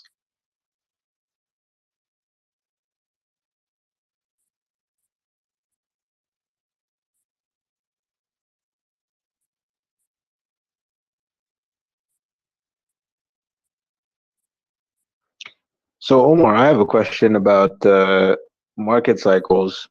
In a situation where, like, we always have bear markets where there are 85 to 95% drawdowns. In a bear market situation, if somebody borrows against their PLS, what does that look like? Okay, well, firstly, I'm not an expert, and really you should probably go to t.me/liquid loans, and the guys there can answer. However, I'll try and answer based on the questions I've asked in there. So essentially, when you're borrowing, it's not unlike using a leveraged exchange, where the amount that you borrow and the leverage you choose, in other words, how much collateralization you use, is entirely up to you. So if you if you under collateralize, meaning you borrow a very large amount against the Pulse that you actually have and what the US dollar value of the Pulse is at that time, then if price goes against you, then you will lose your Pulse. But you still keep all of that USDL that you borrowed. So it depends on how much collateralization you choose. If you go 1,000 to 1, it means you're borrowing 10% against the value you have. So if you've got $20,000 worth of PLS, you borrow $2,000 of USDL, then it's highly unlikely that price will go against you so much that you get liquidated, but it is possible. On the other hand, if it goes down that much, A, you've got plenty of time to decide what you want to do while the market drops, and B, you can buy more PLS and add to your vault, which will decrease the level by which you're collateralized. Okay, just to follow up. So you said this is kind of like a leverage directional trade. What is the amount of leverage that's allowed? Like if I have, let's say, $1,000, what's the maximum I can borrow? So firstly, the minimum would be $20,000 of Pulse, because the minimum loan you can take on the platform is for $2,000. And the maximum leverage you can take is as much as you want. I mean, there are strategies around that. If the price goes up really high and you decide you want to get out, you can just ladder more and more loans until it goes against you. And now you've been liquidated, but you don't have to pay any taxes on that because you didn't sell anything. You've taken a loan. And secondly, if you did catch the top, you can always buy back in with the USDL that you borrowed, which is now yours. So you're saying it's unlimited? You're saying like at the 50,000 mark, if I wanted to borrow 50 million, that could happen? Well, no, you can't. You can't over collateralize. So you can only borrow as much as what you have. And in fact, it's even a bit less than that. So I think the minimum level is 110%. 110% is the level. So you can only sorry, borrow. you cut out. You said 100. You can borrow roughly 90% of the total collateral that you have. Okay, I understand.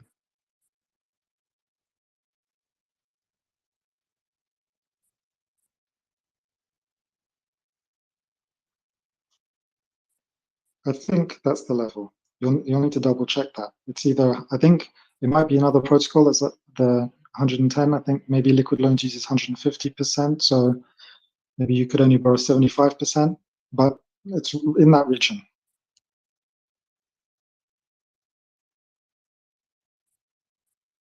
Okay. So you're saying like 50,000, you can borrow 75,000 max. No, if you have 75,000, you can borrow 50,000. What's the 150% number you just mentioned? So that's the collateralization. So you need to have 150% of the collateral. So if you want to borrow $100, you need $150 in there. So that's the 150% I'm talking about. Oh, okay, I understand.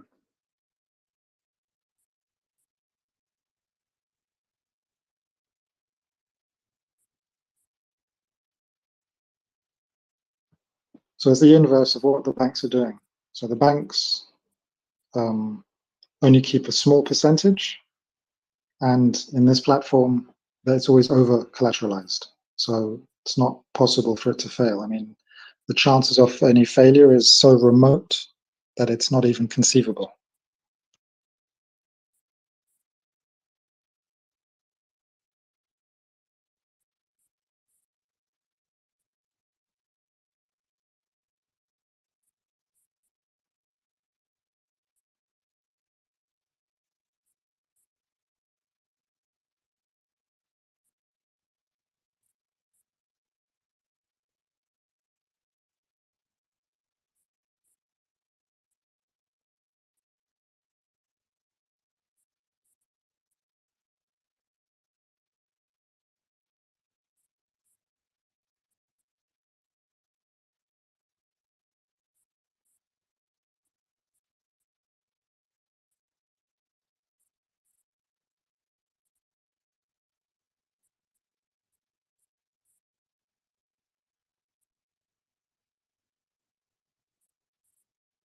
I just want to give a quick shout out to 2 Pulse chains.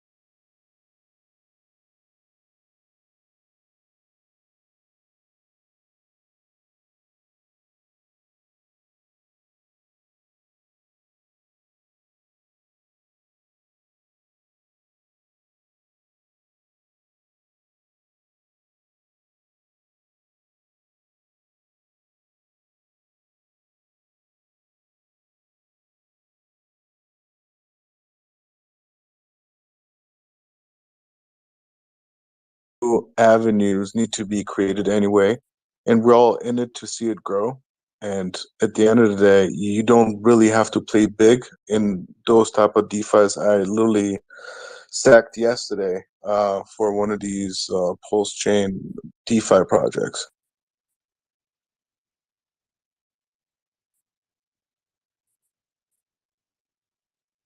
Hey, could you repeat the last part? I didn't really understand what you meant. The last maybe sentence you said. Yeah. So what I was saying is yesterday I sacrificed for one of these DeFi platforms, liquid loans.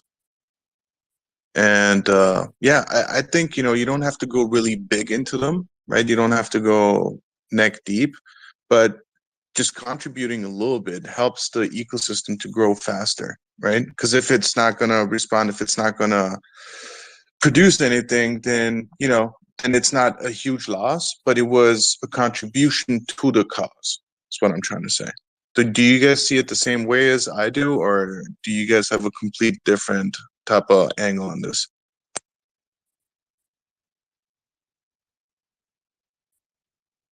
Okay, thanks for clarifying. Hexy, I think you can go ahead, Brett. Thank you. Yeah, listen, I'm very much agree with Parkway.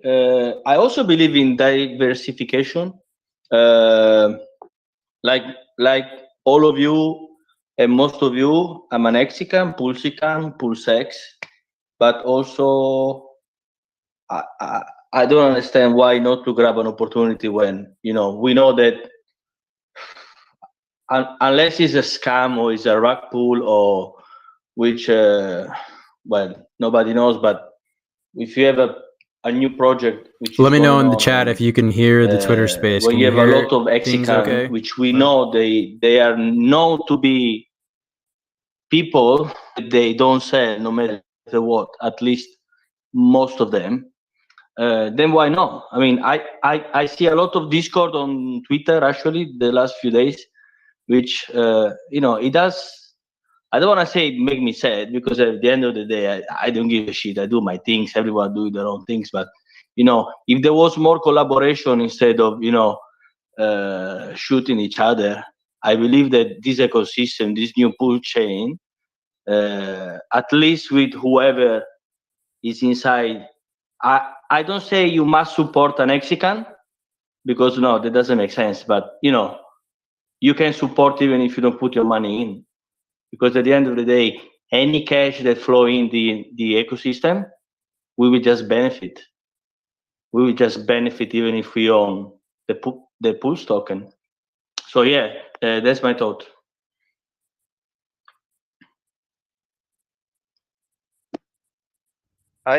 Guys, can I say something? I Hey, bro. believe, you know, Hexiclown, that we're all human. We're not computer where we got like chips in that we have to all think the same. We're all different, and in this community, what makes us stronger and better is because we all got different game going on, but we're all in one kind of theory, you know, protecting each other. That's why, Hex Orca is doing this, letting people know how to be safe in crypto and all this stuff. So I think something else, like something different comes up and we're all having our guards up, and some new project. I mean, we all wanted to build on Pulse Chain. I mean, I'm for it. I'm sure all Hexicans or everybody that in this community want Pulse Chain to succeed and be better than Ethereum. I mean, that's what Richard Hart is doing to make it better than Ethereum. So there is going to be a lot of adoption, but we're all different. We think different. We're all different. So we're going to have different opinions. I mean, it's a free country, freedom of speech. So everybody, I mean, it's a little bit maybe disagreement, but I don't see it as a big fight or whatever. I mean, people are just expressing themselves. I mean, and I don't see nothing wrong with it. I mean, there's people gonna sacrifice they're gonna do sacrifice, and for liquid loan or other project, I'm for it. Whatever, whoever wants to do it, they can do it.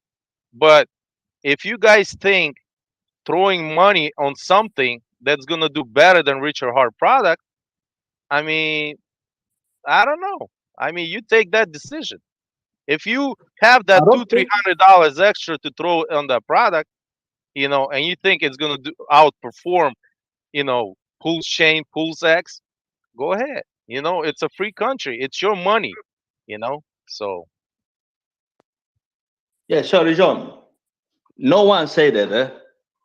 I didn't say that. I don't believe no one has never said that liquid loan will ever do what X did. No fucking way. I won't bet even $1. So Pulse Chain and so PulseX. There is no even comparison. But you see, uh, even in your world, I can hear resist. Anybody in the chat, let me know if you can hear the Twitter space. Can you hear people talking in the background? Yes or no? For me, whether I sacrifice or not for liquid loan to support the ecosystem is just a win-win situation for me, for you, for whoever sacrificed for push in the beginning. I don't think if there is somebody that says that the liquid loan will outperform any project from Richard, then well, sorry, I don't agree. I'm not part of the clan. But to diversify and explore different things, why not? For me, thank you.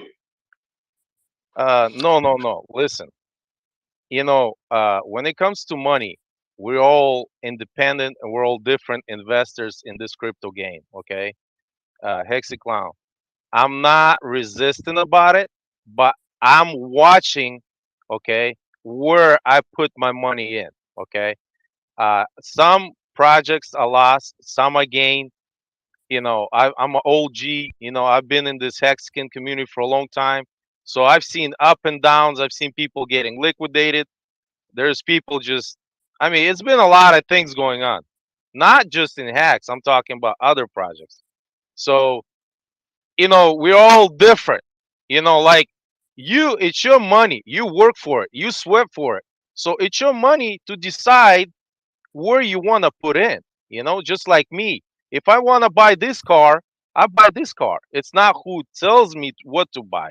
You see what I'm saying? So we're all different. You like red collar, I like green collar. Somebody likes blue collar. We're all different. We human. We all have different aspects. Different like mind, different views. So it's not that I'm against it. I'm for it, for the pulse chain to grow. That's why we're making this. That's why Richard Hart is making this. You know, and when it's something new, like I said, maybe people have their guards up. Like, hey, this is something different. This is something else, and we speak our free mind. It's not like, you know, I just say what I feel, what I think. You said your point of view, somebody says something else. And this is, like I said, this is what makes this community better. And I love this community because we got like very educated people. And you know why? For one reason. Thank you for Richard Hart. I mean, sometimes he's so bold, but he say it how it is. Even with this Daytona 500. He came out and he said it how it is. That's why I love him for it. I mean, he's so true. He see it and he tell you. He doesn't have this two-faced thing. So guys, I mean, maybe you took me wrong, but what I'm saying is we're all different. And we're all pushing one thing. The truth, the value of hacks or pulse chain or whatever crypto itself. And like I said, especially big thanks to Hex Orca, what he's doing, teaching people. This is not easy going, nights and days. You know, so I love you all. I just thought, just told you my mind. Like everybody else. Hey, so I think this is like something that a lot of people just are scarred on, this topic of dApps. There's a lot of people been getting wrecked, so it's just people coming from a place of experience and trying to face it. And now that they found something solid, they just want to stay with it, which is also good. And just learn how to do your research. Everything, including this token, Hex, Pulse Chain, everything you have to do your research, right? You found it on the limb, and or where, however you found it, you have to do your research and then you sacrifice. I hope no one just sacrificed just blindly. But yeah, man. Someone just came in. David, you had something to say? Oh yeah, I was gonna say that I think that I think some of this comes from Richard Hart himself, where I think Richard Hart is focused on getting people in more than he is focused on the people that are already here. And for me personally, being relatively new, I think that I take Conrad Zen's perspective. I don't know if it's right, but as somebody that doesn't know a lot about this space or a lot about trading, I think when Richard Hart comes out and he speaks about it in the way of saying, hey, I don't really know about these projects, I don't trust them. He even hints at, if we need something like this, I'll create it. And I know that he's also said people need to create things. I get that angle, but Conrad Zen has basically said, hey, buy the best thing, and then when you're rich, diversify. And so I think that it's just operating on two tiers. I take it as Richard Hart basically saying and standing up for saying, hey, we got to expand the community by getting the people into the best product. Why are they spending money on something that isn't the best product? I created the best product, put your money there. And then when you make it, fine, diversify. It's all good. So that's the advice that I'm pretty much following. I'm not going to sacrifice for liquid loans or anything else, until I'm a billionaire like you OGs are, whoever you guys are. And then F it, you could take a portion of portfolio and do whatever you want with it, right? So just from a new guy perspective. Just to bring back like my SAC, since it was talked about, again, I believe that liquid loans is something that's missing, including with stable coins on Pulse chain, which makes the whole thing way more interesting, because there might be a huge storm towards that sector in regards of people, having their crypto and they don't really want to sell it. They don't want to lose out on the value. They don't want to buy back in or play the dip and pump game. You just put it there as a collateral. You get your fiat, you go and take care of your business, and then you bring it back and you get your crypto back. I think that's a pretty cool system. And then at the same time, though, I understand that people have different objectives when they come to the crypto space. Some have definite goals where they just, they just go in one direction, and others become flexible down the road, right? They see different avenues and try different things.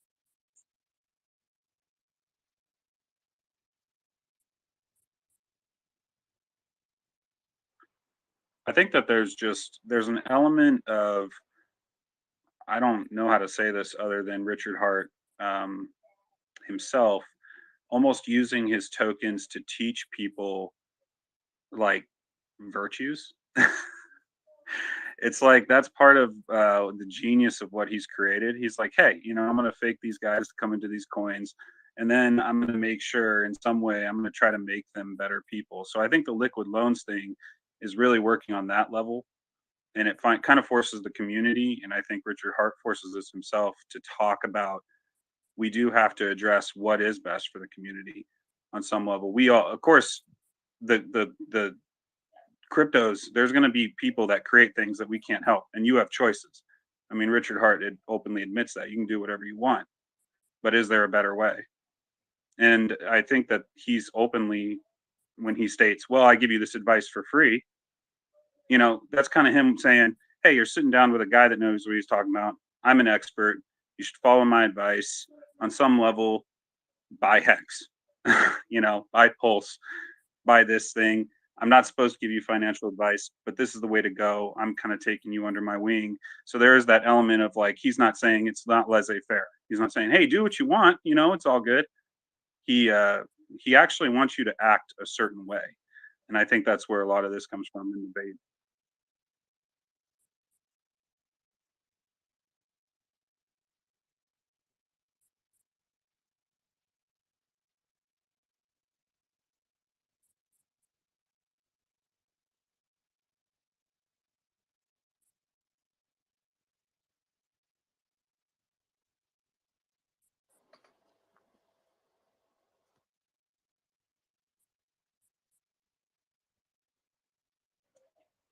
I mean, don't you guys feel that way? I mean, that's what he did with the NASCAR thing, right? I mean, he was like, hey, you know, he came out, he wasn't like, hey guys, do whatever you want to do with your money. It's all good.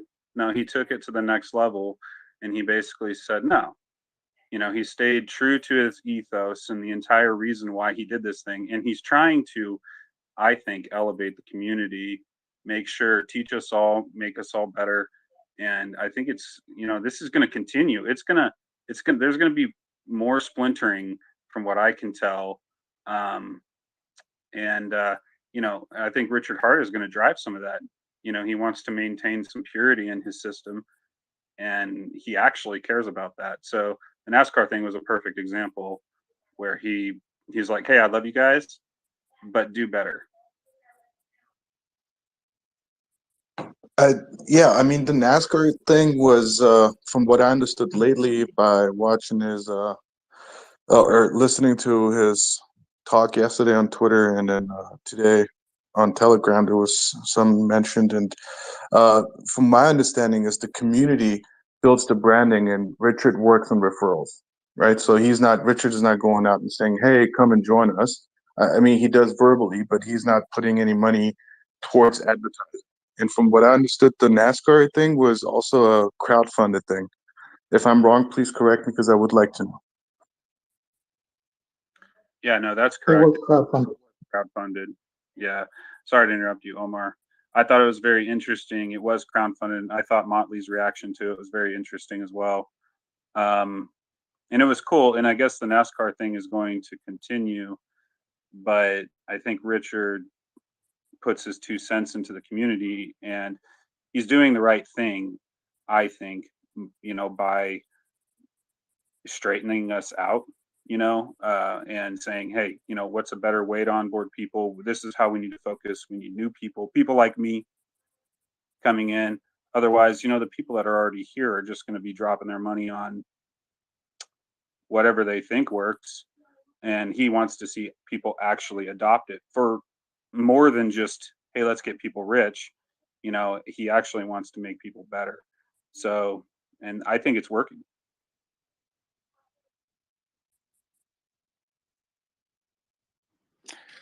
Yeah, I agree. And I'll just say one more thing in relation to, you know, my opinions on those, you know, just on this topic of liquid loans. I believe that in some time in the near future, Richard will come out with a better product and under his name, rather than just sort of a splinter group, you know, good as they are. There's obviously hexagons. He will come out with his own, maybe capsulated stakes. I think that was a talk that he was discussing in one of his streams a while back. So, yeah, I mean, if anything that he has sort of, you know, suggests, you know, it's a good indicator. It's worth having a look at. So who knows? Maybe he will.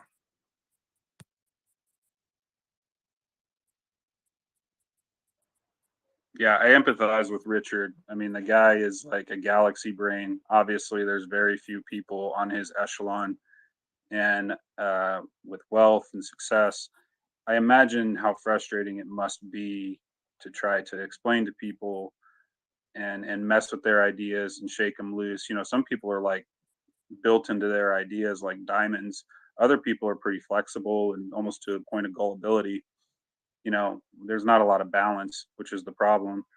And I think that it was really good to pull people back from a sense of euphoria, even though the price is down. But I mean, there are a lot of people in the HEX community who are doing quite well, and pull it back and say, hey, you know, let's do that. Let's check off the community. Let's get all back in line. Let's realign to what we're doing. So I thought it was a valuable thing. And liquid loans, I think, is just a natural question that people have. You know, is this something that is healthy? You know, we're all kind of adapting our minds a little bit to think what's healthy for the Hexkins. He built Pulse for the Hexikins and PulseX for the Hexkins to support Hex. And so I think that's his train of thought on everything. Does liquid loans benefit the Hexikins? And I think he's a little purist in that thought. And it seems to me like you said, Bangkok, that he did kind of hint. And Matty Allen has flat out said, and I kind of agree with him, he's like, look, if we need something like this and we need to build it better, you know, if it's really important, you know, I'll build it. Guys, I just want to add something to David. Thank you for seeing us. I know you're new in community. Thank you for seeing us as a great community, a great leader like Richard Hart, and we're very, very thankful, you know, for you to be with us. You know, maybe there's somebody else is new that has questions. This is like great time to ask us, you know, what is HEX, you know, or what is Pulse Chain, you know, or PulseX. You know, there's great leaders in this community that here with us, and you have this time to ask us questions. That would be very, very, you know, helpful to you.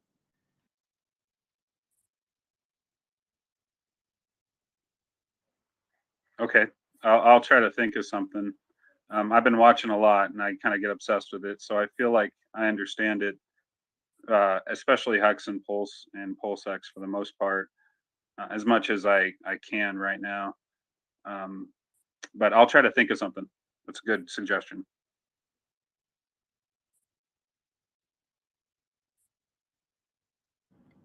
Who else wants to ask questions? You can raise hands, and Mello or HEX ORCA. I'll be going to the Vegas PulseCon in October, but I'm not going to be going to the one in March. Yeah, just hit the request Miles. button.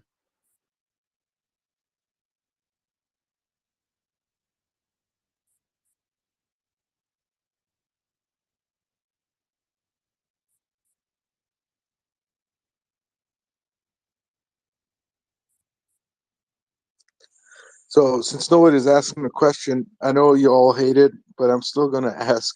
And because I'm still trying to figure why the HEX community doesn't like NFTs. Is it just because of the statement, or is there a deeper research that had been done in regards to that? Because I would like to know. I totally believe in that system because it's a verification system. It could be used as one. And yeah, it's very helpful. And I wanted to see and hear your thoughts on why yes and why no. I can speak to that if no one else is ready. NFTs, for the most part, don't really achieve anything or do anything. They're just literally images hosted on a server somewhere. And it's linked to your wallet. It really has very little use. I think that NFTs as a technology has a great scope, a great use case. There are lots of really great things that can be done with it. But right now, all of the NFT market is an absolute ridiculous euphoria, way overvalued. And for the most part, most people don't actually understand what it is that they own when they have one of those NFTs. And they think it has huge value because like it's the only one, or they've got some kind of rights over it, when for the most part, they really have nothing more than just ownership of an image that's sitting on a server. So I just literally heard back Richard's statement. What I was asking is, have you done your research? Like, can you, because, you know, what you just said is when you submit an NFT through OpenSea, but if you write the smart contract yourself and you run it through the testnet and then you submit it to the blockchain, it's completely different. right? That's why this statement, I heard this one a lot of times, but have you, like, is there something deeper that you could reach and bring to the light where it would make sense to me? Look, an NFT is basically just a contract. It can do any number of things. So when people say, what do you think about NFTs nowadays? My assumption when looking at the average is people are talking about picture NFTs. Because there aren't, I really can't think of any at the top of my head that are NFTs that do anything more than the pictures. They're contracts that give the owner certain rights and opportunities, and that's all they are. And right now, I only see them being used as links to images.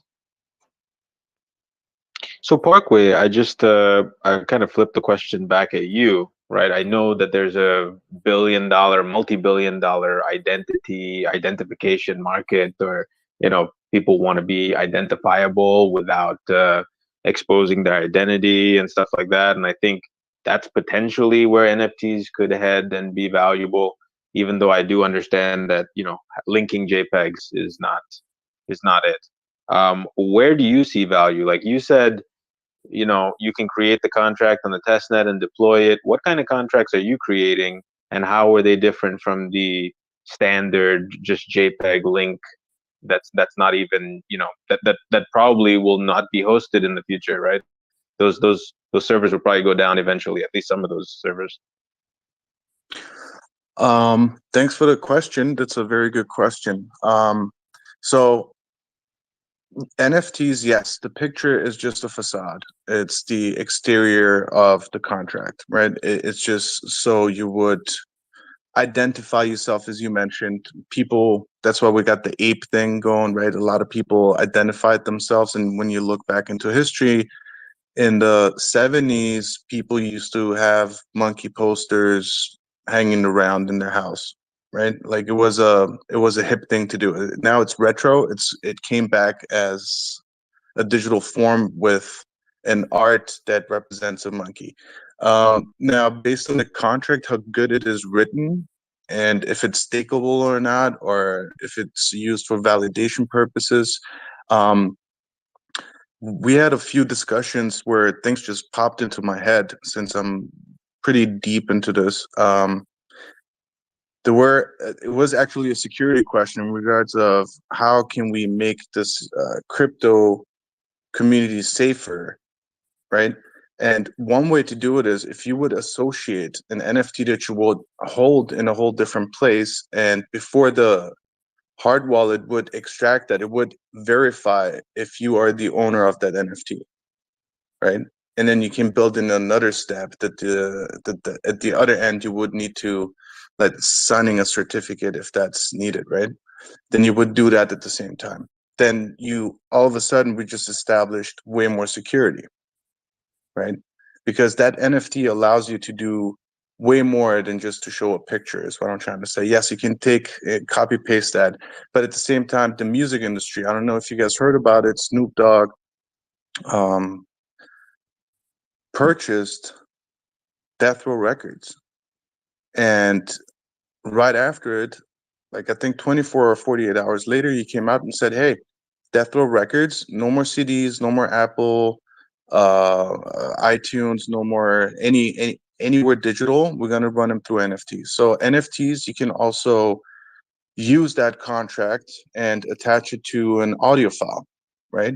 You can also use it for 3D data and displaying images. That's why you can take the NFT into the metaverse, because it's 3-dimensional at that point, and it's usable there.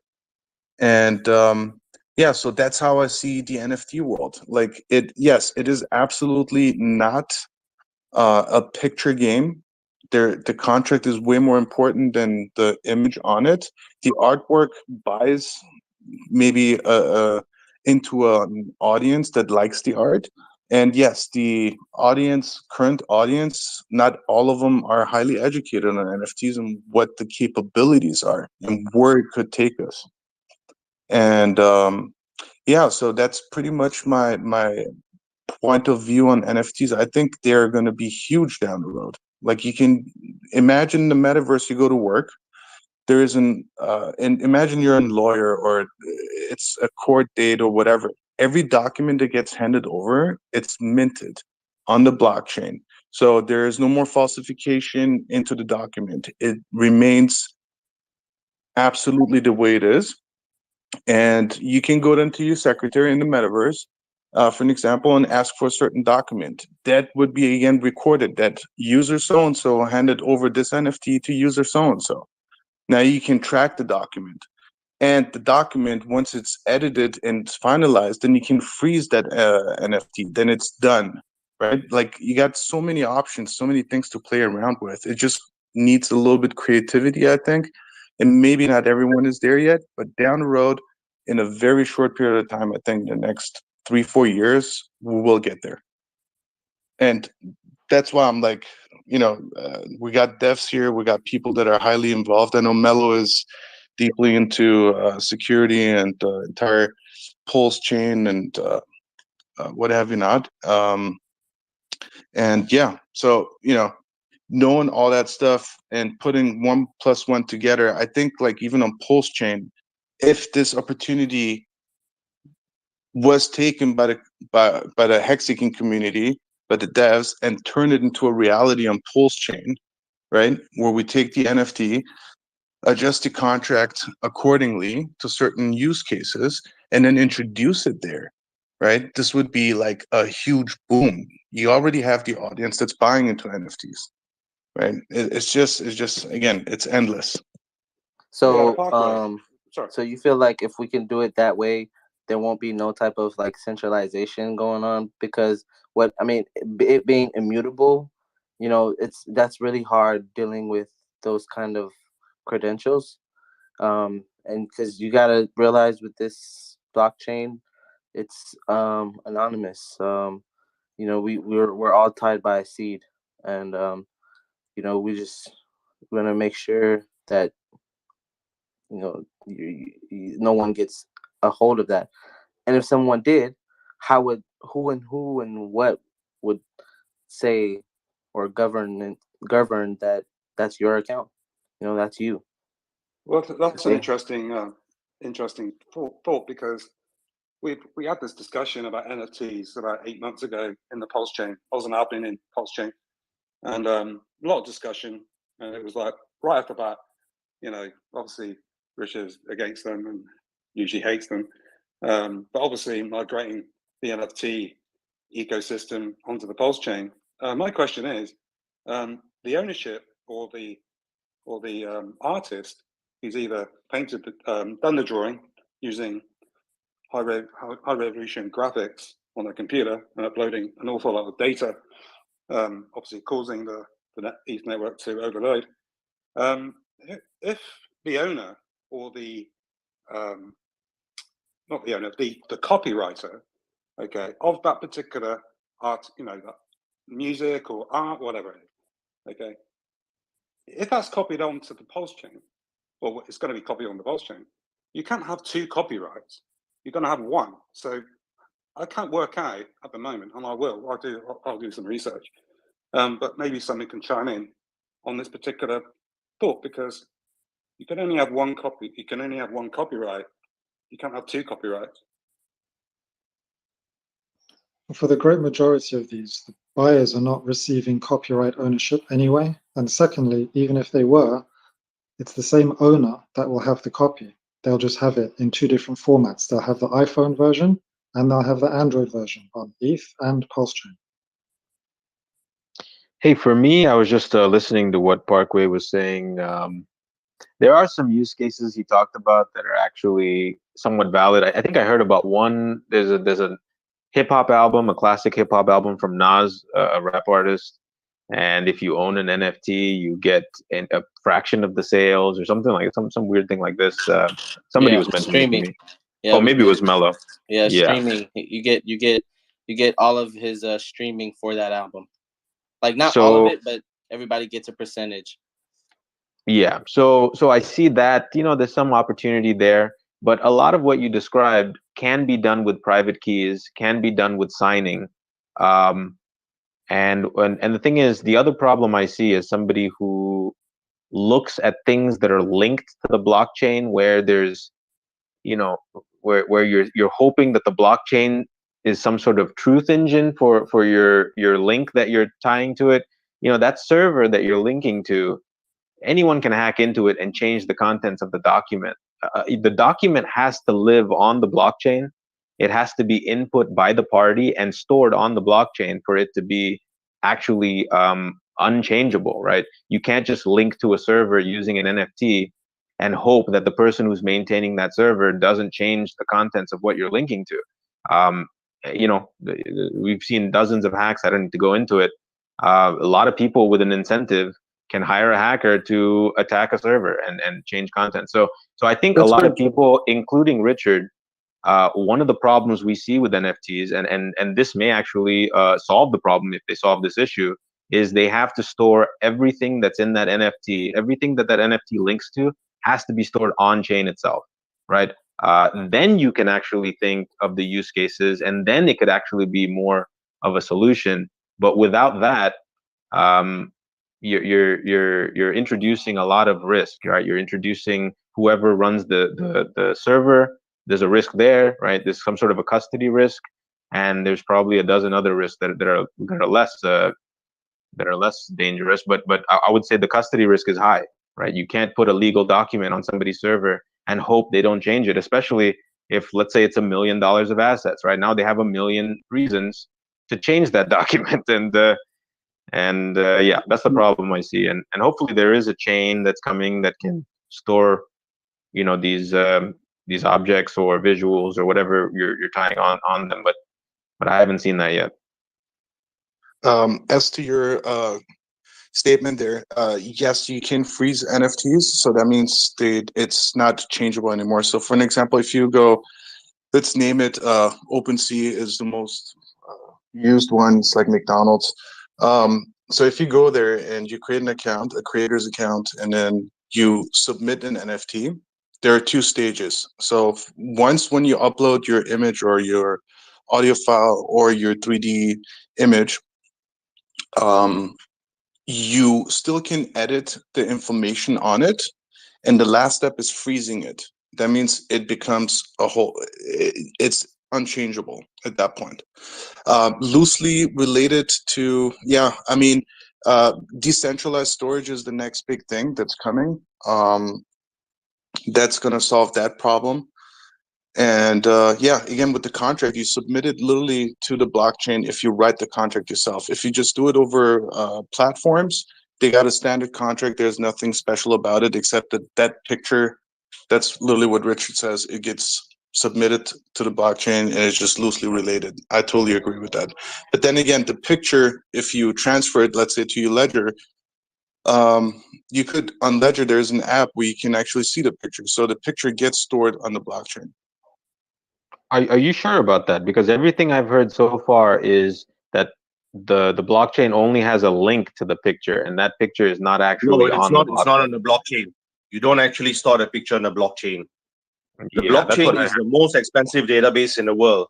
You never, ever, ever want to store anything of large quantities, large volumes of data on the blockchain. That's why nobody puts it on the blockchain. You never, ever put it in the blockchain.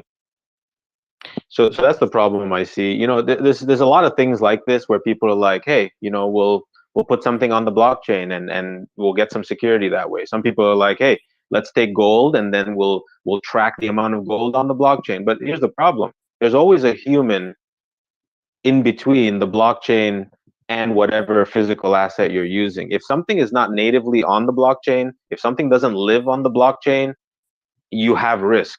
All right, whether you know it or not, you have custody risk, you have X amount of, I can go down the list, but there's a tremendous amount of risks that you have when something is not living on the blockchain and it hasn't been mined and stored, so that it can't be changed, immutability. So yeah, and I think blockchains are terrible databases. I think everyone who studied computer science understands this. They're not great.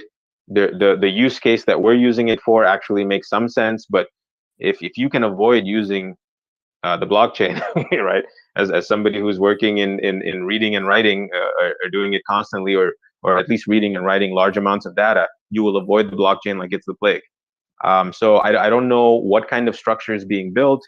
If NFTs end up doing it and they do it efficiently and they can make these things immutable and it's not just a link to a file on somebody's server, I think that makes sense. But at this point, what I see is what you're doing with an NFT, you could better do with just an address, signing with keys, or holding a token, right? It doesn't necessarily need to be an NFT, and that's kind of the hesitance I have. But hopefully it develops and surprises some of us. Yeah, could be. I mean, from what I understand is it gets recorded onto the blockchain if you write the code yourself. Again, I could be wrong. You guys could be right. I gotta do a little bit more research and talk to our team. We are involved in I'm involved in a little NFT project where we donate. The whole thing is about donation, and the way I see it is, it's a great tool to bring humanity together because there is a huge craze. People love it, and the love creates the value. That's what a lot of people don't see. They're like, why would I need a Bored Ape Yacht Club, right? Well, if you own one, you get to talk to all these people that hold one on Discord because you get verified and there's a dedicated chat room. So let's say if you want to talk to Snoop and you own one, dude, he's in the chat. You can literally tag him and ask him a question, right? And that's the benefit, the value, the utility that comes with NFTs. So you got to be creative with them and create utilities. And once you establish that, then it's all about what are you doing with the funds and how much is the community getting. That's one of the big things. Melo mentioned it with, I think it was Pulse. I can't read your name here. Pulse LN. Mentioned it too in regards of Nas, where the community gets a kickback. And that's the big thing in the NFT world, right? There's a huge kickback if you're part of something. And that's the value creation of it. In regards to the technical side, I think it's more user-friendly if people hold an NFT because it's super simple. You just need to have that. There is no need to understand anything else. You just get the NFT. There's a description within it, right? They can open it up. Oh, so in order to establish, for an example, more security, I need to store this someplace else and have this software, for an example, that requests to read that NFT's contract, right? And then the software will ask for authorization, right? Call it a two-signature type of thing, right? I mean, again, use cases are endless, and that's just the way I see it. I totally respect every point that you guys made, and yeah, that's the way I would put it. Okay, just to give you an idea, so the Ethereum blockchain currently, the size is about less than 300, maybe more, maybe slightly more gigabytes in total. So that's not even a few high def movies, right? So you don't actually store content on the blockchain, and there's no way for you to store content on a blockchain without it being too costly. The blockchain, that is why Richard mentions again and again, a blockchain is just a database. It's not to store everything. It's just to store the most critical data. So essentially, what you are storing is a certificate to the content, not the content itself. And when you do a transfer of ownership, you're transferring the certification, a digital certificate, so to speak, of that particular content, not the content itself. You never ever want to put something that heavy on the blockchain because it'll kill it. And that's why it's expensive, and you never do that. Even with the current amount of data just for the NFT, it's already overloaded just with the codes, certification data. It's already very heavy on the blockchains. So you never actually put content on the blockchain. Yeah, and theoretically, you could put something that's vector-based. So you could put wireframes, for example, simple wireframe models or something on there, or maybe perhaps a QR code, because it's contains so little information, no colors. But as soon as you want to put anything of any kind of intricate detail on there, the sizes just get too large. I mean, think about the block sizes for Ethereum and how large one JPEG image is. Yeah. And also, I'm not sure. Were you talking about the Bitcoin blockchain? I mean, Bitcoin's about 300, 400 gigs. I heard Ethereum was about a few terabytes. Like, I could be wrong. Maybe that No, includes the Ethereum. state. Ethereum. Maybe if it includes the state. What do you call it? It's a what is it? Fully validating node with state. Archive node. Yeah. There you go. Archival node. Yeah. Just as an FYI, I just Googled it, and Google tells me they're being stored on a different blockchain. So.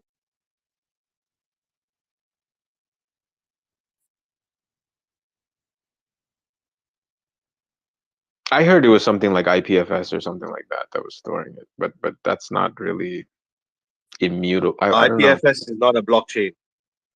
Yeah, it's a not a file blockchain, system. and It's a also I distributed don't file think it's. system.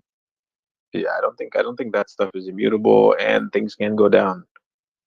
Things can be removed. So there is some obsolescence risk. Remember those old video games that we used to love that were multiplayer, and then the company just shut down the servers and told people, "Hey, we're no longer going to run servers anymore, so your multiplayer functionality just died." Right? There is obsolescence risk in those games, and if somebody decides to stop hosting this stuff 10 years from now, right? I see that risk. That's why I want, some solution where you can, store it on the chain. But yeah, it's not it's not something you want to do. You don't want to store gigs and gigs of data, virtual images, and how big those are, 45 megs, 50 megs. Storing them on the blockchain is just not a good idea. It's expensive. It will be expensive very quickly. Yeah, like the best option we have now is IPFS, and that really is just a shared file server.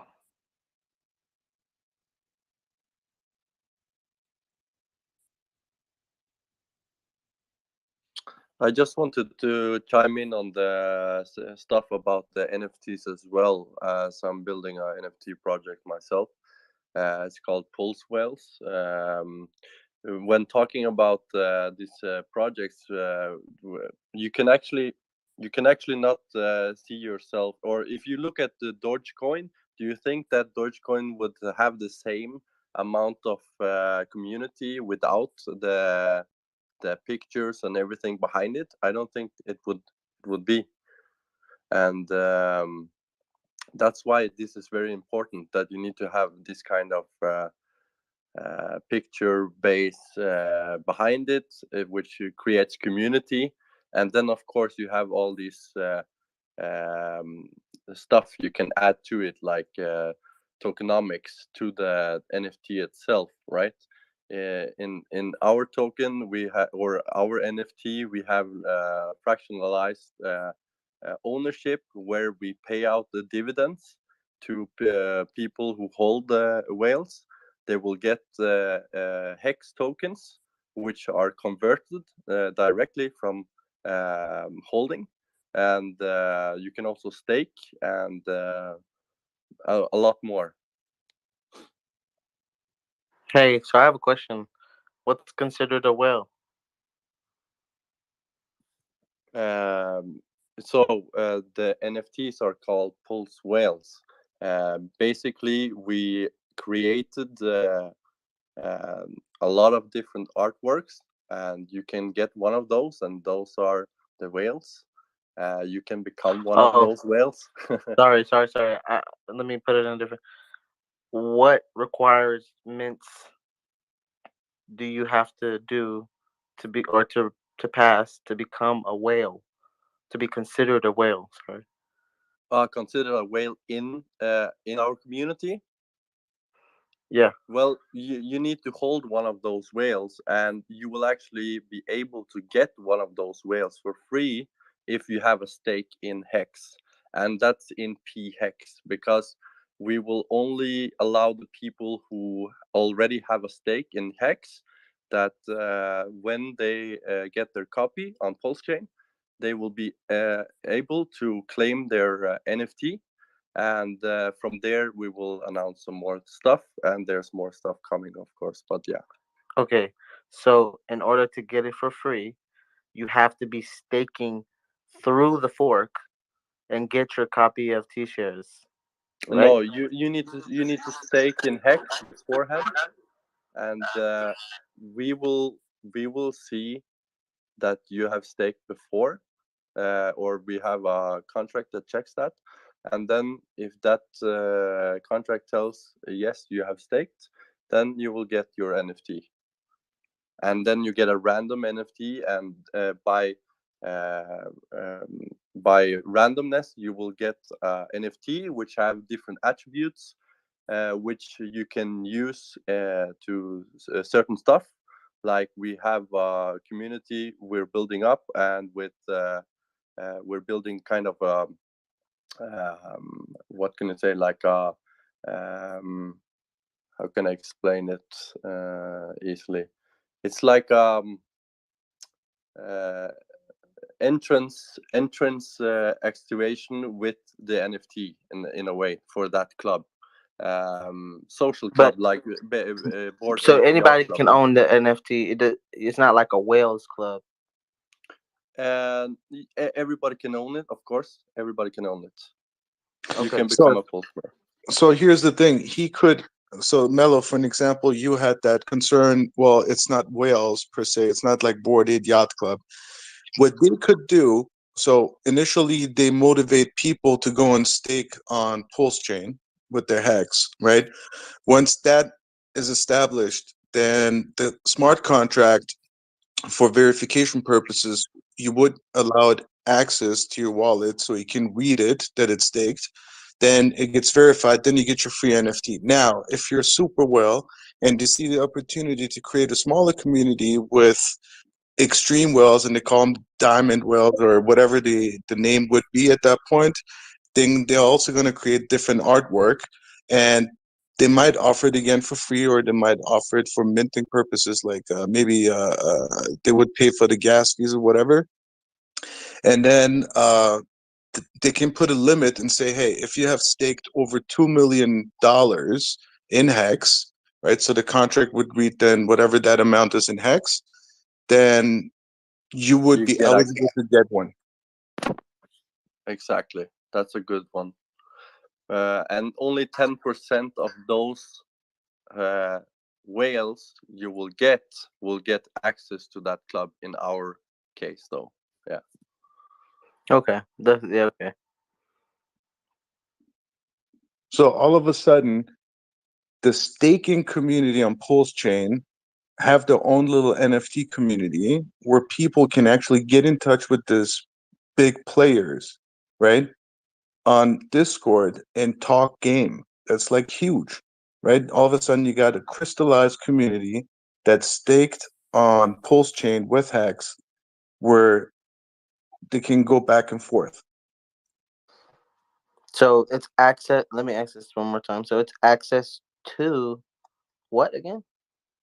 It's just, Okay, so I understand the use case, but whoa. Let's just say not our NFT collection itself, but let's put whatever NFT collection. You can basically make a club for any group of or community you build, right? You make the contracts see that you have whatever token, let's say HEX token, right? And if you have HEX token, you're allowed to get into this club of people who also have HEX token staked, for example, and that makes those people who have that NFT be a part of a smaller community within that community, right? And maybe you will have some other stuff in there as well, right? You can have maybe events, collectibles, labels, DAOs, like you can get revenue from whatever the people or artists are making in there themselves. You can buy the rights of NFTs, like as you were talking about earlier, where you buy the license to use the artwork on prints or whatever, and you get that by buying that NFT as well. Not only that, but like most kids or people in their 20s, or it's easier for them to go for something with like a face to it instead of just code, because most people, they're not looking for, let's say if you have your iPhone or Android, they're not looking behind the screen what's actually going on with their phone. They just want it to work, right? The same is kind of the NFT in the crypto world, where you buy something and then it has a lot of other functions behind it, right? That works. This is the beautiful thing with NFT. So, wow. So you get a smiling whale if you stick. And okay. So is this what you're doing, or is this what you're planning on doing? No, no. I mean, this was just in general, right? What we're building NFT community where people who have staked HEX, first of all, will get a chance to mint free NFTs, and 10% of those NFTs will get you access to a particular group, and inside that group, you will earn revenue based on whatever else is bought of the NFTs in Pulse Chain. We will use Mintra and use the Pulse Chain ecosystem.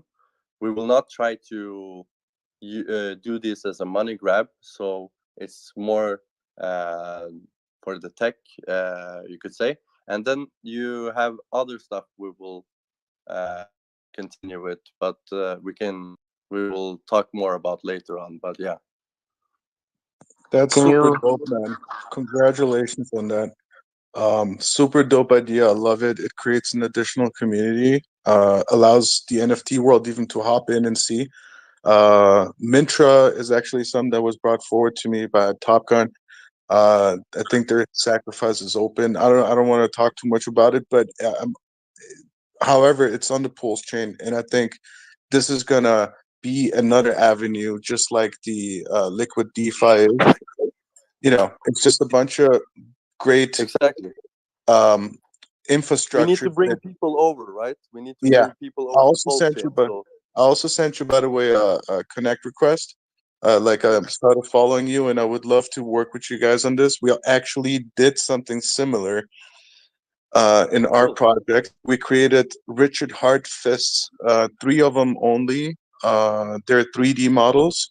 They look like a knight glove made of gold with diamonds on them before Richard actually bought the diamond, which is funny.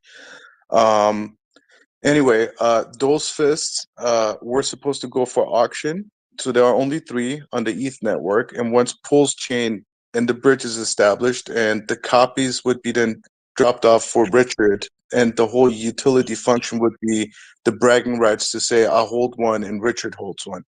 And the yeah, and the benefits would then go to Sense.org. that's cool. Hey, I got one more question. I'm just looking at your profile and see your utility. It says buyback.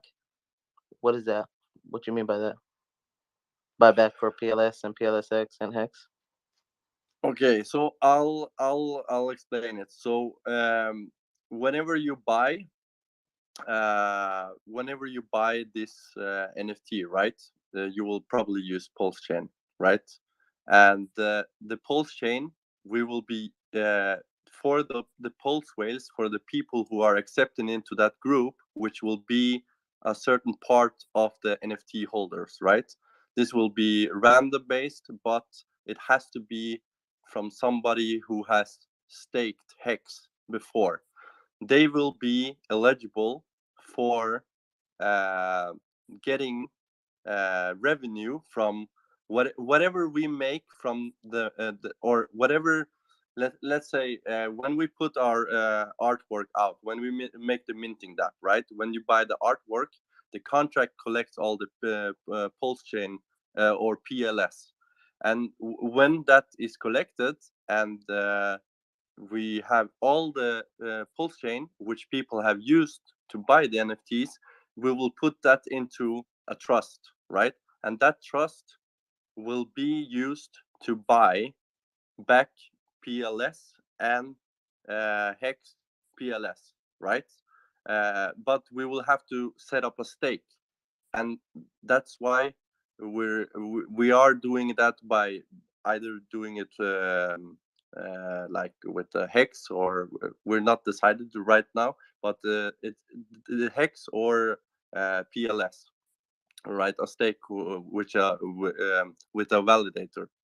And then you can use the commercial licenses to use on prints, websites, and so on.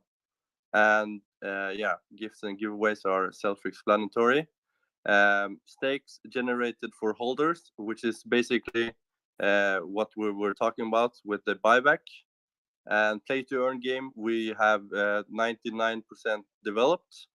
There's some finalizing been doing now, which we have programmed in Unities, which we are connecting with the NFT, and more we will be announcing later on. If that answered your question. Yep, that's all for me. Thank you. I think it sounds like a very interesting project. For some Very. reason, I want a whale now. I don't know why. What? You know, the technical side of me is like, do I want a whale? The other side of my brain is like, yeah, I kind of want a whale now. Maybe. I'll get you one. I'll get you one. All right, cheers, man. So back to like whales, right? What considers you a whale? I still want to ask. I still want that question answered. I mean, if you're like HEX ORCA, I'd say if you have if you have more than 100 million pulse. Whoa. Damn, you outed your bag, Orca? Oh man. What? So how 100 million pulse is considered you a whale?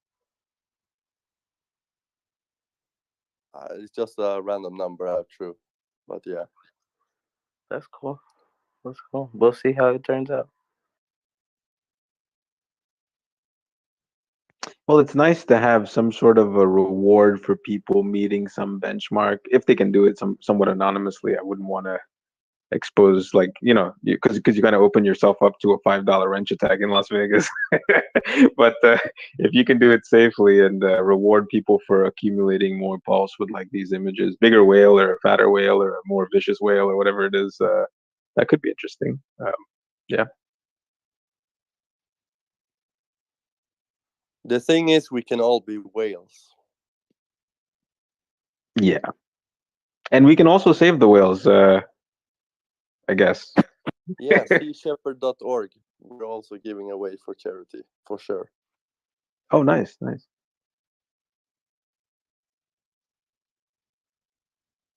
I mean, an NFT project, imagine the community would come together and say, okay, let's create a marketing funding for projects that creative minds in the community want to do.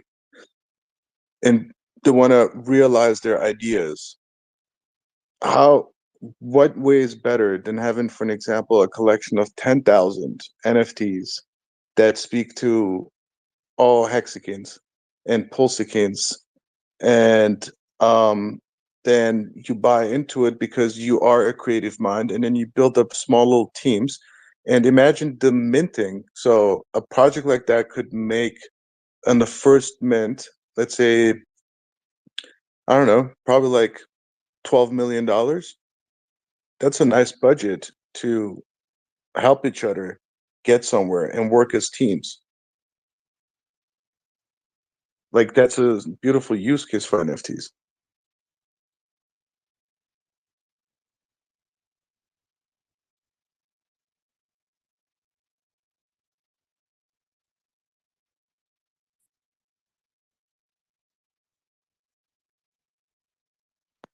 It's gonna be interesting, though. It's gonna be interesting to see what PulseChain can do also for the NFTs, because there's a lot of stuff which people don't want to build on Ethereum because it costs too much gas, and I mean, if you have a lot of money, it's not really a problem. But I know of several good developers who are not wanting to build on Ethereum anymore, and they like the idea of Pulse Chain, so that's cool.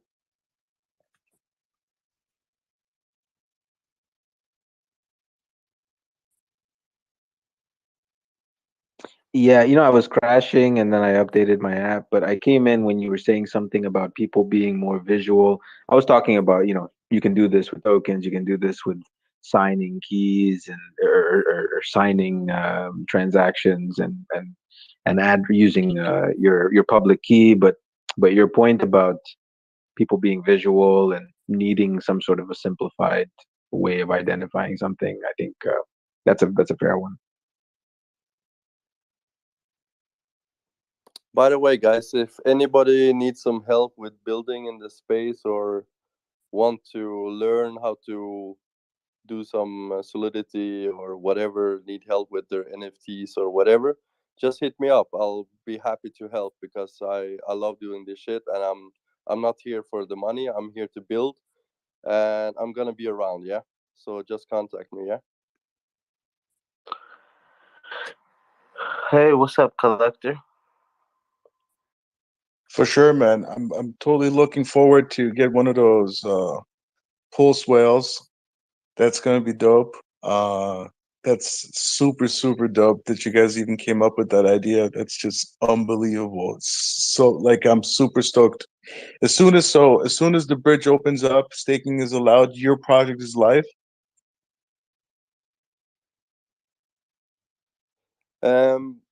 I can't say 100% sure it's gonna be live from the first day.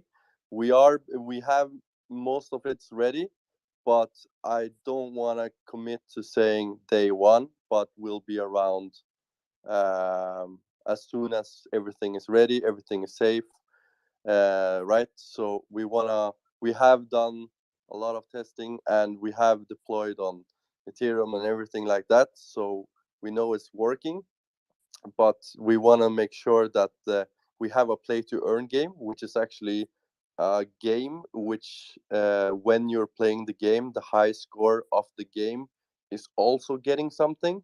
So we're connecting these two dots together, and once that's done, we will release it.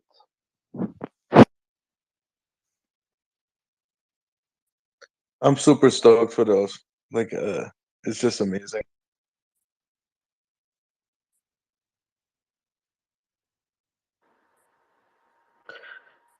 Go on, collector.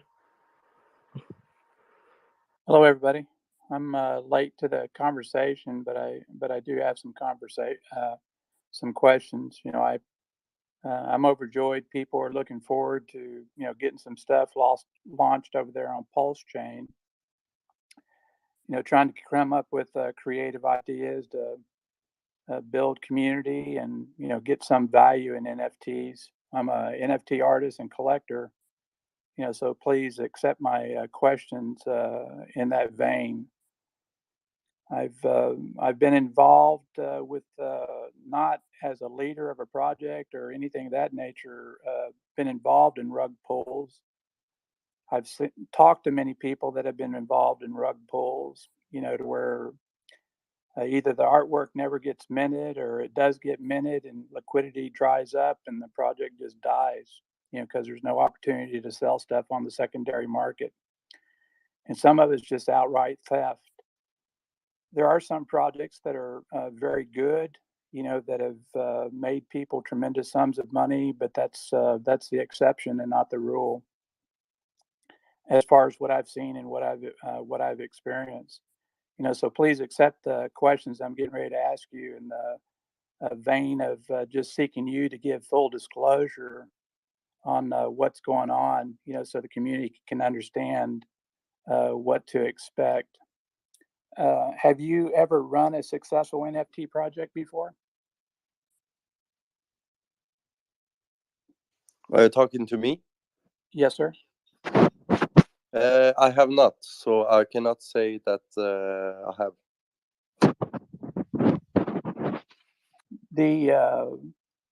Has the Hey, contract? Collector, I didn't get your question. What did you ask him? I'm sorry. I asked him, has he ever run an NFT project? Oh, okay, okay.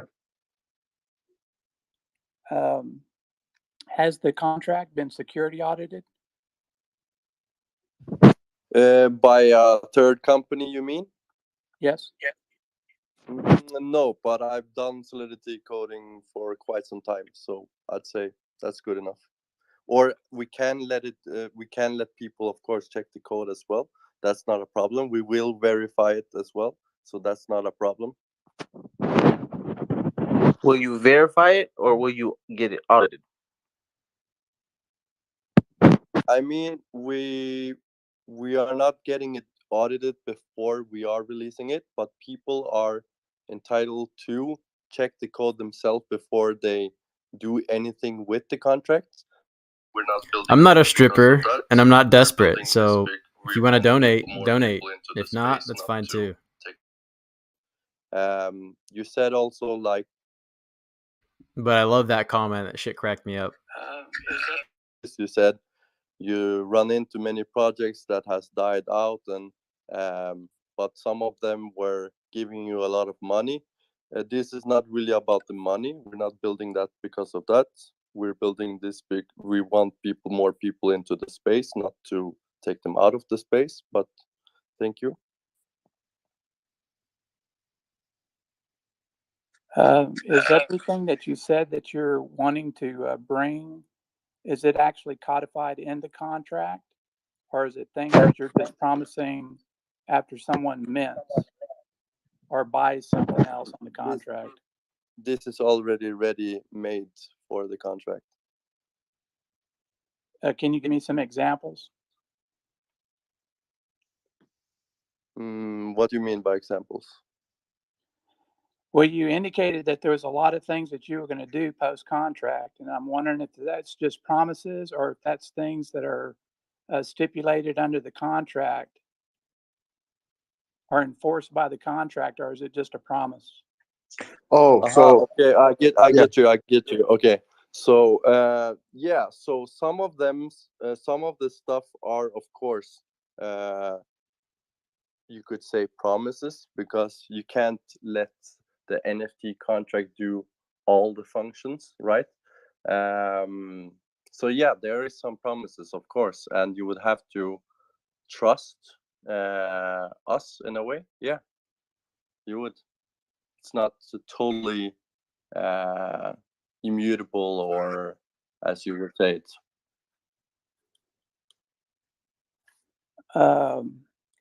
The wallet, who controls the wallet? Several people in the team with a multi-sig.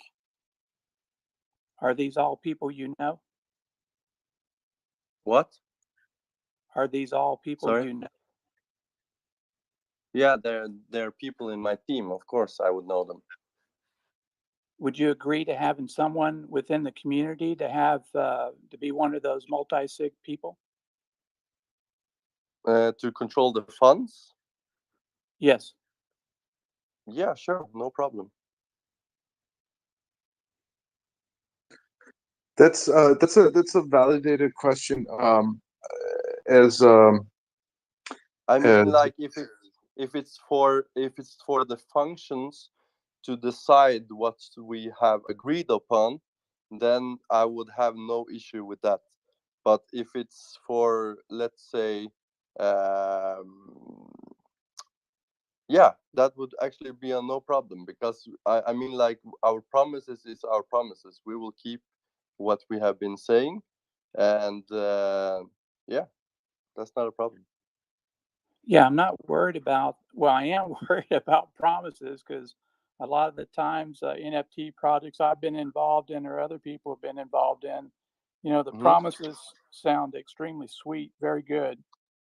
But unfortunately, the team is inexperienced and are not able to deliver on the promises, and the promises are not regulated by a contract.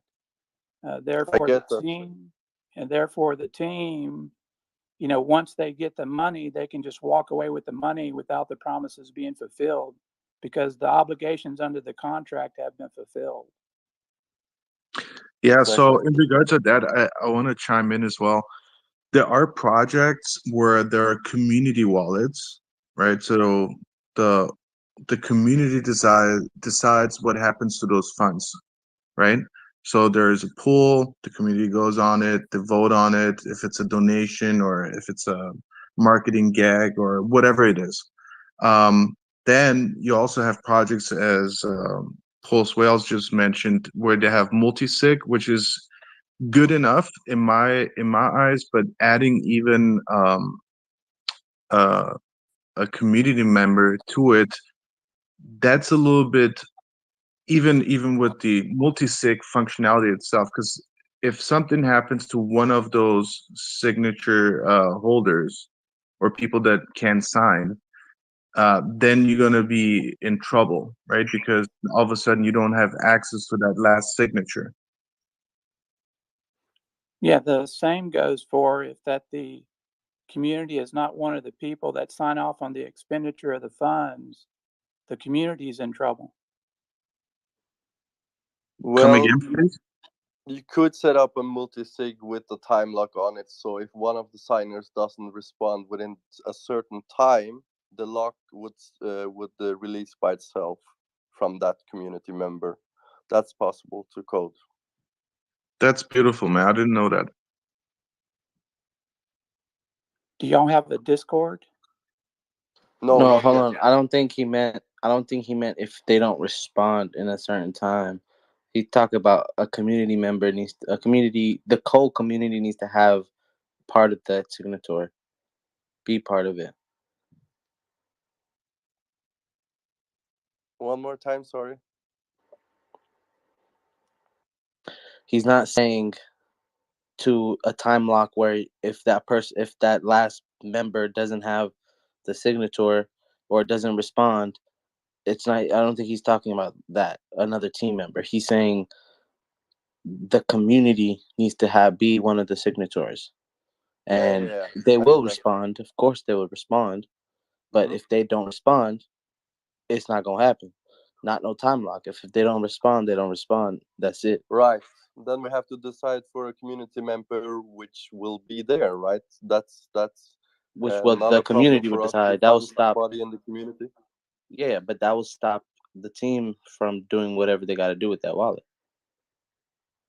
True. That's true. But again, there's certain stuff like we can arrange the agreements on certain elements in the contract. Not all function has to be with these three people, for example. It could be that only one part of the situation could be like that. But again, it's we can discuss this further on. I have a Pulse chain related question to Pulse Whale. How far or how much information do you know about Pulse chain like for the adoption of the smart contract that's written for the ETH network? Like how much different would it be for the Pulse chain? I mean, it's the same. It's totally the same as Ethereum. It's a copy, right? So it's not gonna be any different. It's the deployment. You can use different tools to deploy your tokens. I guess most people use Remix and stuff for deploying their code, or you can use Hardhat or whatever to play around. So it's the same. It's Ethereum, just a copy with a modification. That's basically Pulse chain with a modification with another consensus network, more like BSC authority. Yeah, Collecta, you were raising your hand again, I see.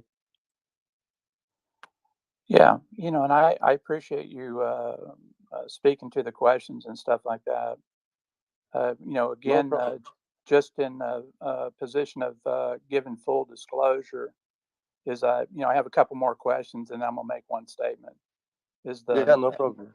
Yeah, the next question is that what behavior are you trying to encourage or develop with individual people that would purchase the NFT or participate in your project or community?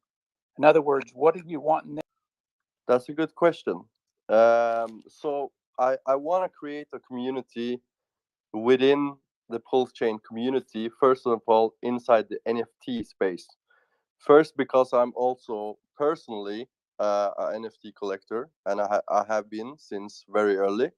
And I believe that with the NFT space, there's a lot of cool people to meet. That's the first thing, right?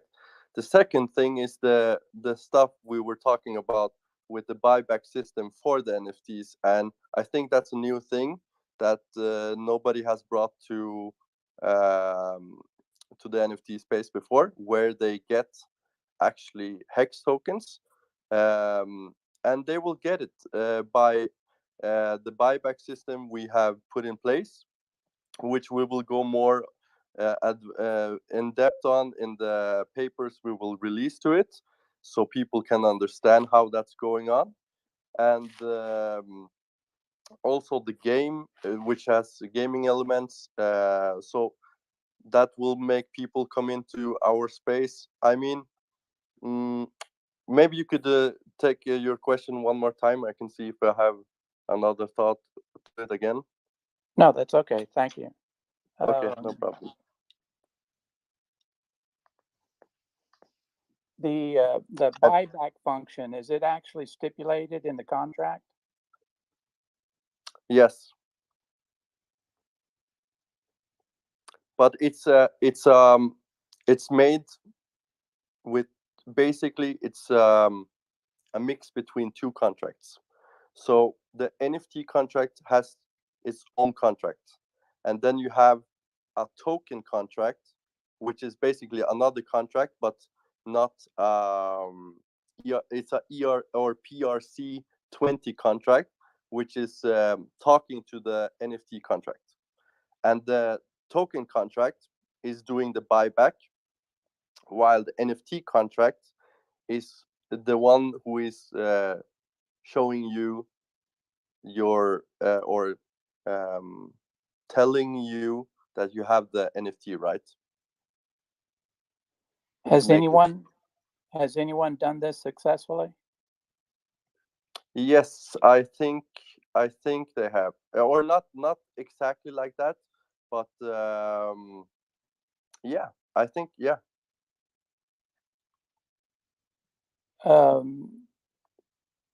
Based on my experience of dealing with various NFT projects and talking to other people and stuff like that. Just one more question. When do you plan on launching this project? So the question was kind of asked before. We would really love to launch exactly when Pulse Chain launch, but of course we don't know when that's gonna be. But let's say if they were to launch in the middle of March, then I don't think we will be ready. If they will be, if it will be in, let's say, April, May, I think we will be ready. Just two more. Just two more questions. How are you going to get paid? Me? Yes. Well, we get a small percentage of all the. We will take a small cut from all the minting, a small percentage of the minting. We will take 2% of that, and the rest we will leave for the community.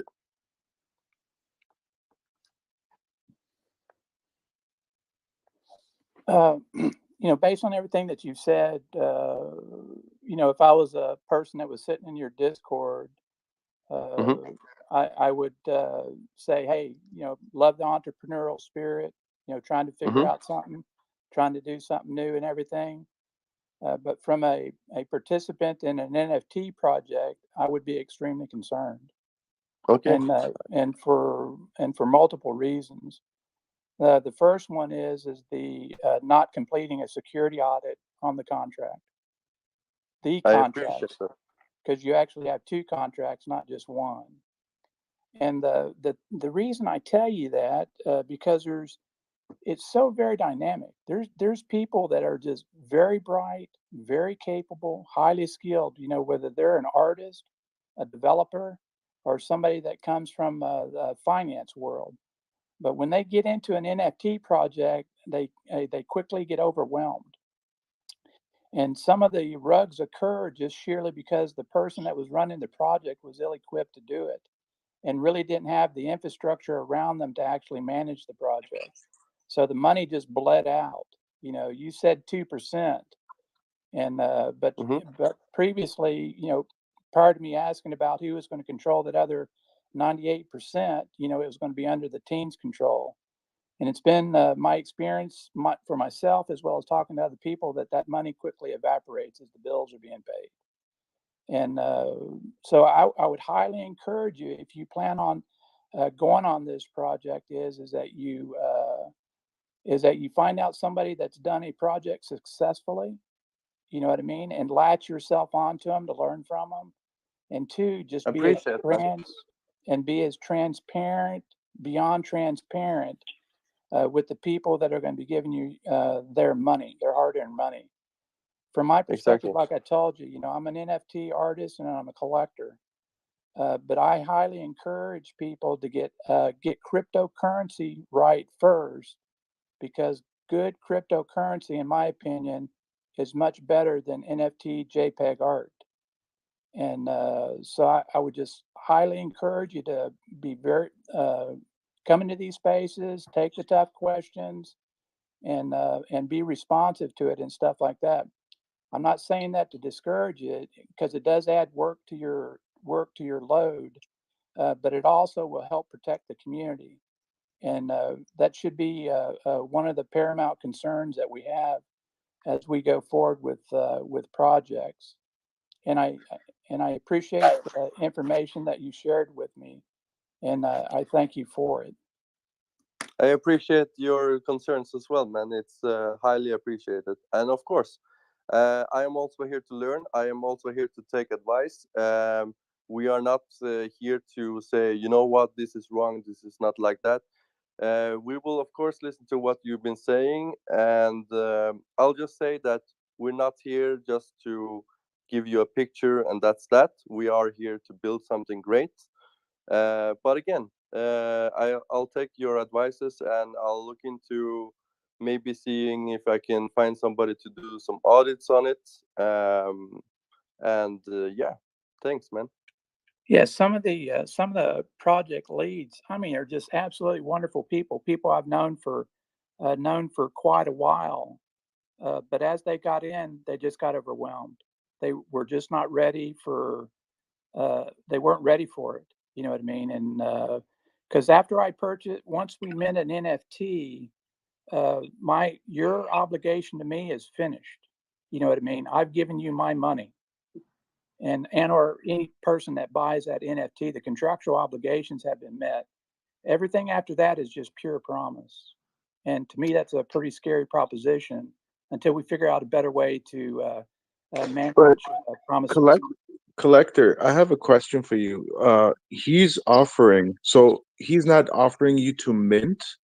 Well, he is, but he's not offering you to pay for the mint, right? So he's saying his project is based on the following. If you have staked on Pulse chain with PHEX, then the system, the bot, you know how you verify on Discord that you're an NFT holder? So the same system would apply there. And then once the system verifies that, then you automatically get your whitelist and you get your NFT, right? And now that's how I understood it. Is this correct, Pulse Whales, or no? Correct. If you hold a stake in HEX, you can get an NFT for free. When you mint an NFT, you have to pay gas. Somebody of course, has to pay that's gas. true. That's true. That's true. That's true. Yeah. But And on but Pulse chain, you're paying 0.0000 PLS without a probably. doubt, I can't Yeah. wait. You know, I love Yeah. that. So That's very much if exciting. you're afraid of giving away that, then I feel sorry. No, you know better than that. You know, I'm not afraid to spend 0.00015. Yeah. Hey, I know. but then the other thing is that what is the other thing? Because in that case you get nothing. You make no money. So then how do you make money?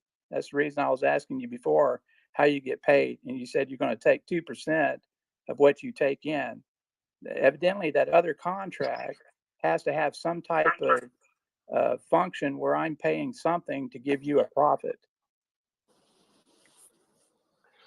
Okay, so there's two elements to it. So the first thing is the people who are not holders of HEX, they'd have to pay for the NFT, right? The second thing is we have a game, right? And in this game, there, which is the play to earn game, there is a function in the game where you will connect with your MetaMask, everything like that. And when you're playing, you're essentially playing with money as well, right? And when you're winning the game, you are winning money, and a part of money you spend in the game will go back to us, right? So that way there is money coming in, and by that we will have 2% of the money coming in there as well. So it's like there's certain there are many, it's kind of hard to explain for me right now. Yeah.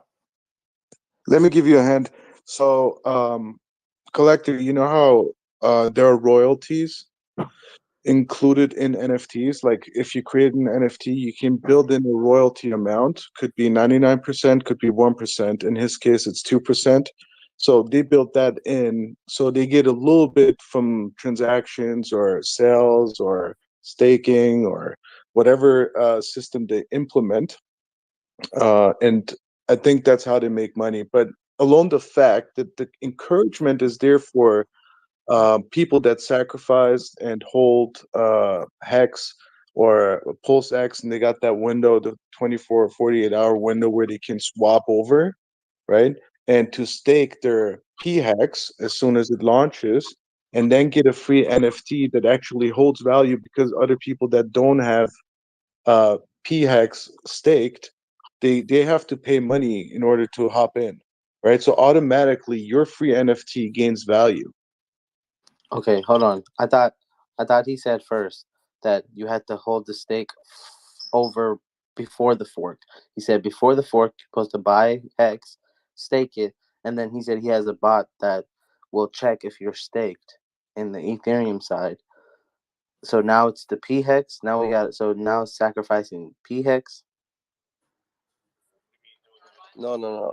It's always been PHEX. We are launching on Pulse chain, so it's checking if you have PHEX staked, right? And that was if it was staked from before the Pulse chain. I mean the fork to Pulse chain, right? So it's checking if you have hex that has been staked since pre Pulse chain, right? If that, Okay. if that makes sense. No, finish up. I mean, are you finished? Yeah. No, podemos. Sí, yeah. P, you had a question? Sorry, I have a question. It's okay. So regarding to the conversation, so if I understood, if I hex already staked it under the Ethereum blockchain, I will be able to have the NFT once the Pulse chain go alive. Is that right? In my understanding? Correct. Correct. Okay. Okay, that's nice. Well, So, and just then also, if you stake your PHEX, right, you also get a free NFT. No, it had to be staked from before. That's Okay, what. that's what I was saying. Okay, thank Yeah. you. Yeah, so technically, once you get your copies for your staked HEX that you have currently on the ETH network, you're going to get them on the Pulse network, right? You're going to get PHEX. Now, you're going to take that, stake it, and then hop over, get verified, and get you free NFT. Correct. The way you're saying it, Parkway, is like you're saying it like get your PHEX, stake it, and then claim it. But you mean get your HEX, your EHEX, and stake it. So two different pools.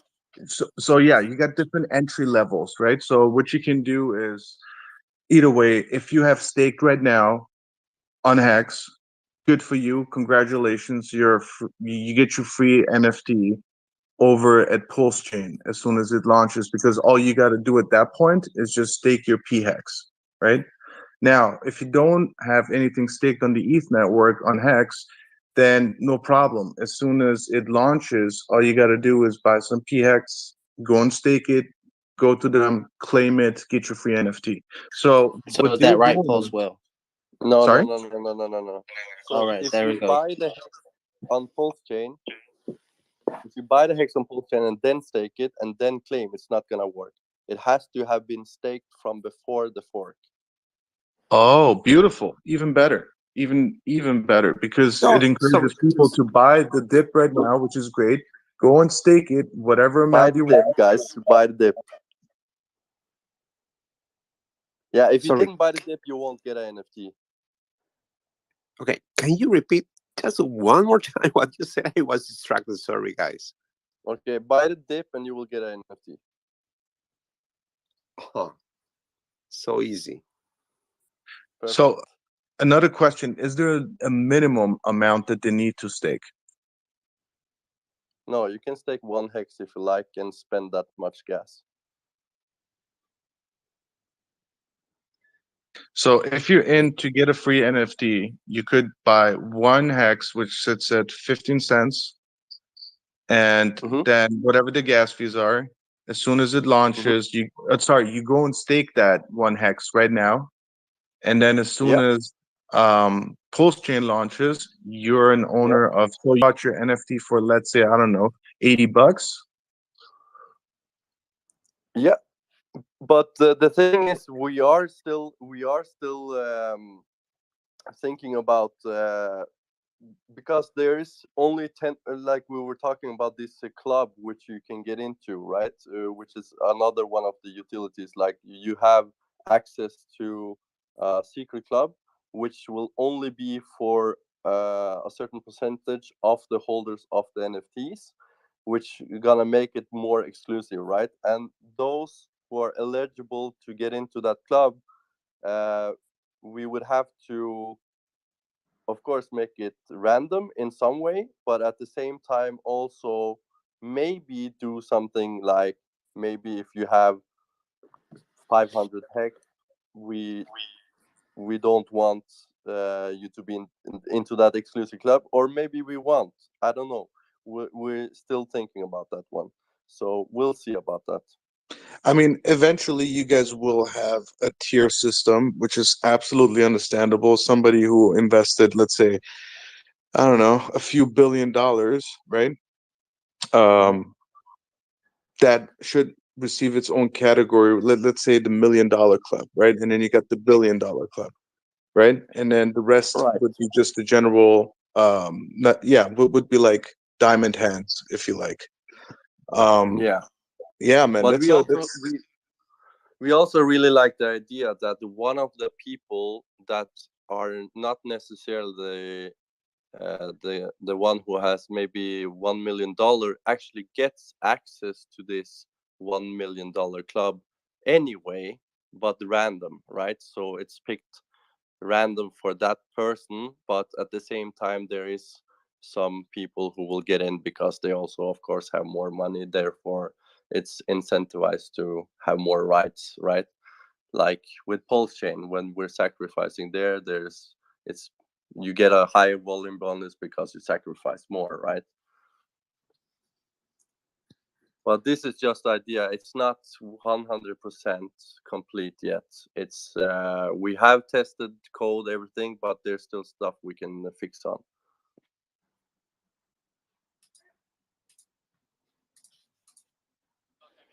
What's up, Collector? Go ahead.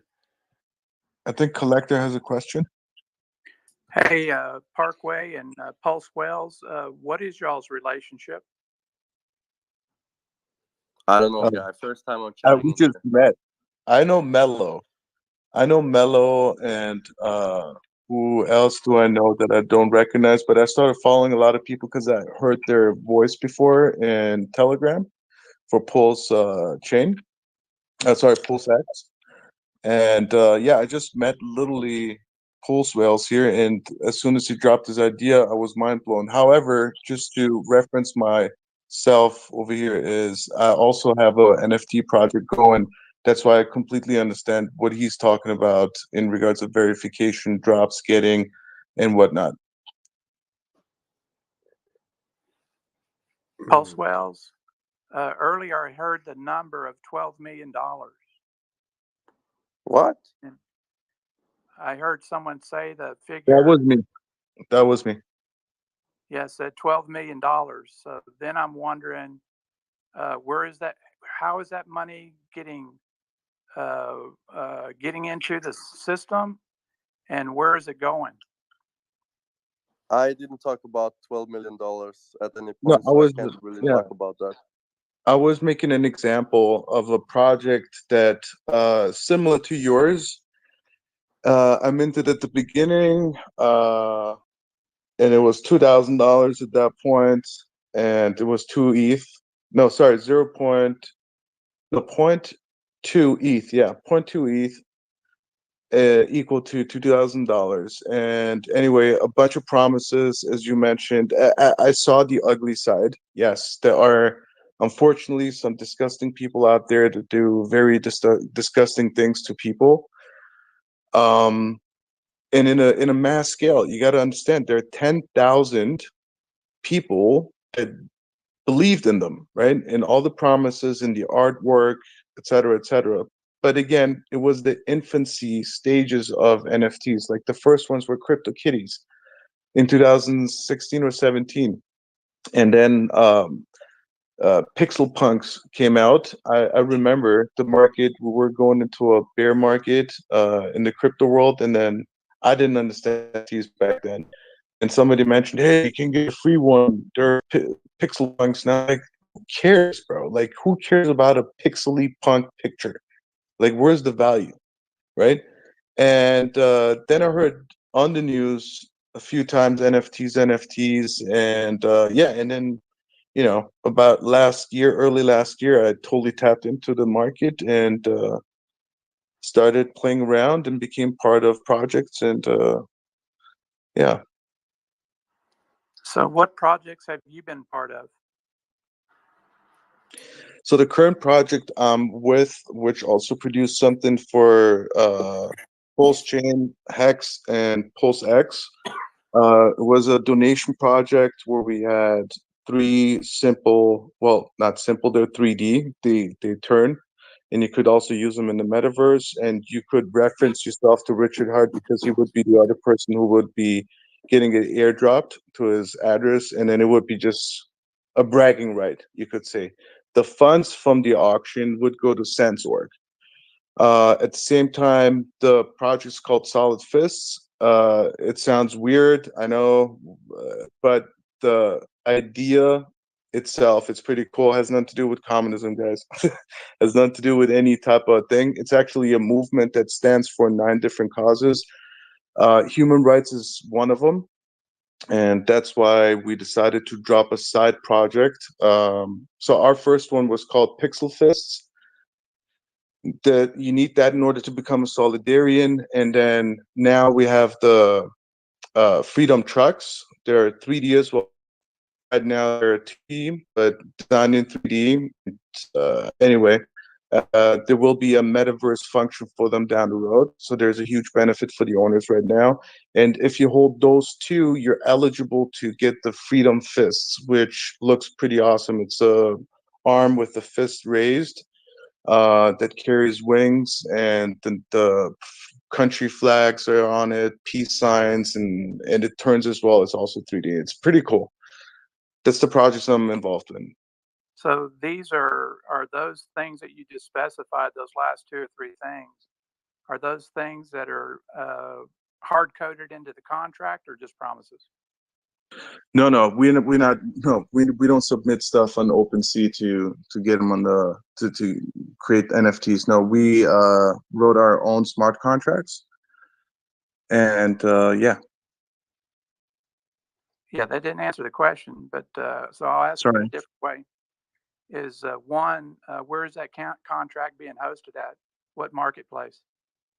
Oh, it's on the ETH network. ETH network where? So it's ERC. What is it? 720. Yeah, but I mean, is it on a marketplace? Oh, yeah. It's available on OpenSea for purchase. Yes. Sorry, my bad. Okay. And then are those things that you promised, you know, the metaverse, 3D, all that other stuff, is that hard coded into the contract or is that just sheer promises? So in order to get the project going, we will have, so the trucks are, as mentioned, they come in 2D. The owners don't know anything about the 3D trucks down the road, and they will get them, right? So it's like, it's a surprise thing that comes down the road. I just spoiled the news here, but hey. So it's a promise. Again, no, it's not. We didn't speak about it, so it's not mentioned anywhere. But it's part of the project, right? So again, our project is a community project. We're 15 people from all around the globe. We're not like, some of us know each other and some of us were found. And the whole thing is being grown organically. So it's not like one of these 8 projects that people ape in where you saw stuff on Instagram or, you know, no paid advertisement is what I'm trying to say. So the people that join Solid Fist platform, I should say, is more because they believe and they want to stand in solidarity with the cause. So they understand when they buy something, the funds, they get split up, as I mentioned before, into a community wallet as well. And we got 2 different types of community wallets. And yeah, it's a huge project, very detailed, very thoughtfully engineered, right? And you're more than welcome to visit Discord and read through everything yourself and see the community yourself. We're not that huge. We're just, I think, closely reaching like 300 people, right? And we already started the mint with the Pixel Fist because we didn't want to build a hype. We really want grassroots, a proper foundation. We don't want this, you know, like you've seen it, where on Discord you got this community of 100,000 people, and in real life there are probably like, I don't know, a few hundred, right? We're not doing any of those. Was your contract security audited? Our contracts are live, so they were tested. They were tested on the testnet. Were They security passed. audited? No security audits for us. Thank you. Hey, Pulse Wells, just one more question for you. You know, based on your business outlook and everything like that, have you determined how much money you think you're going to bring in, like over the first year? First, let me ask you a question, if I may. Absolutely. Do you do or do you make NFT art yourself? Yes. Have you audited your code on your tokens Absolutely or your not. NFTs? Absolutely You? not. Okay, No. I'm just asking. Okay, to answer your question, if I have an outlook on how much money it's gonna bring in. Yes. That was the question, right? For the first year. Yes, okay, so first we have not set the price yet. So we have not put estimation on how much it's gonna get in, because we have not set the price yet. So once we have decided the price, we will know the cost for the whole year estimation. But let's say if we were to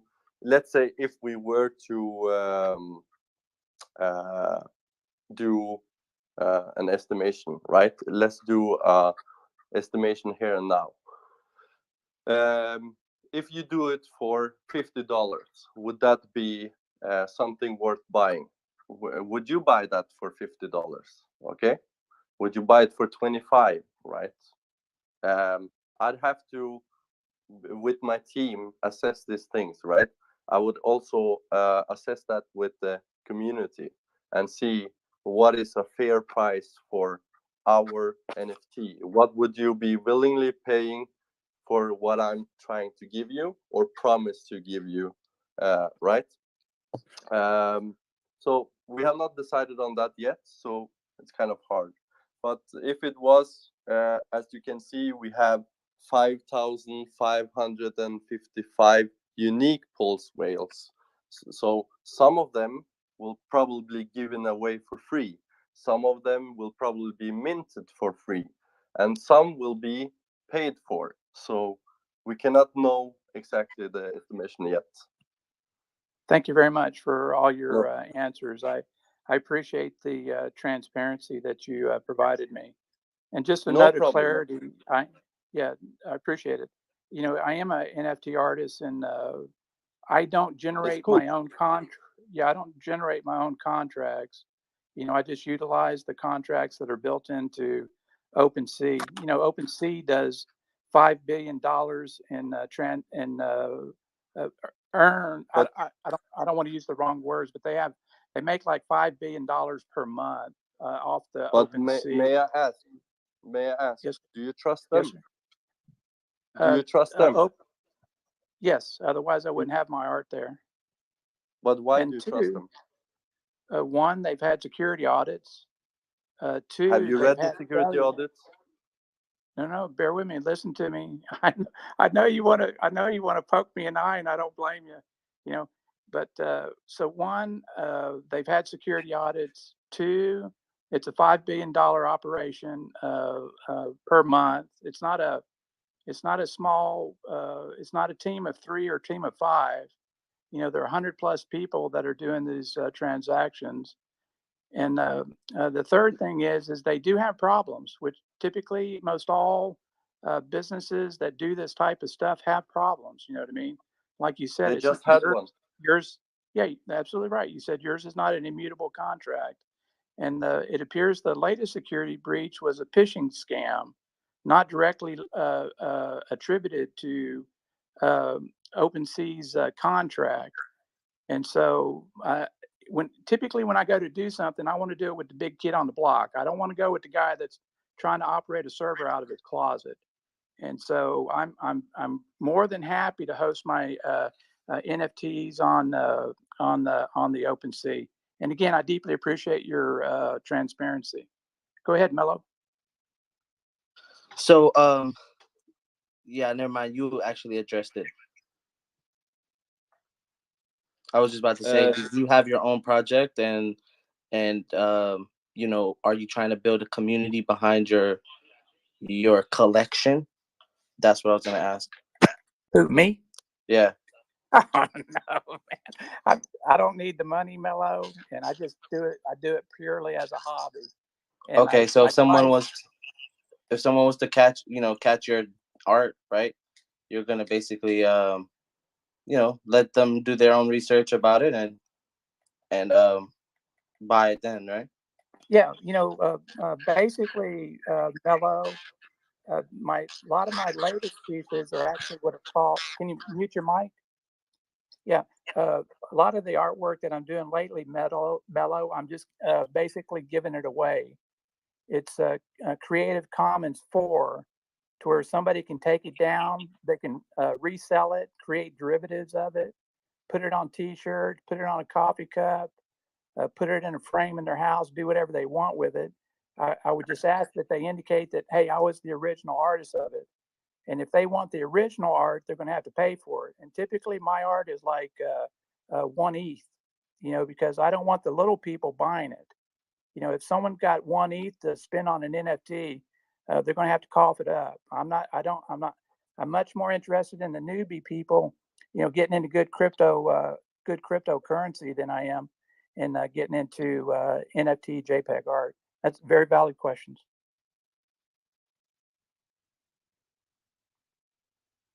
By the way, I like your art. It's cool. Yeah, I would love to get something going with you as well, Collector. My DMs are open. You have to understand, I have a little bit of a security background. I have a little bit of program management background and development of systems and deployment of systems. So when you come at me, I potentially would be a critical person within your environment. And the only reason I would be supportive, but I would be critical because I'm trying to help protect people.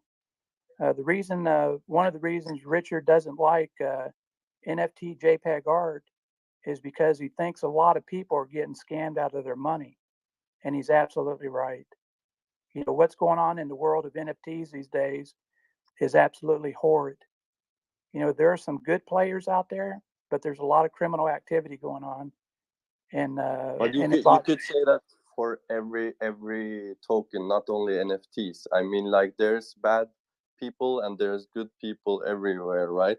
And everybody has to do their precautions to learn how to not get hacked, not to get scammed, or not to. I mean, they should read code before they buy tokens.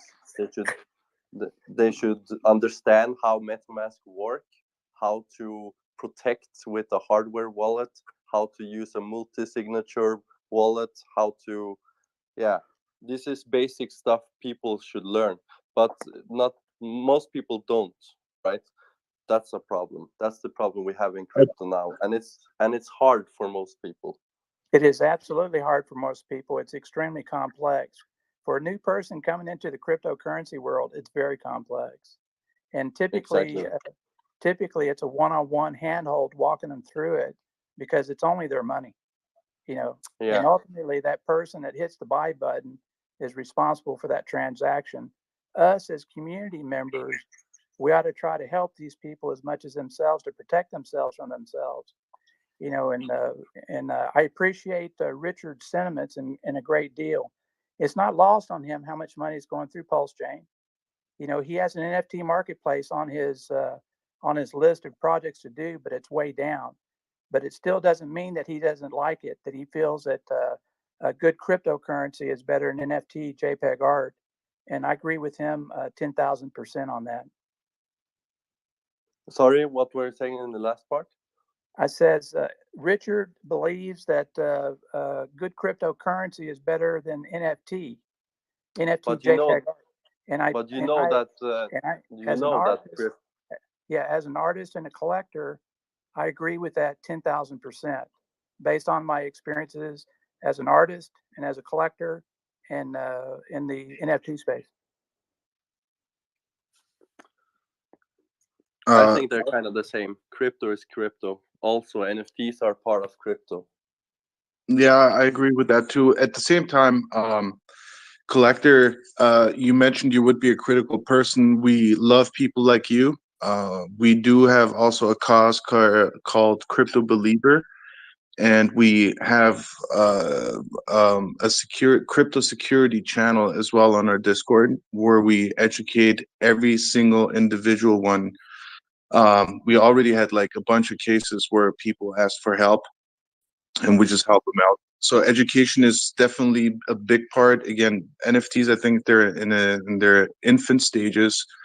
People think it's just a plugin on my browser and then I can use my credit card and buy stuff on this platform, wire it over there, and then go and buy an NFT. That's partly correct, but then they forget completely about security, and then they hear the news, oh, it's not going to happen to me, and boom, it happens to them, right?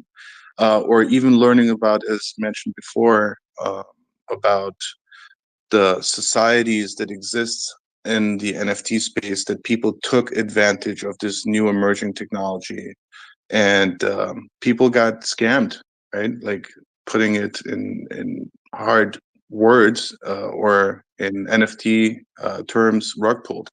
It's not nice, yeah. And people definitely need education, and again, we would love to have you there. Your advices in regards of doing the audit, that's phenomenal. Like, we would love to have a person like you there that gives us the cold truth to deal with. Working in a distributed work environment on these NFT projects is a tough call. You know what I mean?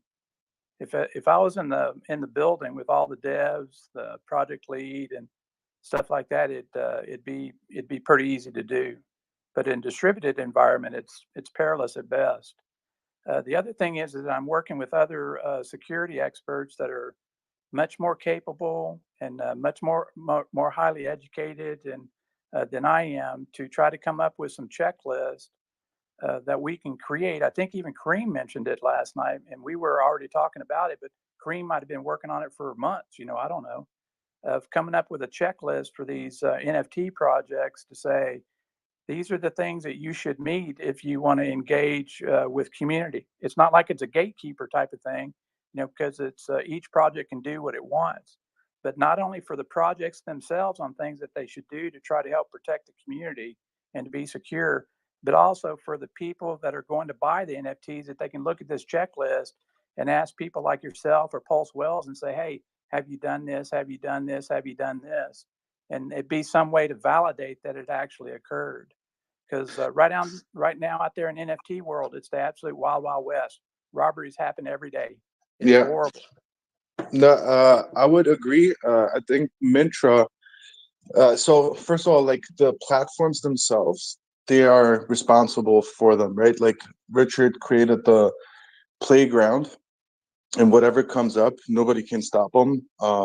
Nobody can do anything. Eventually, the crowd will decide who will succeed. And I think if Mintra, for an example, comes out with a system where they say we only have doxed projects, that would be phenomenal, right? That's preventive, because now the founders or the devs cannot hide behind the screen and take people's money. There'll be, one way to solve it. But okay, a code is edited. Oh, I'm sorry, Miller. So I don't know why my thing does that. Go ahead. Doxed projects are great. You know what I mean? But I'm telling you, even doxed projects with someone that has never led a project before is still very dangerous. I'm currently a holder of an NFT of someone that I've known for over a year, fully doxed, team was doxed, and they just were not able to handle it. And the secondary market is imploded. And so, I'll be holding those NFTs for years, and that's okay. It's my decision. I learned my lesson. I'm currently in the process of typically most of the things I buy now just are one-on-one NFTs, and I'm liquidating my 10K PFP project, because once you buy an NFT, you have a piece of art. Anything beyond that is a promise. And the only time you're ever going to get any money out of that NFT again is if you're able to sell it on the secondary market. And so doxing is not an end all. It's part of the process, but it definitely doesn't mean you're going to have a successful project. And I know you're not saying that. No, I'm not.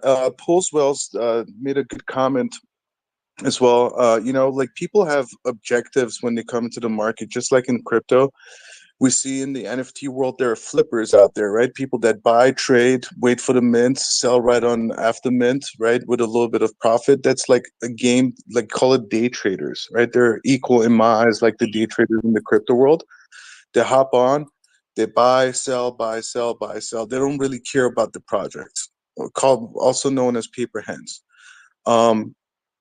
At the same time, though, you also have projects that are not completely based on, you know, certain artwork, but more like a cause. Like I see more and more projects that come out with, we want to donate, right? Like their main objective for their first drop is to have a donation going.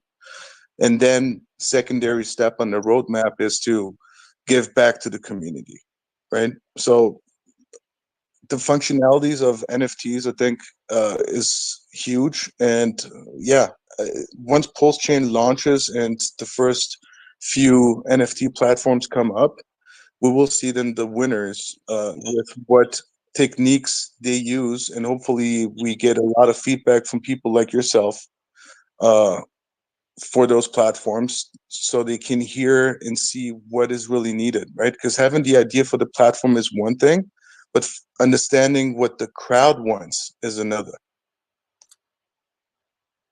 Speaking of what to do to, what are the next steps to take after your account does get hacked? Like, how would I go about that? So the account that I sacked 10K for PulseX got compromised. First, I would have to ask you, from which kind of entity MetaMask. did you get hacked? Was it on your phone? Was it on your computer? Did you download anything? Do you watch porn? I feel like everybody watches porn. Yeah. At some point in their But life. you know, Yeah, no. So was it your phone or your computer? That I don't know, because when I opened my phone up when I got home, I turned on my desktop, and then like my screen almost glitched, and then it actually took 4K out of my Trust wallet, not including my MetaMask wallet. But I got hacked twice. Okay, so is your Trust wallet on your phone only, or just on your desktop? On my phone. Okay, so your Trust wallet is only on your phone, right? Yeah. And you got hacked by your Trust wallet got emptied.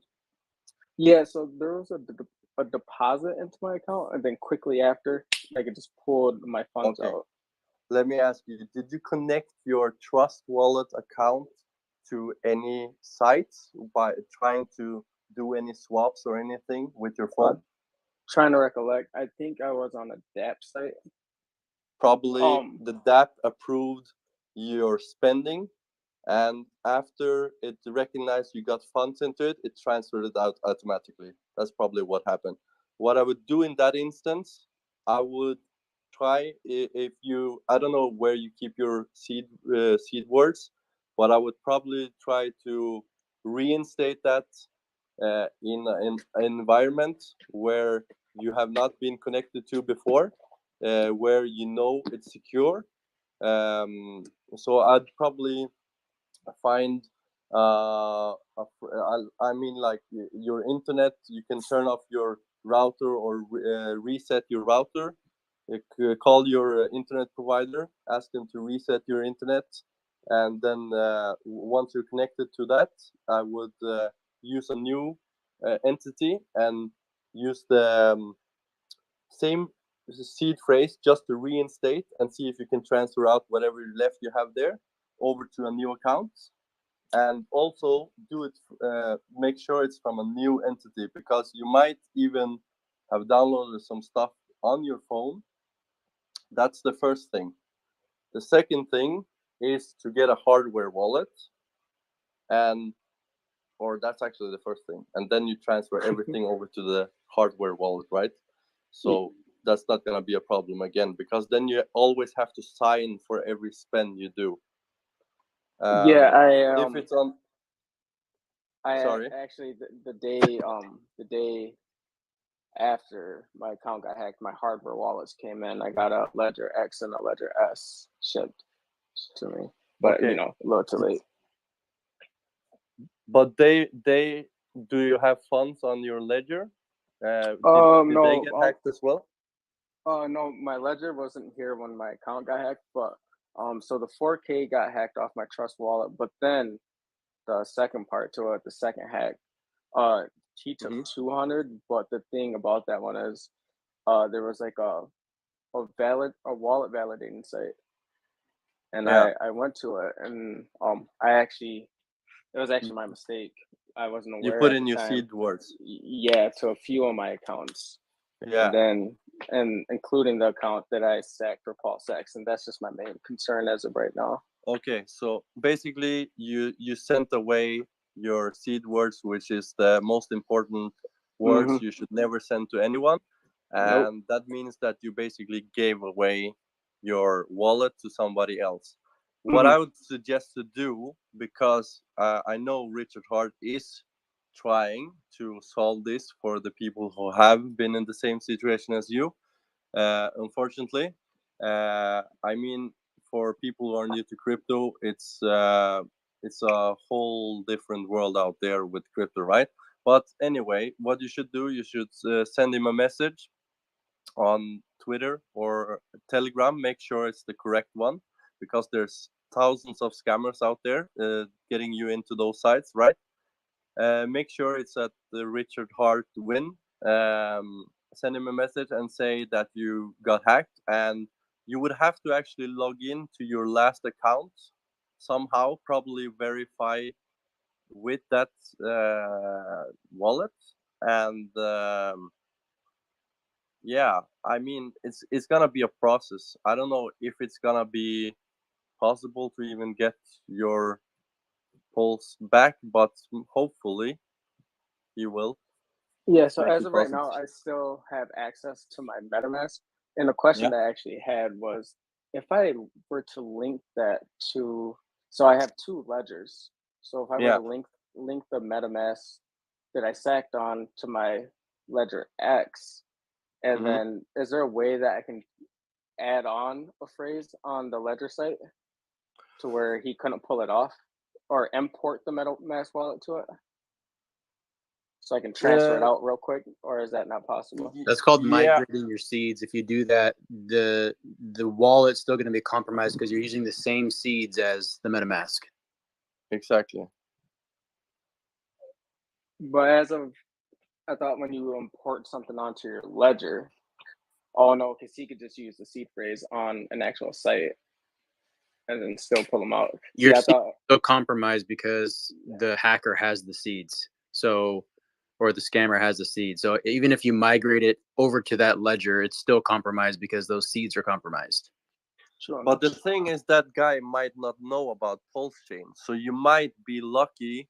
Yeah, that's the only saving grace of for you. opportunity. That's the only saving So grace you is would like have maybe to try and be transfer there. out funds before him. Like just monitor it like a hawk. Whenever the gift does come, like maybe you can transfer them to like a second hot wallet and then migrate that hot wallet into like a hardware wallet. So I can put it on my S and then transfer it to my X. Yeah, so I should make another MetaMask then, correct? So then I can transfer it on there, or how would you go about that? You have a ledger, right? When you log into your ledger account or your ledger wallet, right? You have an address you can send your funds to, or you can receive Ethereum to, right? This one is not compromised, as you said, because you haven't connected it to the computer that was infected, right? But if it has been connected to the computer that was infected, I would actually buy a new hardware wallet if I was you, just to be 100% sure. But anyway, what you do is, once Pulse Chain launches, or we know, because we might not know the exact date, we might know just the window of time it will launch, right? Because Richard Hart doesn't want us to know exactly the day of the fork happening, because people can buy and sell and such, time the market. But anyway, once it launches, you have to be as fast as possible into your account, to the old account which was compromised, and transfer that to the new hardware wallet. And once that's done, you're safe. But you need to be quick. Trav, You could probably So I just did an interview with a guy named Papah Boehner. He's been in security for like 25 years. He's kind of like the Hex in the Hex community. He's kind of like the security guy. He tells everyone like how to protect their crypto assets the right way. I interviewed him last week. We go through like all of this stuff in detail. The video is completely edited, so there's no fluff in it. It's like just straight meat and potatoes. I posted it on Sunday. You can visit my channel if you click my Twitter. My channel is linked there. You can go watch that. It's called The Ultimate Guide to Crypto Security. You can also search that on YouTube, and it literally has all this in there. Like if you're having a hard time following some of these instructions because they can get a little confusing, just watch that video from front to back. It's an hour long. Watch that from front to back. Watch it a few times because some of the concepts in there can be a little confusing. Like there's a process called Shamir's secret sharing, which allows you to like split your seed phrases up in a way that is just much more secure. You can go through that and just learn some different aspects of security that will help you not let this happen again in the future. One last question for you fellas. Now that you guys go. So being that I connected my ledger to my computer, are you thinking my computer could be bugged? I'd advise to at least check it out. I mean, and since you're not like it sounds like you don't know that much about computers, then I'd check it with somebody who does. And if you are infected, your seed could maybe be compromised as well if you have typed it into your computer, right? So that's why it could be infected. Sure enough, yeah. I just bought actually a VPN to keep that on there, but I didn't know if like that pinged my my account because I actually had my VPN off, but I usually have it on. But it was like when I turned it off, like 20 minutes after that, it was like boom, and it went out, and I was like, damn. But no doubt, yeah, I'll give that video a watch, and yeah, and hopefully I can get this figured out. If not, lick your wounds and move on. Good luck, bro. Thank you very much.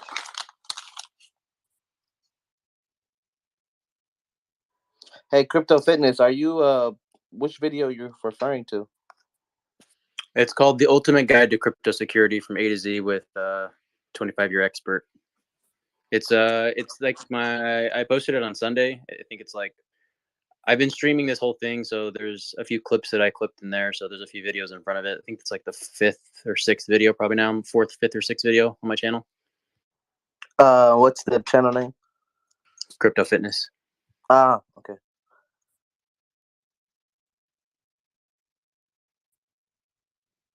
How much do you bench? 225 only, actually. That's good, bro. You got a name like Crypto Fitness and you only have 225 on the bench press?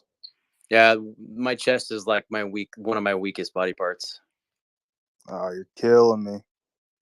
And I'm not on TRT. I'm natty, so I mean it's been a process. Yeah. Crypto Fitness, quick question. Are you a video editor or? I mean, I have my own channel, so yeah, I have to. I edit all my own videos. Hey, just to follow up, what's your most overworked muscle group? Which one are you targeting the most?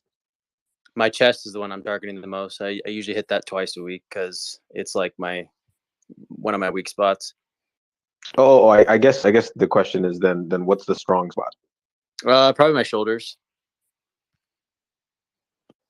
So what? Are you like a gymnast or have you done any of those rings? No. It's not like gymnasium stuff. Like, no, it's not like that. I've just so I used to weigh 235 pounds. I'm 5'10", and that was just like it was just like an unacceptable place for me to be personally. So that was a few years ago in 2018, and so I just decided to change that aspect of my life, and it really started with like nutrition and stuff. So I did a lot of like research and like education on like nutrition, good nutrition, and like what it means. Because I've always like worked out. I've always been into like sports, basketball.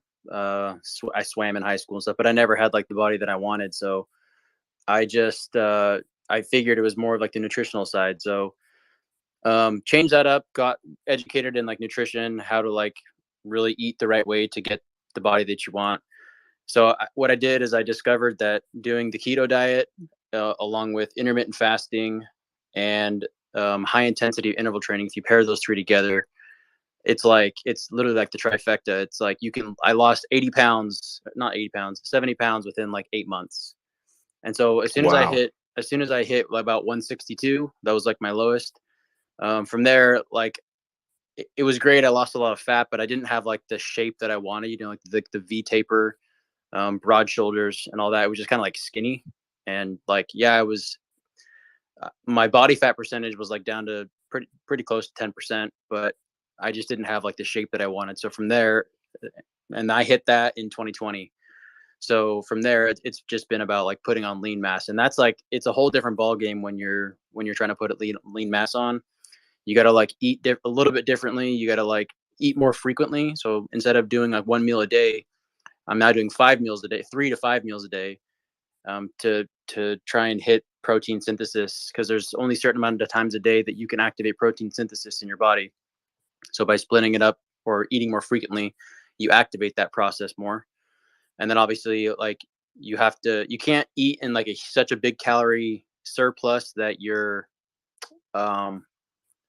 if you eat too much of a calorie surplus, a lot of it will turn into fat. So what you have to do is you have to milk the process of being in a calorie surplus. So if your daily calorie intake is, let's just say 2,000 for simplicity's sake, you'd want to probably be in a surplus only of like 100.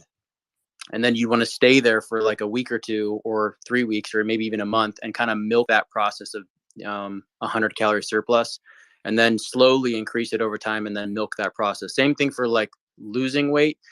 The only difference, and I guess I'm kind of ranting here, but that's the same process when you want to lose weight too. It's more ideal that way because it's a more sustainable way to lose the weight. The way that I did it, I lost weight really quickly, but eventually I hit a plateau where I couldn't get below 10% body fat. Like I just hit a plateau where like I was literally only consuming 1,500 calories a day, and if I go any less than that, it's like I'd have to be like not eating every day, and that's just not healthy. And originally I was doing this for like overall long-term health benefits as well, and doing the keto diet and going down that rabbit hole has a lot of cognitive benefits. So I'm now in like this, I wouldn't say bodybuilding phase, but I'm just more focused on like trying to build lean mass and getting like the shape that I want. I feel like that's at 200 pounds, but we'll see once I get there. Cool, man. Thanks for sharing that.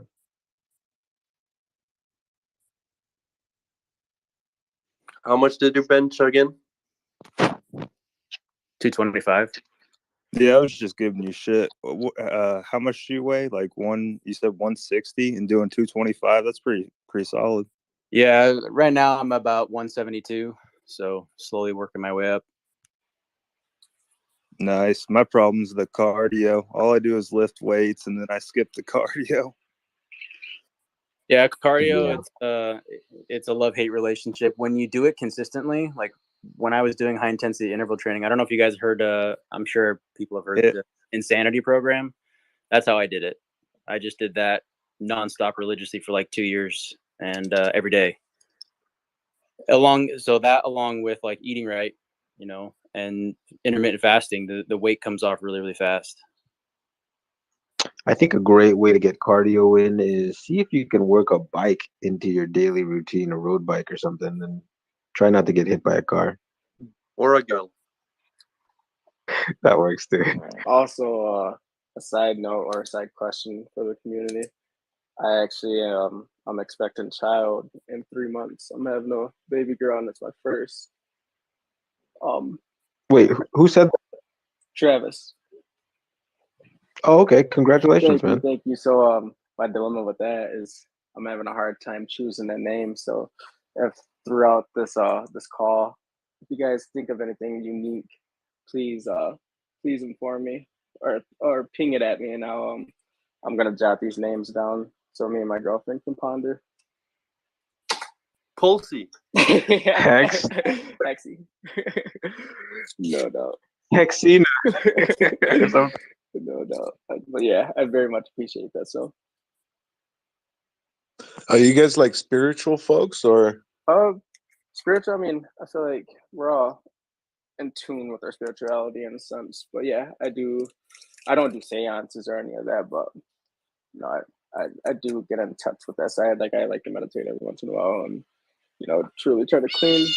Well, sorry, that was my cat. Yeah. She's the one. She's like, come on now. You know, I'm cooking chicken wings, and she that's one of her favorite snacks. Uh-oh, Mello. Uh-oh. Hey, now. Yeah, y'all We're already coming over, man. Trav. We're coming right over. You're invited. Richard's Instagram. Which one is his true account so I can send him out a message? Is it the ETH Pulse chain? I don't know. I think it's Richard Hartwin official for Instagram.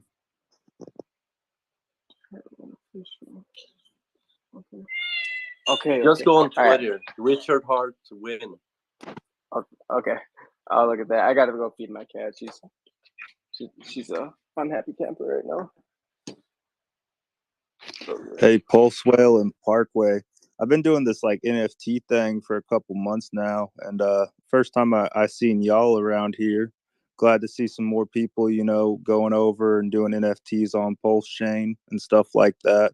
I think it's great for it. You know, people need to definitely understand what they're investing in whenever it comes to like NFT projects and stuff like that, because, you know, obviously a lot of people get promised hopes and dreams and that turns into be a rug pull.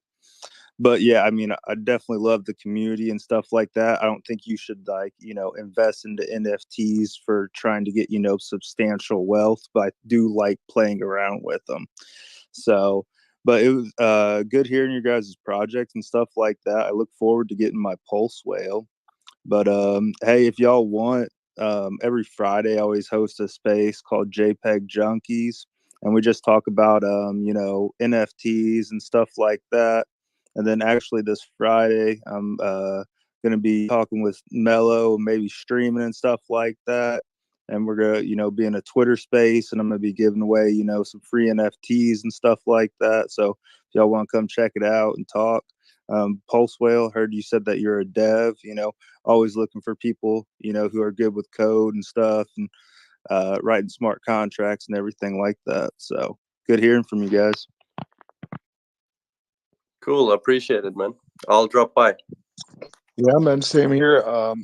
It's really good to see more people in the Pulsican Hexican community that are involved in NFTs and understand the community factor of it and functionalities that could be used. And I'm super happy that I ran into Pulse Whales today. I'm definitely looking forward. I got myself steak, buddy. Don't you worry. I'm gonna.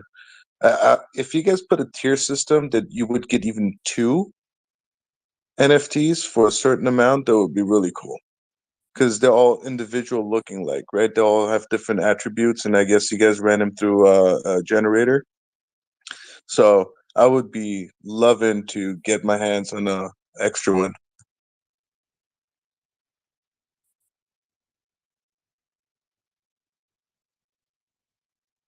You know, it's just a picture. You can right click my picture and you can save it on your phone. Yeah, but you know, it's way more than a picture, right? It's a mental ownership. It's not just a picture. It's like knowing that you own that contract, that you can go and play, and while the machines are running for you to play, they're actually mining in a way, and you're getting money. Like that's like, you know, owning that contract and knowing it's Pulse related. It's on the Pulse chain. It's one of the first. It resembles whales. There are whales in there. You know, like knowing all this information is not just owning the picture.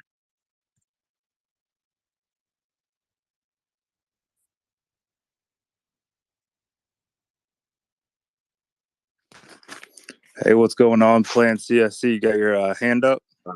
Yeah. Hey guys, what's up? What's going on, That's Plan cool. D? What's up? Yeah. What's the D Steak and stand for? eggs. I don't know. Just you got Plan B and Plan C. I thought, what the hell? Let's make it a Plan D. Maybe I'll get it to Plan G or something. I don't know, or E or F. Yeah. How you guys doing? Steak and eggs. Nice. You look like an expert in NFTs. I mean, I'm not by any means. Okay, at least you got more expertise than me. Been around a lot. Why do you think NFTs failed on every other chain except for Ethereum? So it comes to that first mover average that you have on the Ethereum chain, and how you have to actually fork up real money because of gas fees to actually own one of those Ethereum, NFTs. Because we saw the market got oversaturated with Polygon, because literally anybody could go on Polygon. They could mint 10,000, 100. They could just keep minting away and stuff like that. So the market got oversaturated.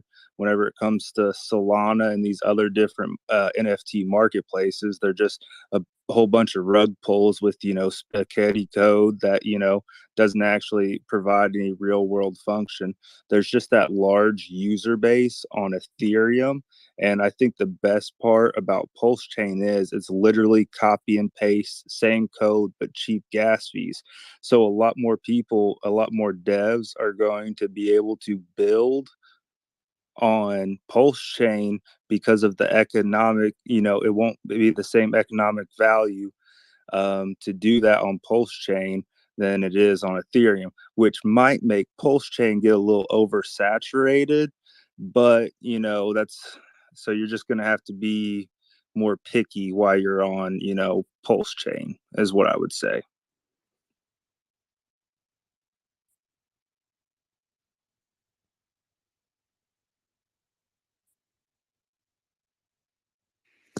Did that kind of make sense though? Yeah. Thanks, man. There, this is Dante. I was just wondering if you guys. What's up, Dante? Oh, nothing really special. I was just wondering if you guys had the. Has that smart contract been audited? I can't really say I know too much about that kind of thing. I just know that that's an important thing to check for. So, Pulse Whales talked about it earlier. They didn't, but there is a possibility to do it. There, like people, like when you write your own smart contract and not just run it over a platform for you to do the entire work, then it's just a smart contract without any utility function to it. But yeah, usually they get run on a test net, and Pulse Whales can correct me because I'm not a dev, but I work with the devs. I try to understand as much as I can every time we talk. But yeah, so they run a test, and if there are any flaws, the testnet highlights those, right? And then you just go and fix those issues. And then once it's done, that's when you would audit it. Obviously, it gives it a little bit credibility, but who the auditor is, I think, is even the bigger question. Who is a certified auditor? Like, Would they have to have a white hat certification? I don't. I just know that's the thing. Well, the thing is, like, you can get an audit from like many different auditors, which basically is just checking the code to see if it has any computational flaws, and if it doesn't find any problem with your Solidity writing, then it will automatically give you an audit which is accepted.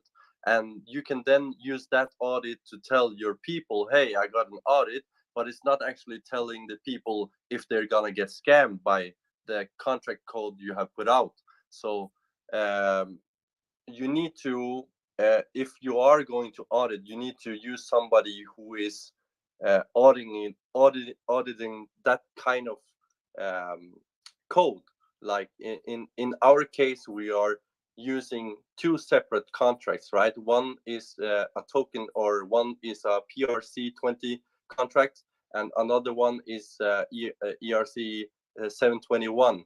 contract, but we also have modifications where we are saving on gas. We are using kind of like if you guys have heard about Azuki, it's a new standard inside of the NFT space where you can actually save on gas when you are minting. And to do the auditing on those contracts, how to know if they are reliable? Well, consensus, right? You have Coin Paprika, you have Solidify, you have all these different auditors, Certic and such, but they are not telling if the owners of that project are still gonna run away with the project, which is more important. Can they deliver on the roadmap? Can they deliver on what they are set out to do?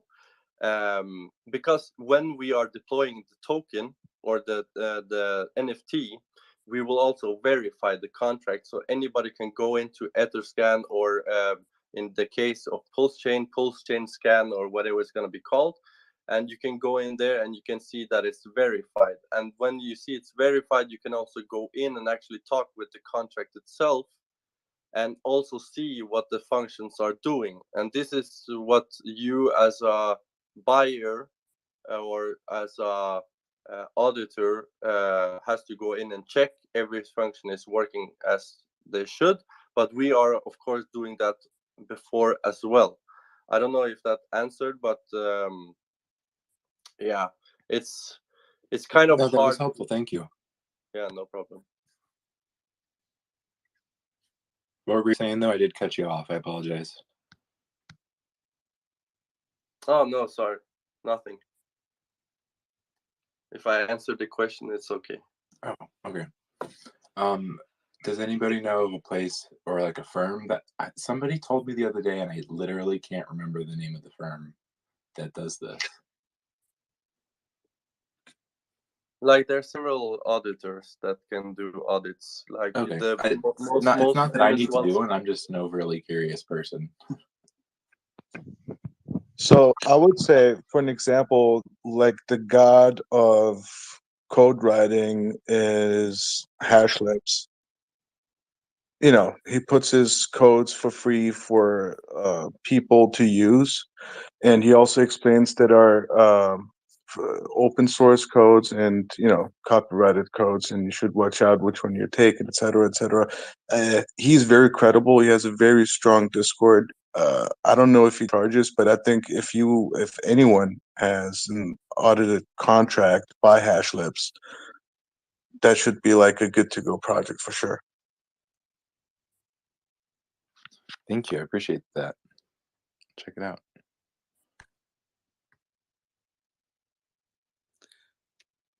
You're welcome.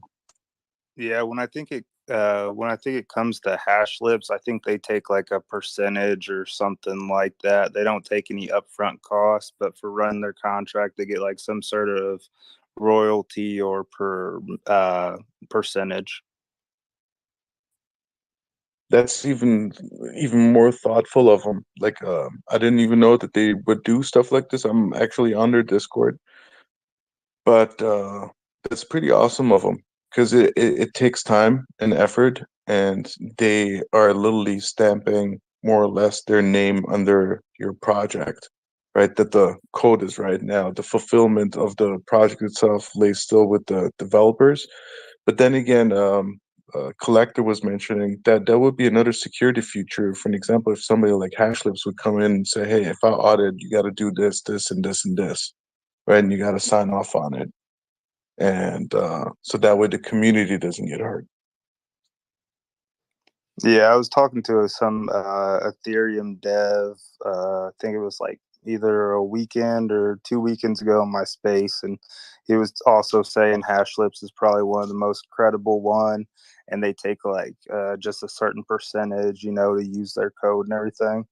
But like when it comes to these NFT projects, they're so reliant on a community aspect. It's unreal. Like if you don't have that community aspect, is you'll see like these NFT projects pop up everywhere. If you ain't got, 10,000 followers to 100,000 followers, like it's difficult to see them, like it's difficult for them to take off essentially.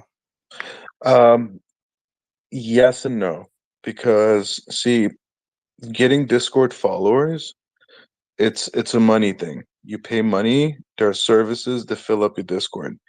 The vitality of the Discord, I think it's way more important that there is actual actions and not just bots writing stuff and you got a fast flowing chat going, right? That's how people FOMO into this whole thing. And that's where that's where the experience where you get your first rug pull comes in, where you're like, oh my God, I should maybe watch out next time and look at their posts on their social media. If they show 26,000, 50,000, 100,000 followers, when they post, how many likes do they get? How many responses do they get? Right? Like, what's the interaction from that number that's being shown on that post? And this is like something that people miss out on. I think that's FOMOing into it. Yes, the community is needed for the project to even to exist, because if you put up, I don't know, let's say our project has 3,333 and we only have 280 or 300 Discord members, but our Discord members are solid Discord members, right? They're not fake bots. They're actual people that come talk, interact, they bring their friends. And yeah, and there is no money spent on advertisement. And I think the biggest thing that people should watch out for is FOMO, like fearing of missing out, because so many things are happening. You get bombarded with information. You see the artwork, you see a bunch of videos that approve it on YouTube or TikTok or wherever. So these are influencers that get paid to do so. And then you see the Discord running, you see all these high numbers, and then you're like, yeah, it must be a good project, right? And now you got the devs are not doxxed. You got a weird roadmap that you look into later after you minted. You're like, oh, I can win I've done something, that. right? Everyone who joined the NFT world did it once, at least once, right? It happened to all of us. Like, it's okay. It's an experience. I personally, I lost $2,000. I'm like, you know what? I didn't really lose it. It's there.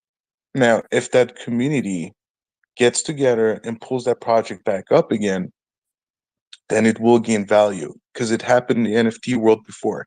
I don't remember exactly what the name of the project was, but there was a rug pull and people from the community just stood up, took over, changed wallet addresses, made a free airdrop of the same artwork to all the wallets, and just took over. Right? So possibilities are endless. But the learning curve, yeah, don't FOMO into stuff. Like, don't fear of missing out. It's better you miss out than getting rug pulled. Do your research, read, go and see what their social media is doing, how many likes they have, see the ratio of the followers they have and the reactions they get, and stuff like that. Yeah, like what I was trying to say, like about followers and stuff, I was going to mention that, because you'll go to like some of these pages and they'll have like 8,000, followers, 10,000 followers. And then they send a tweet out and they get like 1 or 2 likes. And you're like, I wonder how this happened, like you see, like it's blatantly obvious whenever people get, all of these followers and these bots and stuff like that in their actual, pages and groups, because you'll see that their interactions are just zero. And then you can literally just see the bots redoing and reposting, the same exact stuff over and over again. Like I've jumped into quite a few discords like that where I'm like, there's no way this many people are talking at this one time. Like, it's just ridiculous how fast some of them move. And those are one of the like the biggest keys that you got to look out for with these projects, because a lot of it has to do with how much they pay in advertisement.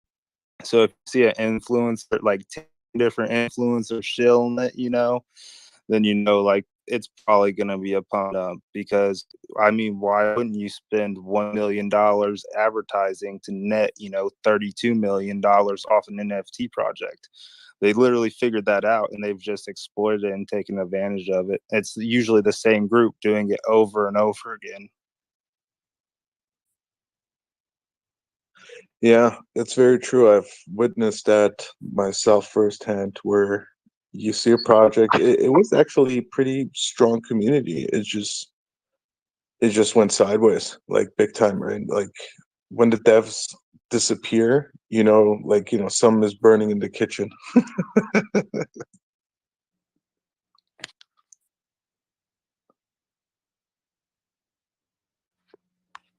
The Solana's burning in the kitchen. Sorry. What did you say?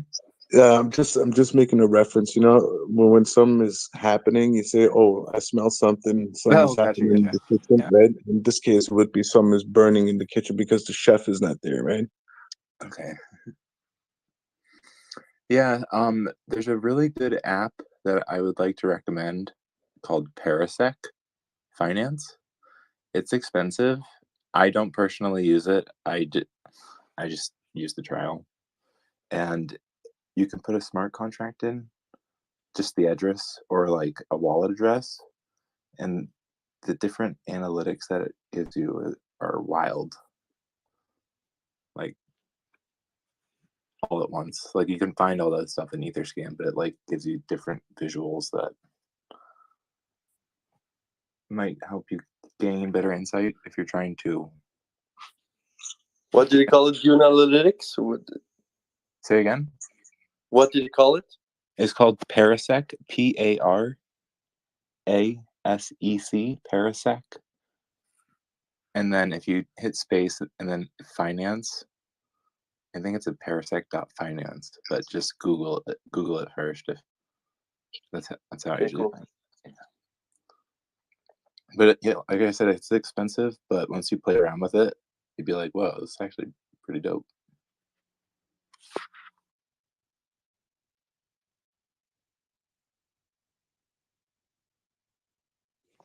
Yo, I swear when Plan D first came in here, it was named Plan C. Now it's saying Plan D. Yeah, I change it every now and then just to keep it fresh. I see. Yeah, I changed my profile pic on the daily.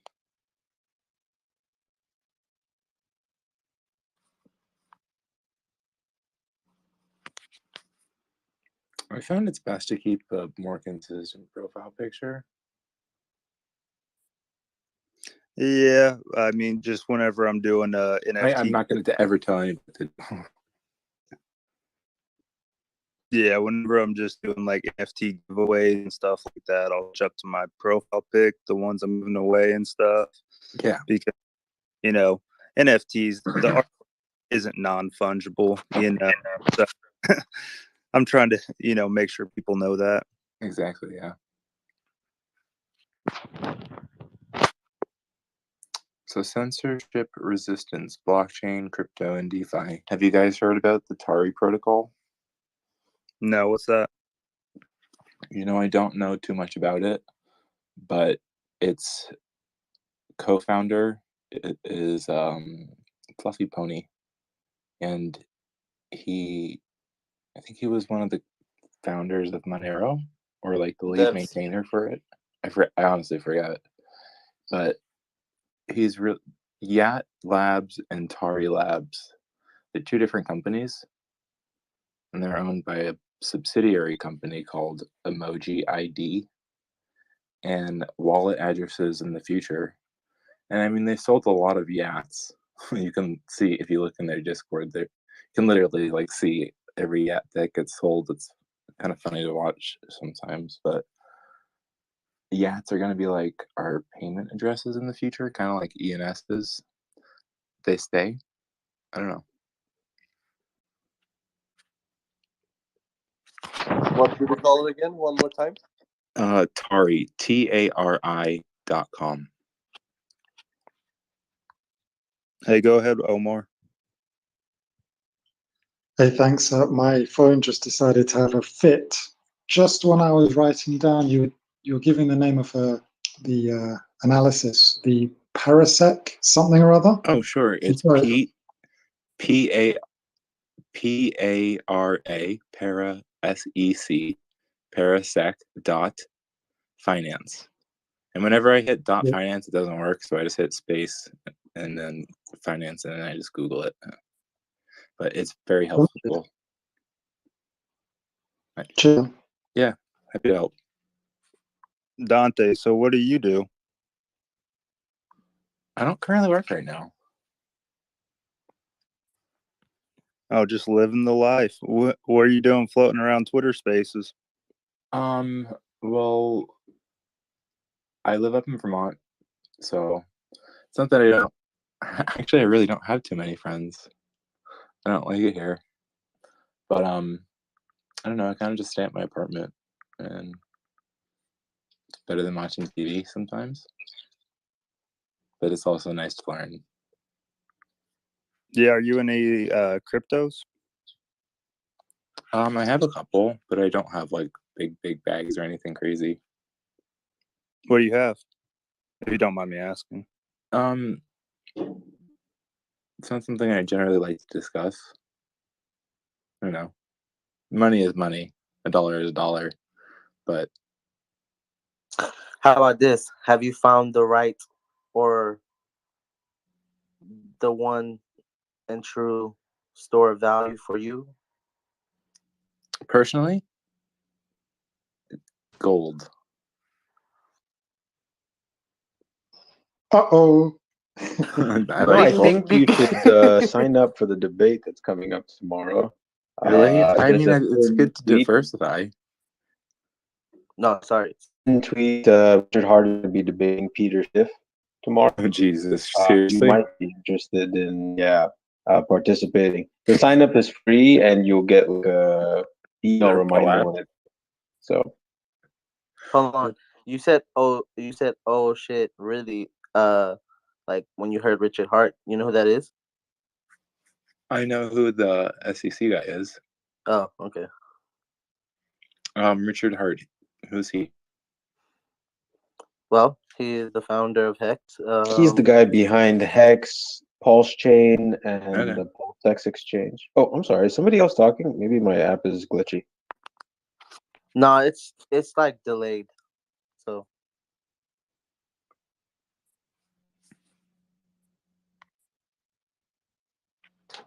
but yeah, man, join the debate, man. It's on the 23rd. What? Tomorrow. Oh, First? yeah, today. That'll be interesting. I'm curious to see how the whole Ripple thing ends with the SEC as well. But crypto versus gold, baby. Say If again. you don't mind me asking, why do you like gold? Because it's there forever. I mean, you can obviously disperse it, spend it, but like, I think of worst case scenarios. I hate to be that person. I'm like, oh, all the computers on the earth no longer work. We need something that would be like the first thing that we What do you need gold for if all the computers in the world don't work anymore? Peace of mind. I don't expect the Peace computers. of mind. You just like gold. Yeah, I don't have a ton of it. Got a few ingots. You like the look of it or the way you can use it? Small stores of value. That like, I don't know. You gotta leave in the night quickly and go. You don't get to stop at the Mac mission before leaving town. I don't know. Like, you gotta go. Have you? Sorry, I'm laughing, man. No, it's okay. But it's cool, man. You should definitely check out the debate tonight. I think he's expecting that when internet dies, we're gonna be back in the like 1800s or something, where we have to break the gold up and barter it out. Yeah, isn't gold's like number one use case right now for electronics, anyways? I think silver I is know the what number other one thing. for electronics. I could be very wrong. There's a funny guy on YouTube. I don't know if he's still there anymore though. Wolf. Never mind. What time is that? Oh gosh, golly, it's 12:30 in the morning. Hey, I'm gonna say thank you and have a good night to you guys. I appreciate the advice. Hey, look, Dante, don't take anything. We're just. Oh no, I don't. Okay. No, not. We're good. Alrighty, have a good night. Cheers.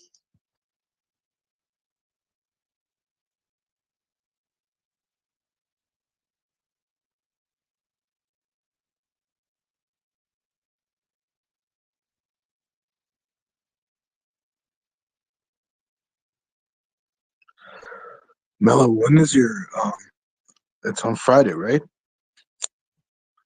You gotta, what was that, the Yeah, the launch party, the pre-launch party, the pre-post chain launch party. Yep, it's gonna Exactly. start. Awesome. Good vibes, good knowledge, and giveaways.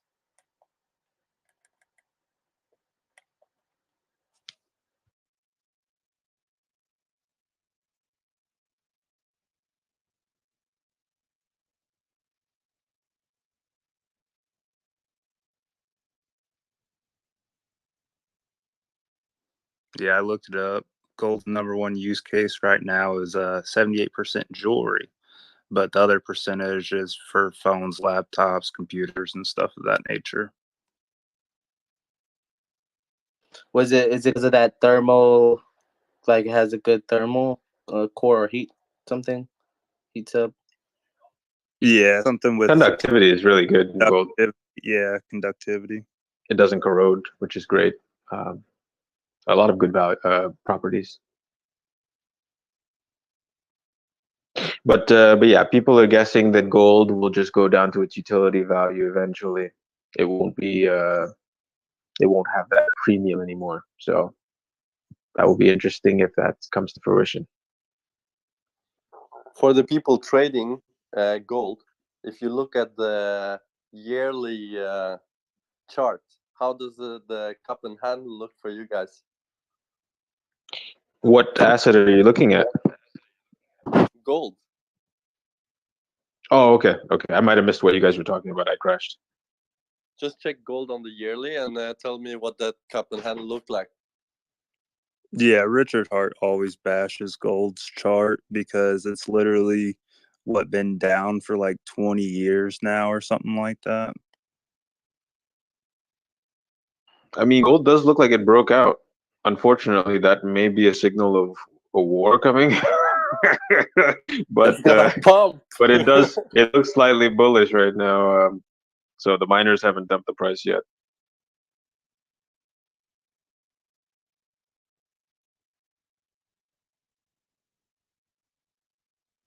Yeah, I'm looking forward to see how the charts look on gold and HEX tomorrow during the debate. See if somebody influences them one way.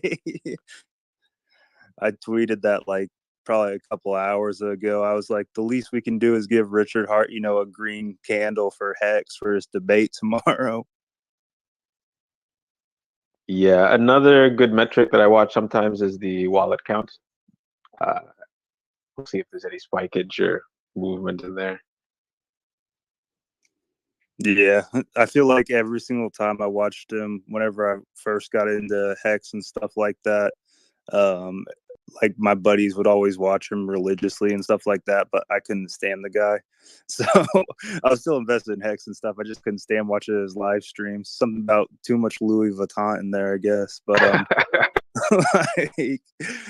was like, oh, he's getting ready to go on stream. Looks like the HEX chart's gonna pump, and then it spikes up a little bit as soon as he announces that he's going on live stream. I'm like, there has to be some manipulation here. Why does this always happen?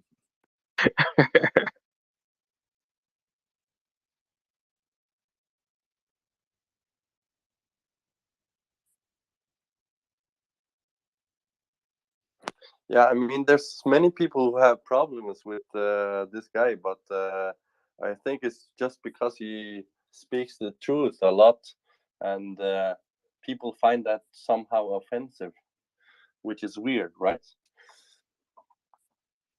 Well, I mean, Yeah. I wouldn't even say that. I mean, just to, like, some people's personalities, like, so I was a no coiner whenever I came into crypto, and the first thing I got introduced to was Hex. And then I see some guy with, Louis Vuitton telling everybody else they're trash and all this stuff. And whenever you're coming from a outside perspective and don't know anything about the crypto environment, you're like, man, fuck this guy. He sounds like a dick, but all my buddies are invested in him. So, of course I'm going to invest in him too, but like, it took me like going, because I learned Hex first, and then I ventured out into the rest of the crypto. And then that's when I was like, oh, this dude's a fucking genius. These guys are retards out here, and started like, hanging on to every word the dude said. But like, I was kind of like one of those opposite things. Most people come from the crypto realm and then go over to Richard Hart, where I was the opposite way, and met him first, and then was like, I don't know. Then when fell into the other side and was like, oh, yep, I'm coming back over here.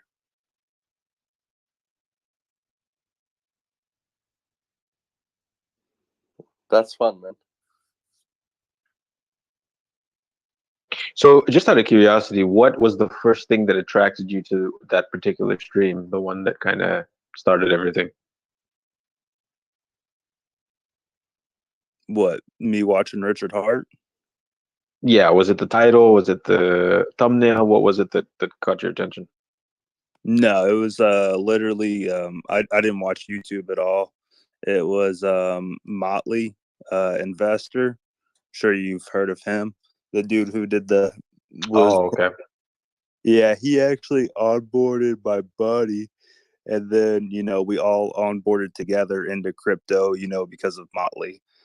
So that's the whole reason why. It was literally my buddies were just like, all right, now we got to watch his stream. And they're like, hanging on to every word and stuff like that. And that's just how I started, got introduced to it.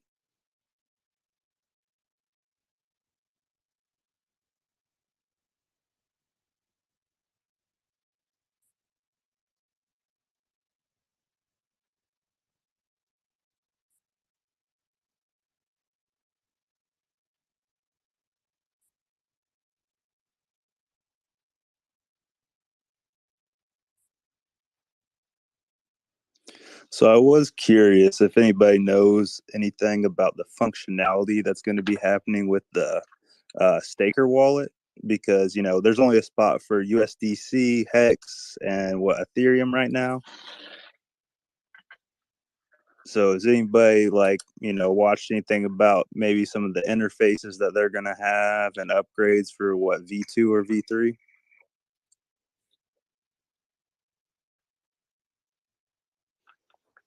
I haven't checked, but I guess they are gonna add Pulse Chain and PulseX as well. I believe they're doing something with tradable stakes. Am I getting that right? I don't know. I've heard some rumors or some murmurs about it. Yeah, so Staker app are integrating PLS and Hex on the PLX side, but nothing to do with that staking stuff. That's just a separate project. Oh, okay. Yeah, I believe Hedron was going to do the encapsulated stakes with NFTs, where you can mint, and if you can mint Hex on the Hedron app, and it becomes like an NFT, you can then sell such.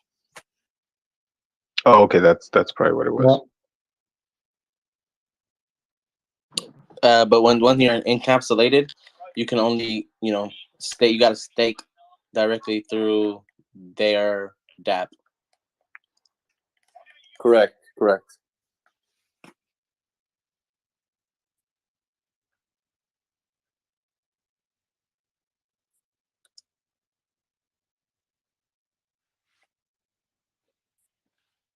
I'm wondering what's that's gonna do to the Hex price.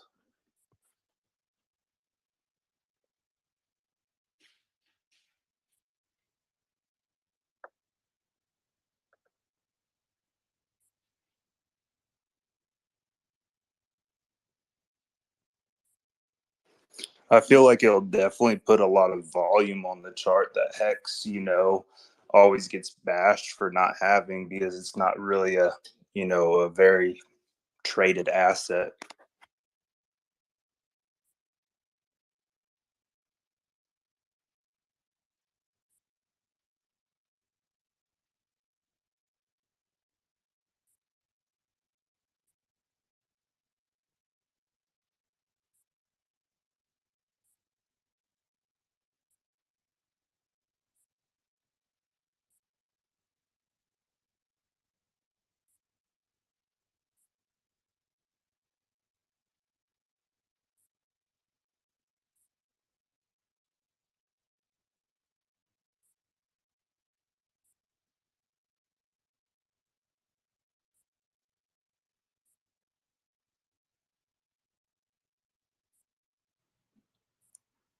It's about that time.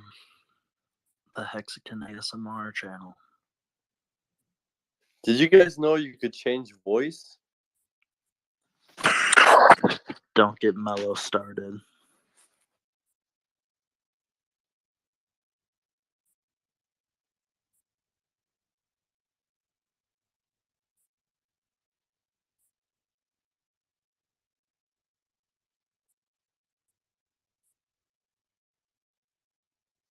How long has this stream been going on?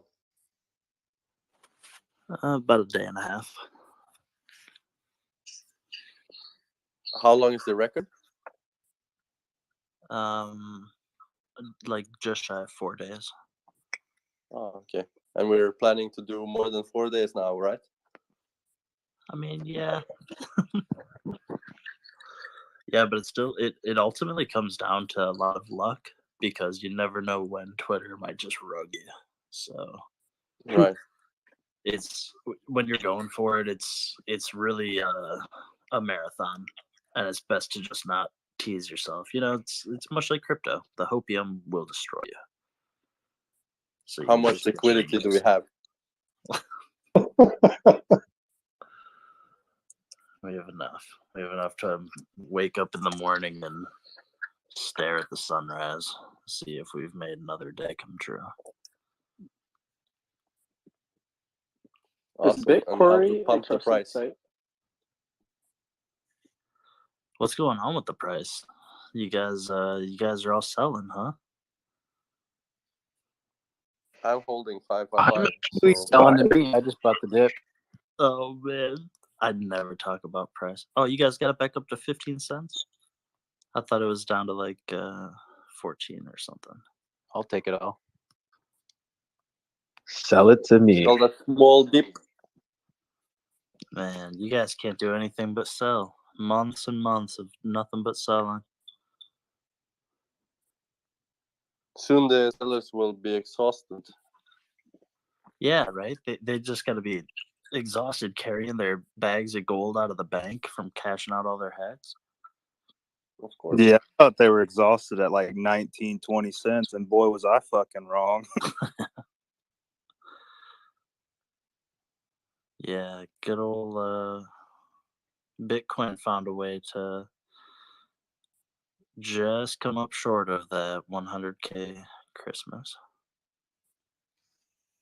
Just short. I'm still waiting for it. That's an interesting characterization. It wasn't just short. I might be the last person on Twitter that's still actively waiting for 100K Bitcoin Christmas 2021. Oh.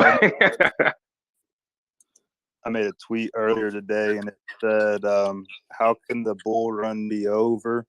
Because XRP hasn't, shot up to 1 million to 10,000 like everybody said to market.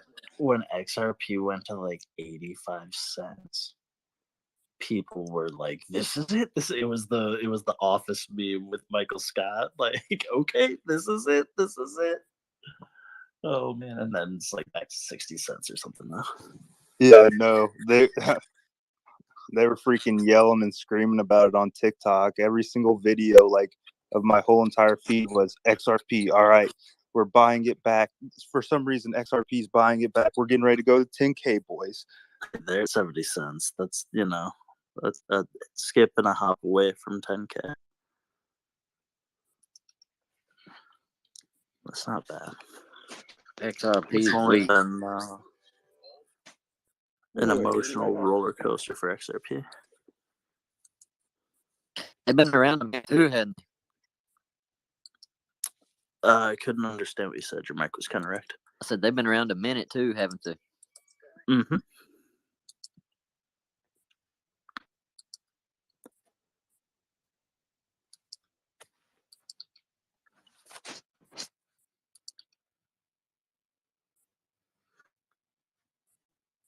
What's up, Pulse LN? Hey, political. How are you, sir? Not bad, not bad. How are you doing? Looks like you're kind of the bandit or something. What's going on in your picture? Smokey and the Bandit. He's smoking people with Hex. No, that was just a picture we took in Oklahoma. It was like a little.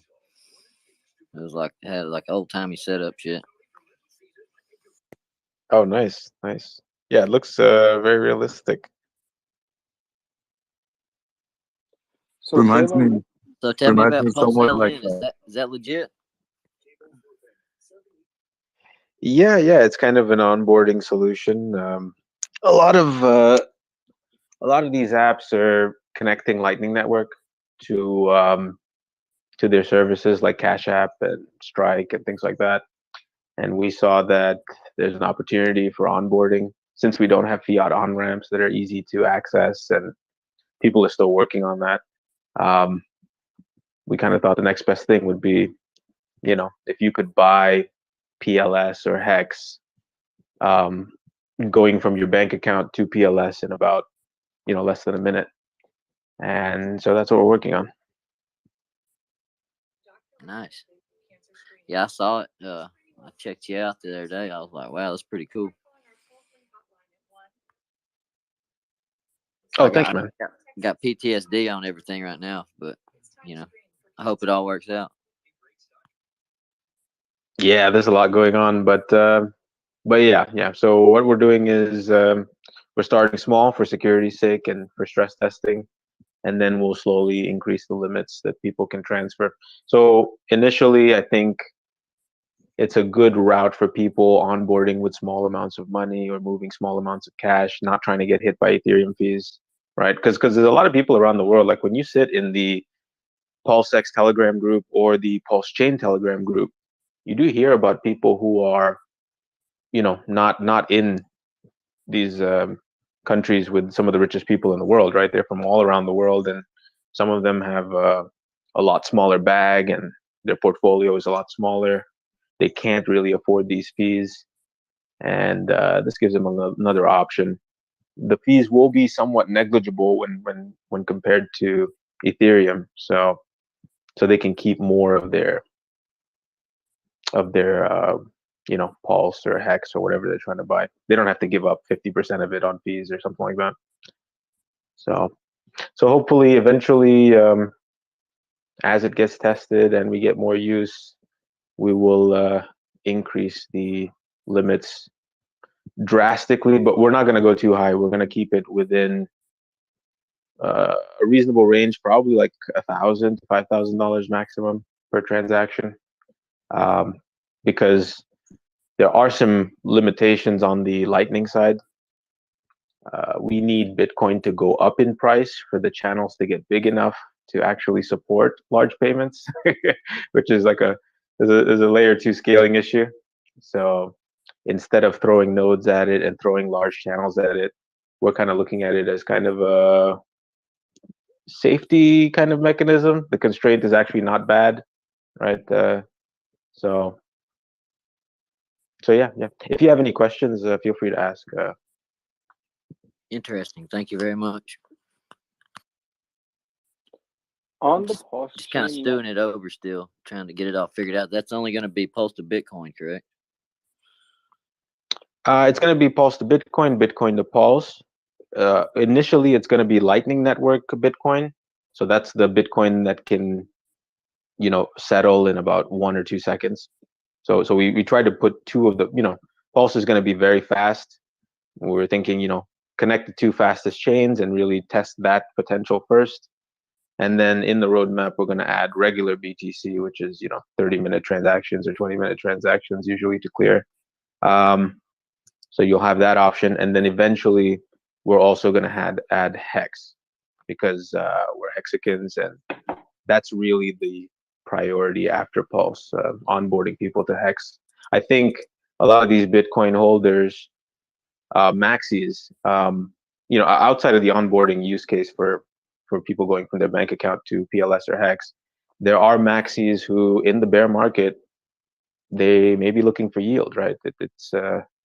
It's not great holding Bitcoin during the bear markets, and I think Hex is that kind of thing that kind of loosens their maxi vision a little bit. So that's what I think we're going to try and facilitate, a little bit of onboarding of Bitcoin maxis. No, that's a very interesting approach.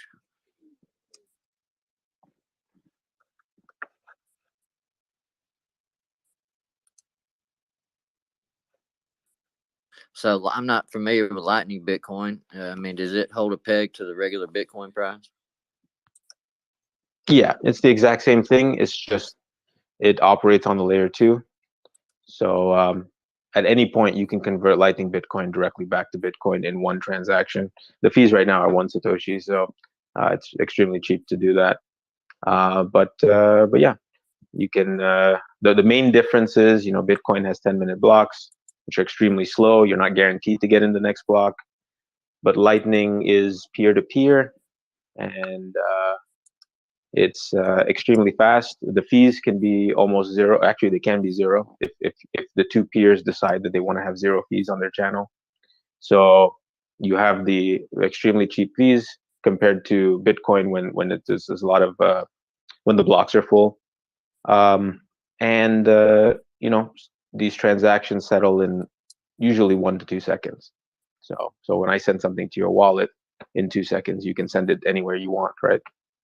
So this is layer 2 Bitcoin Lightning Network is a few years old. It's still being developed, right? It's not there yet. So this is somewhat still experimental. There's not a lot of people on, but there is a tremendous amount of growth that we've seen over the last year in Lightning nodes. So I think there's some sort of complementary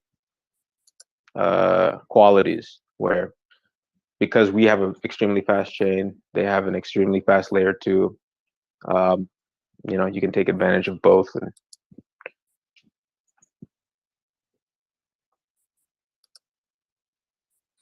I appreciate it, man. I'm gonna read into it, check it out. And one thing I will say, there is a sacrifice going on. I would, if you're a noob, I would steer clear of it. Stick to the 3 projects that you first heard of. If you've been in this game for a few cycles and you can judge projects and the potential of something like this, maybe you can look into it. One thing that we notice about the Sacrifice wallet is that it dumps everything that it gets and buys Hex immediately. So that same Hexican ethos that a lot of the community has, the team has, and we're strong Hex bulls. I also heard about the other whale guy. He was kind of incentivizing people to buy Hex. I like that kind of project where they're incentivizing that, we're doing things that are good for the community. So the whale guy, if he's still here. Yeah. I like that type of thing, and we try to build similar types of projects. So this isn't the only project we're going to have. There's a couple more that we're thinking about, but once this is up and running, we'll announce those and kind of build more reasons to hold Hex and more reasons to hold PLS. Yeah.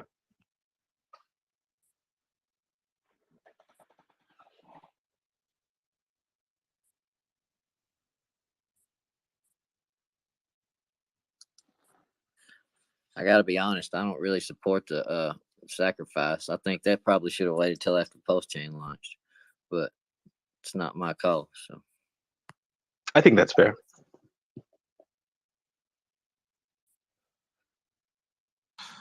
Just had a quick question for everyone.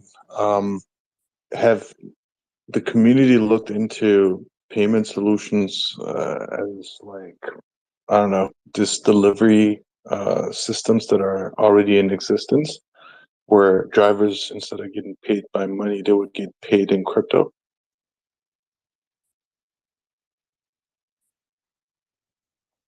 I'm sorry, could you ask that again? I didn't quite understand. You know how we have Uber Eats and DoorDash and all these food delivery systems out there? There's companies that don't actually have drivers, but people sign up to be a driver. Oh, like the gig workers, yeah. Yeah. They're getting paid in fiat. I'm just saying it would be interesting to see something on Pulse Network where a company shows up and creates that same copy paste system literally and just exchanges fiat with HEX. Wouldn't that depend on the country you live in? On if it would be permitted or not?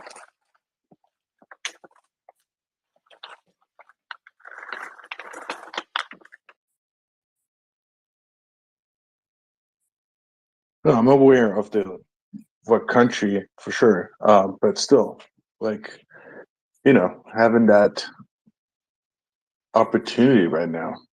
I mean, we're getting a whole brand new playfield with super low gas fees, and imagine you get, I don't know, 1 million orders in per day, and you make a profit of, let's say, I don't know, a hex or less, a half a hex for the company itself. And then the drivers and whatnot would receive their tips and bonuses or whatever they're getting in HEX.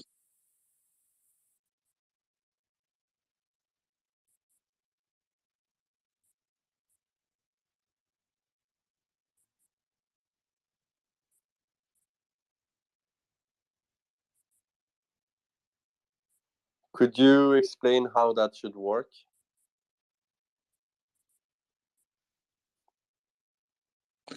Sorry, come again? Well, I think you cut off.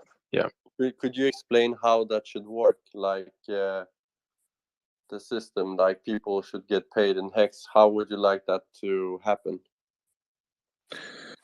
So technically, you would need an on-ramp to buy the HEX. So that would be done by the company itself. The customer still pays in fiat. Then you would take the transaction and just convert it and pay the driver in HEX. Right? So technically, you're getting paid by the client. So this is from what I understood, looking a little bit into this delivery system. That it is a website where clients that don't want to drive out and grab the food, they rather call it in, they order, they put their order in, they put their hidden tips or whatever they're getting in there, and they pay all with credit card. Right? That transaction is done. Then the driver gets a notification on the app, hey, address so-and-so is gonna give you this much money, right? The driver then selects, yes, I take the order, goes, picks up the food. From there, he goes and delivers it to the client, takes a picture, submits it as mission complete, right? And then it would show, hey, you just earned this much HEX. So currently it shows fiat, but I'm just saying you could turn that into crypto. Sure. But why would anybody want HEX if they don't know what HEX is? Right? The person needs to know what it is before they would accept it. Like if I were the delivery guy and I saw somebody tip me 500 HEX, I would be like, dude, I need my US dollars, right? Boy, paying Monopoly money or something like that. And I think the worst. I mean, it's a great idea, but we need to first establish what HEX is for the person. Then again, doesn't per se has to be HEX. Let's say HEX would pay out more if you take HEX. It could be fraction of a Bitcoin, could be Ethereum, could be ERC20s, right? It could be PRC20s. They can pick and choose whatever they want. Or yeah, I think it makes sense to use a stable coin on Pulse Chain to do something like this, but I think the best adoption would be an actual company that already exists, that already has drivers sort of using our system, right? I don't think you'd want to build it from scratch. That's a lot of work, I think. So how would one go about building a project from scratch? I think that's a fine point, Pulsewell. I agree with you. Yeah, and the thing that I see happening, like, who's gonna want to, work all day, and then get paid in HEX, and then oh shit, we just had a dip in the market. Somebody just sold. Now I just lost, 15% of what I just worked for that day. I don't know. Whenever it comes to like people working and stuff, they're in that mindset of that hourly wage that they just got deemed at that monetary value. And now they have to worry about a price chart dipping, whether they got paid that same hourly rate or not. But stake, they will get a staked HEX stake. That it will be a 555 stake. So they will actually get paid in 15 years. Yeah, so it's called delayed gratification, bro. That would not fly over too well with somebody. Ain't nobody working for this company. So all points taken. Totally accept the flaw in it, but if it's a small little company